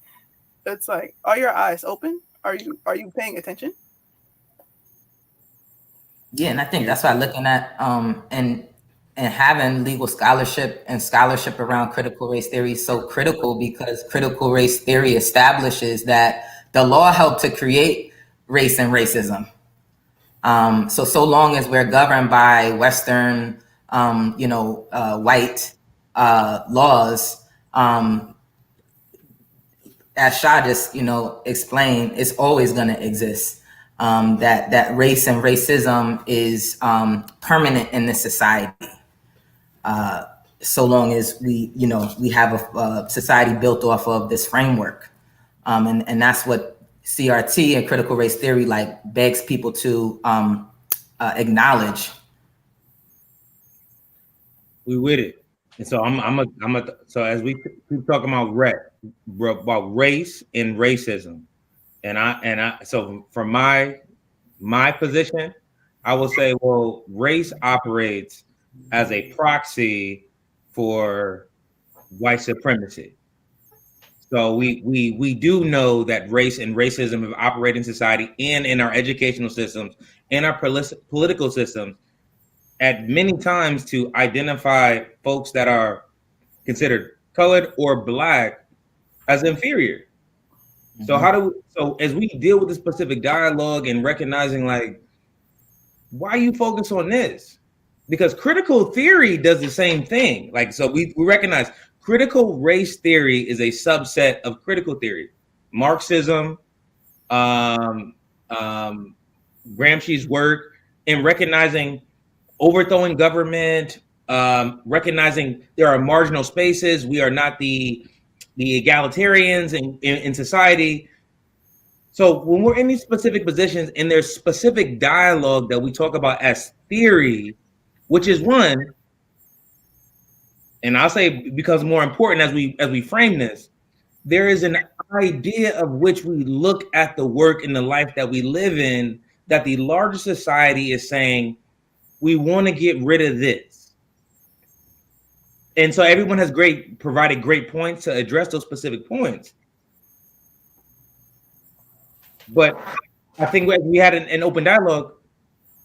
I know we actioned the why, but can we extend it into why is critical race theory a threaten, or just threaten, one, our institutional systems, our educational systems, and things that we hold dear?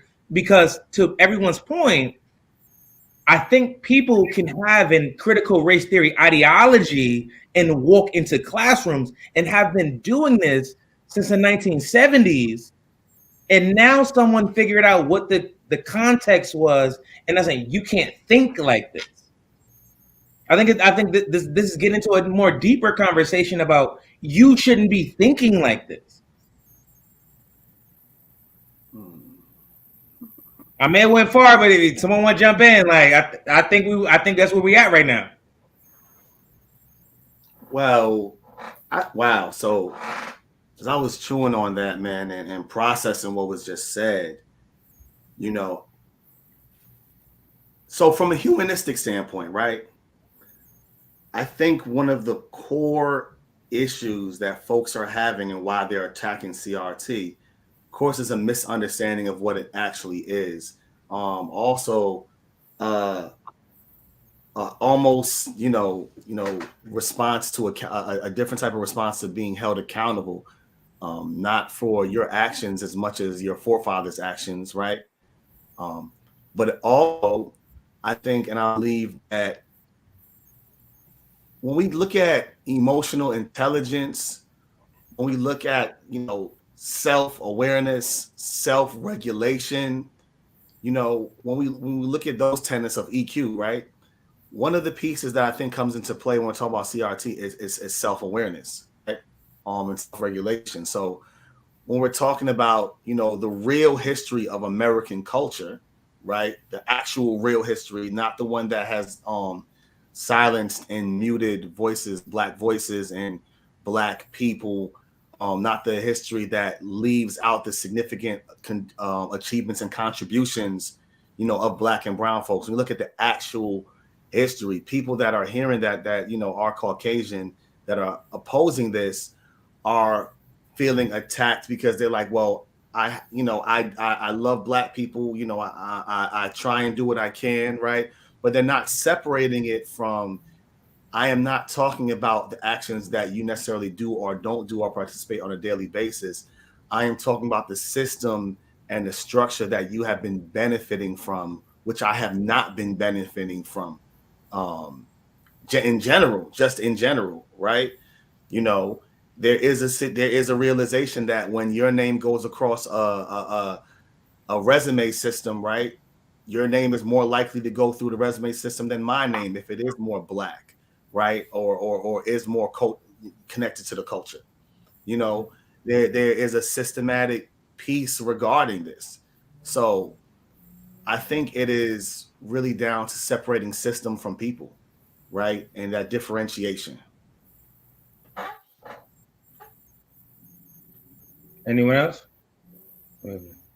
Yeah, I would to Frank's point, add on, it's such a threat because, like, looking at our society, looking at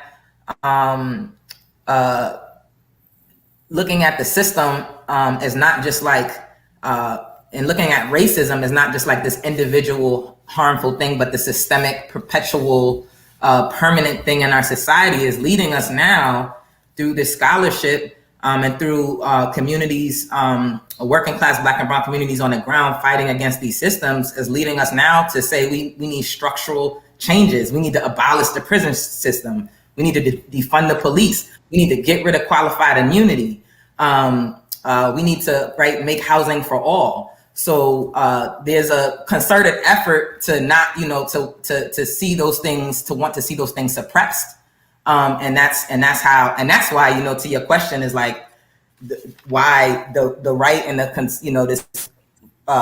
conservative right, white racist people want to mobilize against that, because it's a threat to their to what, to their privilege and to their violence that they've been able to impose, without any accountability for centuries on our communities. I'm gonna do a long short. So we talked specifically about the significance of critical race theory, but also the significance of race in this context. And I would argue that race has been weaponized in specific ways within the US context, where there is levels of divisions, where we start to interchangeably use race, ethnicity, and culture as a synonymous reality, but also an opportunity for individuals, when there are benefits to gain, to connect in our Blackness, and there's opportunities when there are not those things. And so I bring up, and I'm gonna in the full background, we see situations like recently, as we started before, the fight that happened in New Jersey with the kids fighting in the mall, and we see the interaction with this young Black male. And I think that I was caught in a very stuck moment when the individuals say, well, it's not about race. Because race is a visible identification of individuals versus our cultural habits and background. Now there is Black culture. So as we see situations like this and talk about the historical legacy, mass lynchings, Black codes, castrations, racial codes, and then we I think we think about Blackness broadly, that have not maybe experienced or understand the lineage of systematic oppression in the United States. I'm trying to get there. We have something where there are conservative ideas about Blackness within our groups, and then more liberal ideas within our group that create divisions about what our Blackness is, and specifically divide our communities, where somebody who wears a hoodie is more susceptible to a level of state violence. But if I was more conservative, how do we understand that form of blackness? And I connected with critical race theory because as we critically analyze how race operates, these become fundamental portions that, to some degree, whiteness can contribute to these ideas. I'll let everybody jump in. To kind of, before we dive into this fully, I wanted to say, you touched on it very briefly, Don, about thinking, and kind of gives you answer what to think. You know how you have like a scarf or a t-shirt and it's kind of the threads are pulling? Once you start pulling it, it begins to unravel. Once we start diving into race, then that leads us, then we start pulling back the onion. This is why people are just so up in arms, because once we start here, we have to, by right, start diving deeper into it. Now, moving into this point, I will say there's a level of folks who have assimilated. There's been sort of a guidebook of kind of like, okay, a hoodie, you have on jeans, you have on Timbs, you have on all this, you have on a fitted, you are seen as this perception of air quote urban, air quote as hood. If you're seen as, with the Carlton Banks fit, if you got your sweater, you got your docs, you have this, then they start, trying to visualize who you are and kind of say who you are based on how you're dressed.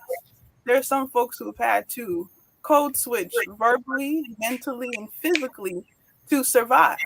And I feel like that has taken them away from the history, from the facts. It does not matter what you have on. It does not matter where your zip code is. You are still Black.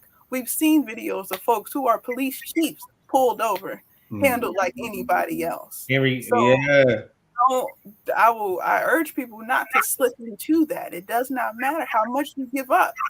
At the end of the day, you are still a Black person. You are still a brown person. They still are going to come at you with the same weapons. Whether you're down with the group, whether you're one of the boys, whether you can talk at the water cooler, it does not matter. It does not make you one of them because you are one of us, whether you want to be one of us or not. That's just what it is.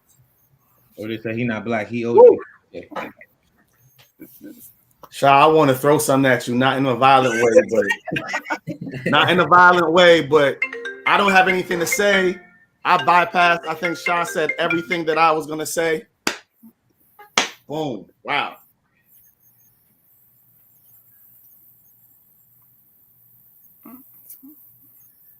Carrie, you got one? No, I'm right. I'm going right with Sha. I second and third with, Sha Frank. Go ahead.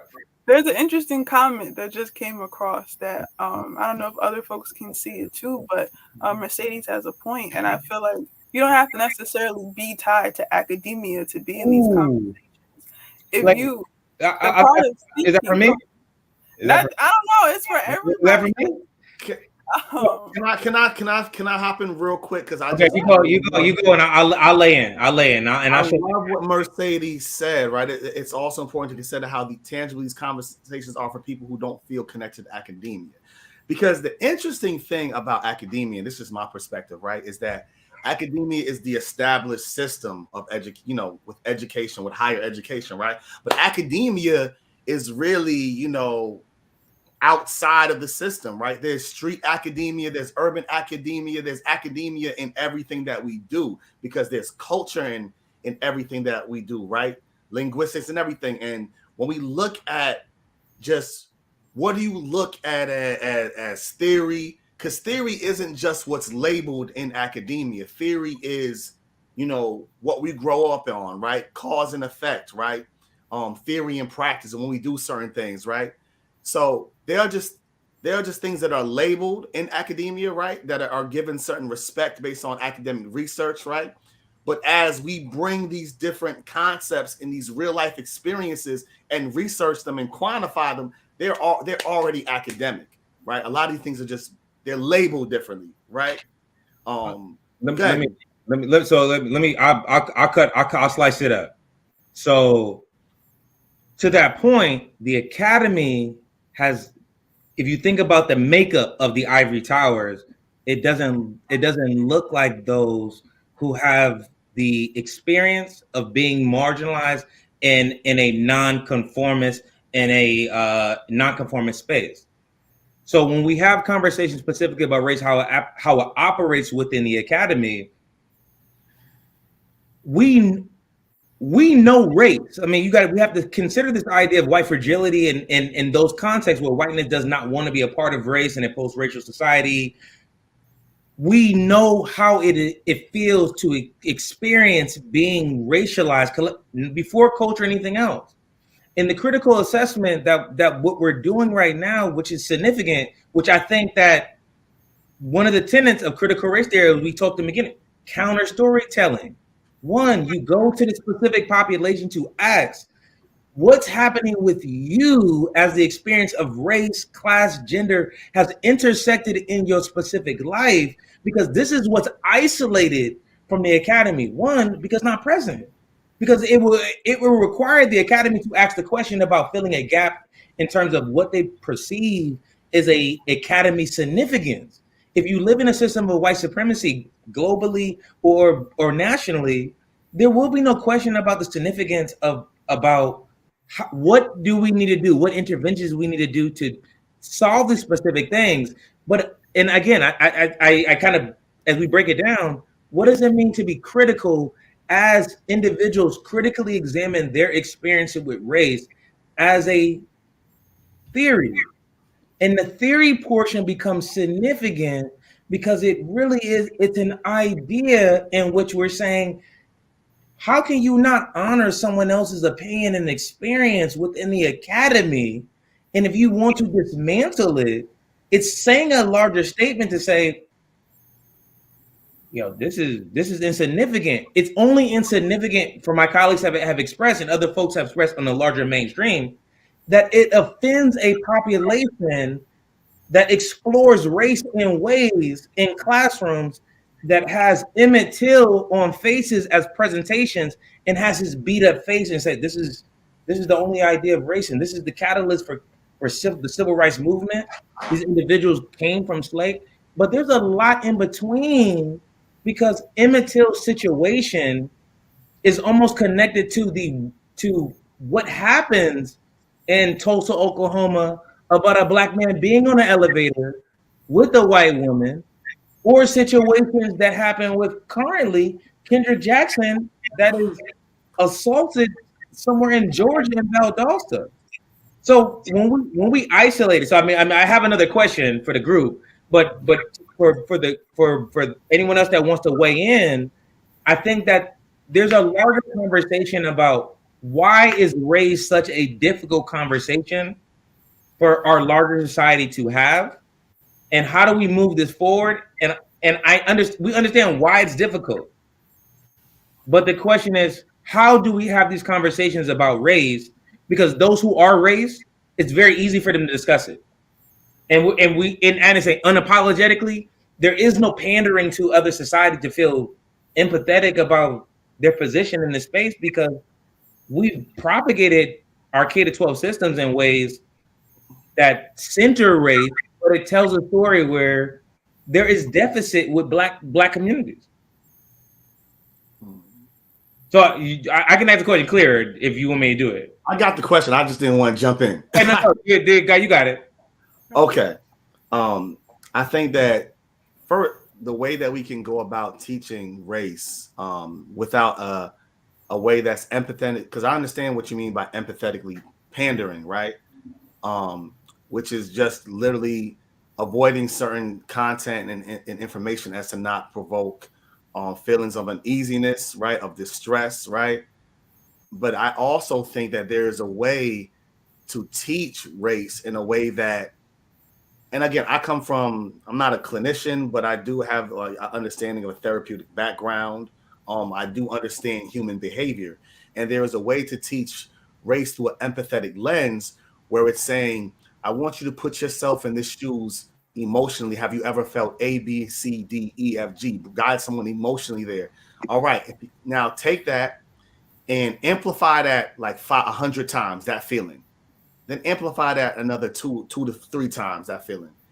And then imagine feeling that on a daily basis, right?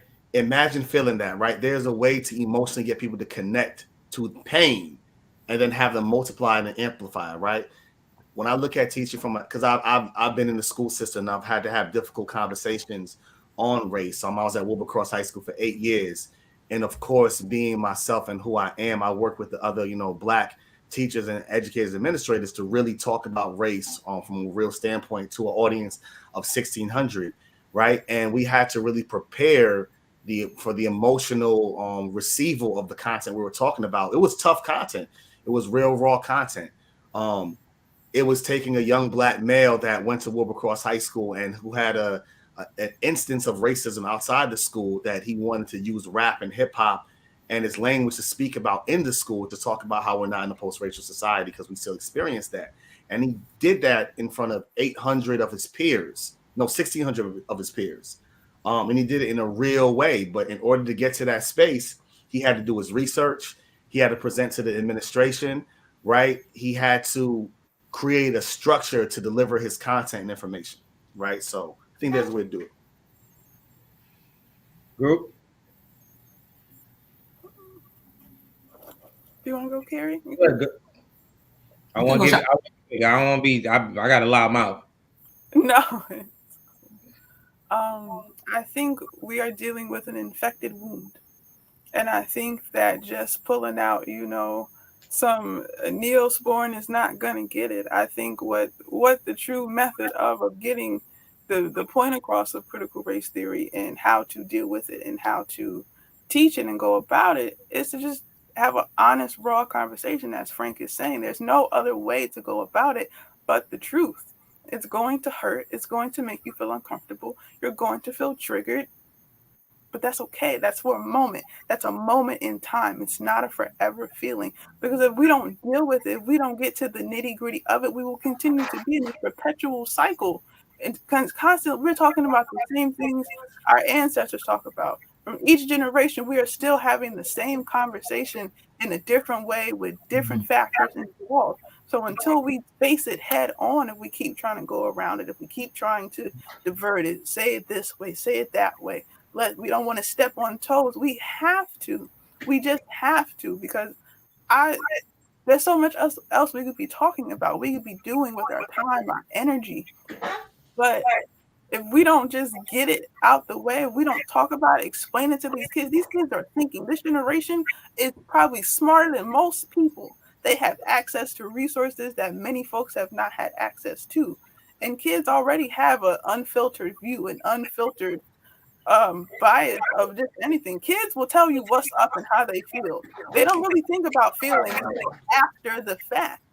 So I encourage this country to not fall for the traps. Don't let these people send you into hysteria and make you feel, oh, we can't put leftists into our society, this, that, and the third.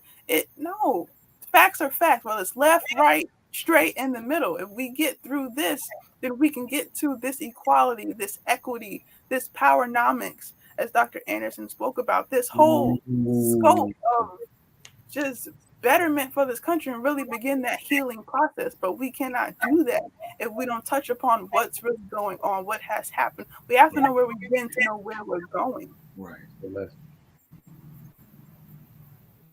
Gary, you got one more? I mean, I agree with everything the panelists have said. To Shah's point, I think we've always talked about race in our communities. Because of the system, this oppressive, racist, anti-Black system that we're in, we've been criminalized for it, and that's what we see happening now. So I think just recognizing there's a lot of narrative in our community around or put on our communities, I should say, around what we need to do, and a lot of times doing what we need to do. We've been doing the thing, and we're going to continue doing the thing. It's navigating this oppressive system that sees us building power and moving forward and progressing, that wants to constantly hold us back. And in terms of Sadie's point around accessibility, I think that's always a challenge. I think a lot of these conversations, even the conversation around defunding the police system, so much of these conversations are kind of not accessible, and I think is a part of a constant challenge. And we have to constantly look at things as intersectionally and through the lens of accessibility as much as we can, and challenge ourselves to be inclusive and accessible when holding these important discourses in movement-based spaces. So that's always a challenge. And a lot of the conversation for me around CRT is kind of inaccessible, right? It's just like really heady, legal jargony speak and discourse around like these functions, and it's really hard to access. So I just want to lift that up. To the group, I know. Listen, we could run it up, and I know we probably have run over. But in closing, I appreciate everyone here. I know that this conversation is unfinished in the work that we are, in the spaces that we are, but recognizing that critical race theory goes beyond specific boundaries, even in spaces that want to dismantle critical race theory, you can still practice as an ideology. Every time you walk around, you can be a critical race theorist and view things. And I think a lot of individuals already do that. Before this became a larger question about how do we center things in classrooms that somehow harm white purity in their affect in terms of our larger social spaces. But again, the system of white supremacy is more global as we think about colonialism and everything else within our spaces in terms of how individuals want to move towards those whiteness. So before we close, Frank, I see you moving your hands. Before we close, I know that they give me the wrap up. I want to make sure that everyone has the opportunity to highlight the spaces that they are in, so they want to advance this conversation and connect with other people on this dialogue, on other things that we can discuss. So if the panel would just go around, identify the handles that they have, and allow individuals to continue this conversation, that'd be greatly appreciated. Yeah, Frank E. Brady. I'm in the educational space, education consultant. So that's where you can holler at me at. And I'm in the community. Jazzy, do the Jazzy thing. What you mean? You live in something, man, like, well, I didn't want to take up all the space. You know, I want to ambassadors for Jazzy's Cabaret. It's an amazing spot downtown New Haven. It's an epicenter of the culture. It's FUBU, for us, by us. You can holler at me over there. And lastly, it's the kid. And in terms of CRT, last thing I say, it's the kids are ready. It's the adults that's not. You know what I'm saying? The kids are ready for these conversations, man. Because whether it's Tamir Rice or Emmett Till, when you're young and black, whistling and toy guns can get you killed. You know what I'm saying? And that's the real. The kids are ready for them conversations. It's the adults that have an issue with it. That's it. I'm Carrie Ellington, and I work right at New Haven Legal Assistance. And right now we are rolling out the Right to Counsel program. And that's a new program through new legislation that affirms that anyone evicted has a right to legal counsel. So I just want to spread the word for anyone who's watching to let you know, each one teach one, that you have a right to vacate. And if you're dealing with eviction, which a lot of people deal with in silence and shame, that you can contact statewide legal services or New Haven Legal Aid, or whatever legal service organization is in your area, to request counsel for your eviction case. And in general, you can find me on Instagram at Professor Killer, DM me, and we can continue these conversations and talk about the community work that I'm a part of, if folks are interested. I would say social media is not necessarily my thing, but I do check it because that's the world we're in. But on the Instagram, I am Shazula. On Facebook, I am Sean McAllister, but you can also hit me up in another wonderful group of folks at Elm City Lit Fest. And if you do tag the festival at the International Festival of Arts and Ideas, they will connect you to me. And I just encourage folks to educate yourself. And I mean that by reading, whether it's through articles, whether through books. The folks at the New Haven Public Library, they are there. Folks, ever educate yourself. There's too many resources for you to just be having people tell you things. Have your own opinion. Get active.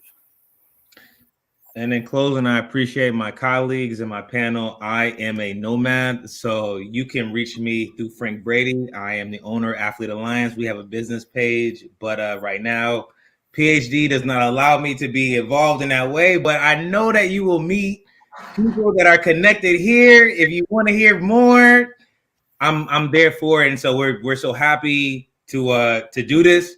Again, we haven't finished. I think we really hit the corner on it, but like we really could have just dove in different ways. But we appreciate everyone being here. I appreciate my panelists. I appreciate the Department of Art and Cultural Affairs allowing us to do this. And critical race theory is here, whether it's dismantled or not, and we're here for our voices are here. So the ideology is here. So we love everybody. Appreciate y'all being here as we close out.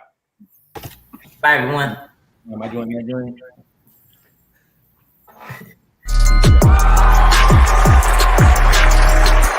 Well. Talk about a dynamic day of thought-provoking, needed conversations between some elite movers and shakers doing the work. But it doesn't just stop here. We know that there are a lot more of you out there in our towns, cities, and streets. I hope today's conversation has ignited a fire in you to want to go to your state legislators, community leaders, those Board of Education meetings, and various organizations within the city and state to demand change. I know what's in you. You got this. Be bold, be fearless, be brave. We can't look forward to a brighter future without acknowledging the horrific past. We must dismantle the ideologies and systems that have been against us for decades. With the state and city's first ever cultural equity plan, we got the playbook to make that happen. I need you to read it, embrace it, share it with your friends, family, and those who say, how can I make a difference? Don't just make cultural equity a hot phrase or trend for the time being. Ingrain these standards into your everyday life. The Cultural Equity Plan was commissioned by the Department of Cultural Affairs and with the help of the Arts Council of Greater New Haven. It was created by Consultant Civic Impact Lab and Hester Street, alongside a 14-member co-creation team of artists, art activists, organizers, art leaders, and residents. This was made for us and by us.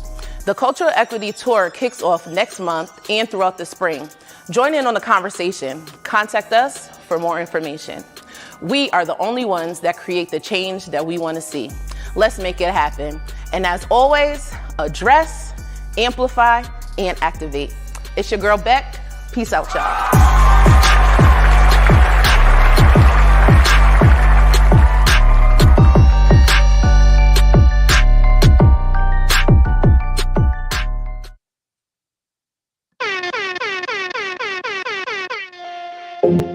Our Lord, grant us good in this world and good in the life to come keep us safe from the torment of the fire. Oh man. As we keep our heads up high. Shouts to all the panelists. Justice. All production, all staff. Rest in peace, Mike Brown. Thank you for joining us today, man. It was a beautiful, beautiful thing. Oh man. Time to take a stand and save our future. We all got shot. We all got shot. Throwing up our hands on We all we got, man. Cause we all we got. We all we got. God ain't place on the earth to get murdered, smarter. Appreciate y'all robbing with us today, man. To get murdered. Appreciate it. Let's go. Don't put your weapons at me. Seen the pictures, feel the pain. Scandalous how they murder son. Seen the pictures, feel the pain. Scandalous how they murder son. Seen the pictures, feel the pain. Scandalous how they murder son. Tired of them killing us. I'm on my way to Ferguson. Seen the pictures, feel the pain. Scandalous how they murder son. Tired of them killing us. I'm on my way to Ferguson. Talk to Tip, I talk to Diddy. Then my brothers walking with me. Mothers crying, stop the riots. We ain't got a chocolate city. I seen cold out there. Felt I should go out there. They left that boy 4 hours in the cold out there. They killing teens. They killing dreams. Yo, come on. We gotta stick together. We all we got. When police taking shots, and I ain't talking about Ciroc. I'm talking about Emmett Till. I'm talking about Azell Ford. Talking about Sean Bell. They never go to jail. Shout out to the whole team, man. Those Mike Brown, Cigarella story. Whole production staff. Get instrumental. America's a glass house, and my revenge. Oh man. Rather use my brain and throw. Next year we doing it again, baby. Bigger and better. The city still we left in the cold. Woo! Hands in the sky still was left in the road. Ribbon in the sky, Michael Brown, another soul. Stole by the system, black men, we pay the toll. The price is your life, Uncle Sam want a slice. Black dress code, now we looting in the night. Now we throwing Molotovs in this Holocaust.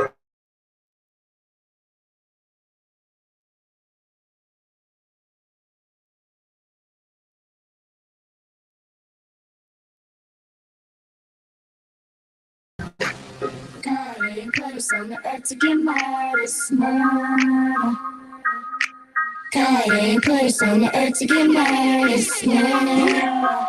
Don't put your weapons out. Tired of the okie doke, you lying, you Pinocchio. Driving wild black, tell me where am I supposed to go? Gunshots hit the car, now I got the Holy Ghost. Excessive force was a drug, then they overdosed. Got us trying to protest, it's a slow process. Heard it's a lot of rotten eggs in the crow's nest. People praying on their feet, police holding on with heat. Turned on the news and seen a tank rolling down the street. I seen a lot of ice water toss, and I know it's for a cause. My only question is, what we doing for the loss of Mike Brown? Cause right now I challenge you to use your talents to speak up, and don't you ever let them silence you. Cause action speaks louder than words, that's what I heard. Shot down with his hands up, that's what occurred. Man, that sound absurd. Matter of fact, to me, that sound like murder. We want justice. Hey, yo, game, I had a crib back there. I used to live back there, so I know how niggas feel. Do remember, man, the after party tonight goes down 187 Allen Street, downtown Hartford. We use our voice. It's all about that 12th annual Juice birthday bash. I stand for what he stand for. We're gonna have a good time. We're gonna celebrate. We're gonna pop some bottles. We're gonna celebrate life, man. Hey, CMG. One of the best months of the year. Easy, fuck. All my Aquarius. Rough slang out with St. Louis. I'm sure the mother feel the pain, but what you famous doing? I'm sure the general population try and be more active, but when the light finally catches you, you ice challenge. Okay, and I support the ALS just like the out to them, but you have got to pay your debts. So you just flex at it, cause everybody care for a minute. Stop. People only there for a minute. Stop. And what's the point of giving if you ain't giving your all? We never get in the head, might as well give up your heart. Love. Got my hands up, what else am I supposed to do? Tell me what's the love for everything we're going through. Mercy, mercy, mercy, mercy. Only God can say mercy, mercy, mercy. Appreciate y'all, man. Martin King had a dream. But they ain't respecting Jesse up out here, and they don't really respect Obama out here. Whoa. Blue dark, it's like a nightmare. How the fuck you play the temper? Whoa. Playing fair. If hands going down, I'm getting right here. Right now, not on TV, but right here. Put your fluff for stupid hair if you don't really care. We need justice, yeah. Justice, yeah. I heard he surrendered. We all saw how they did him. Tell him.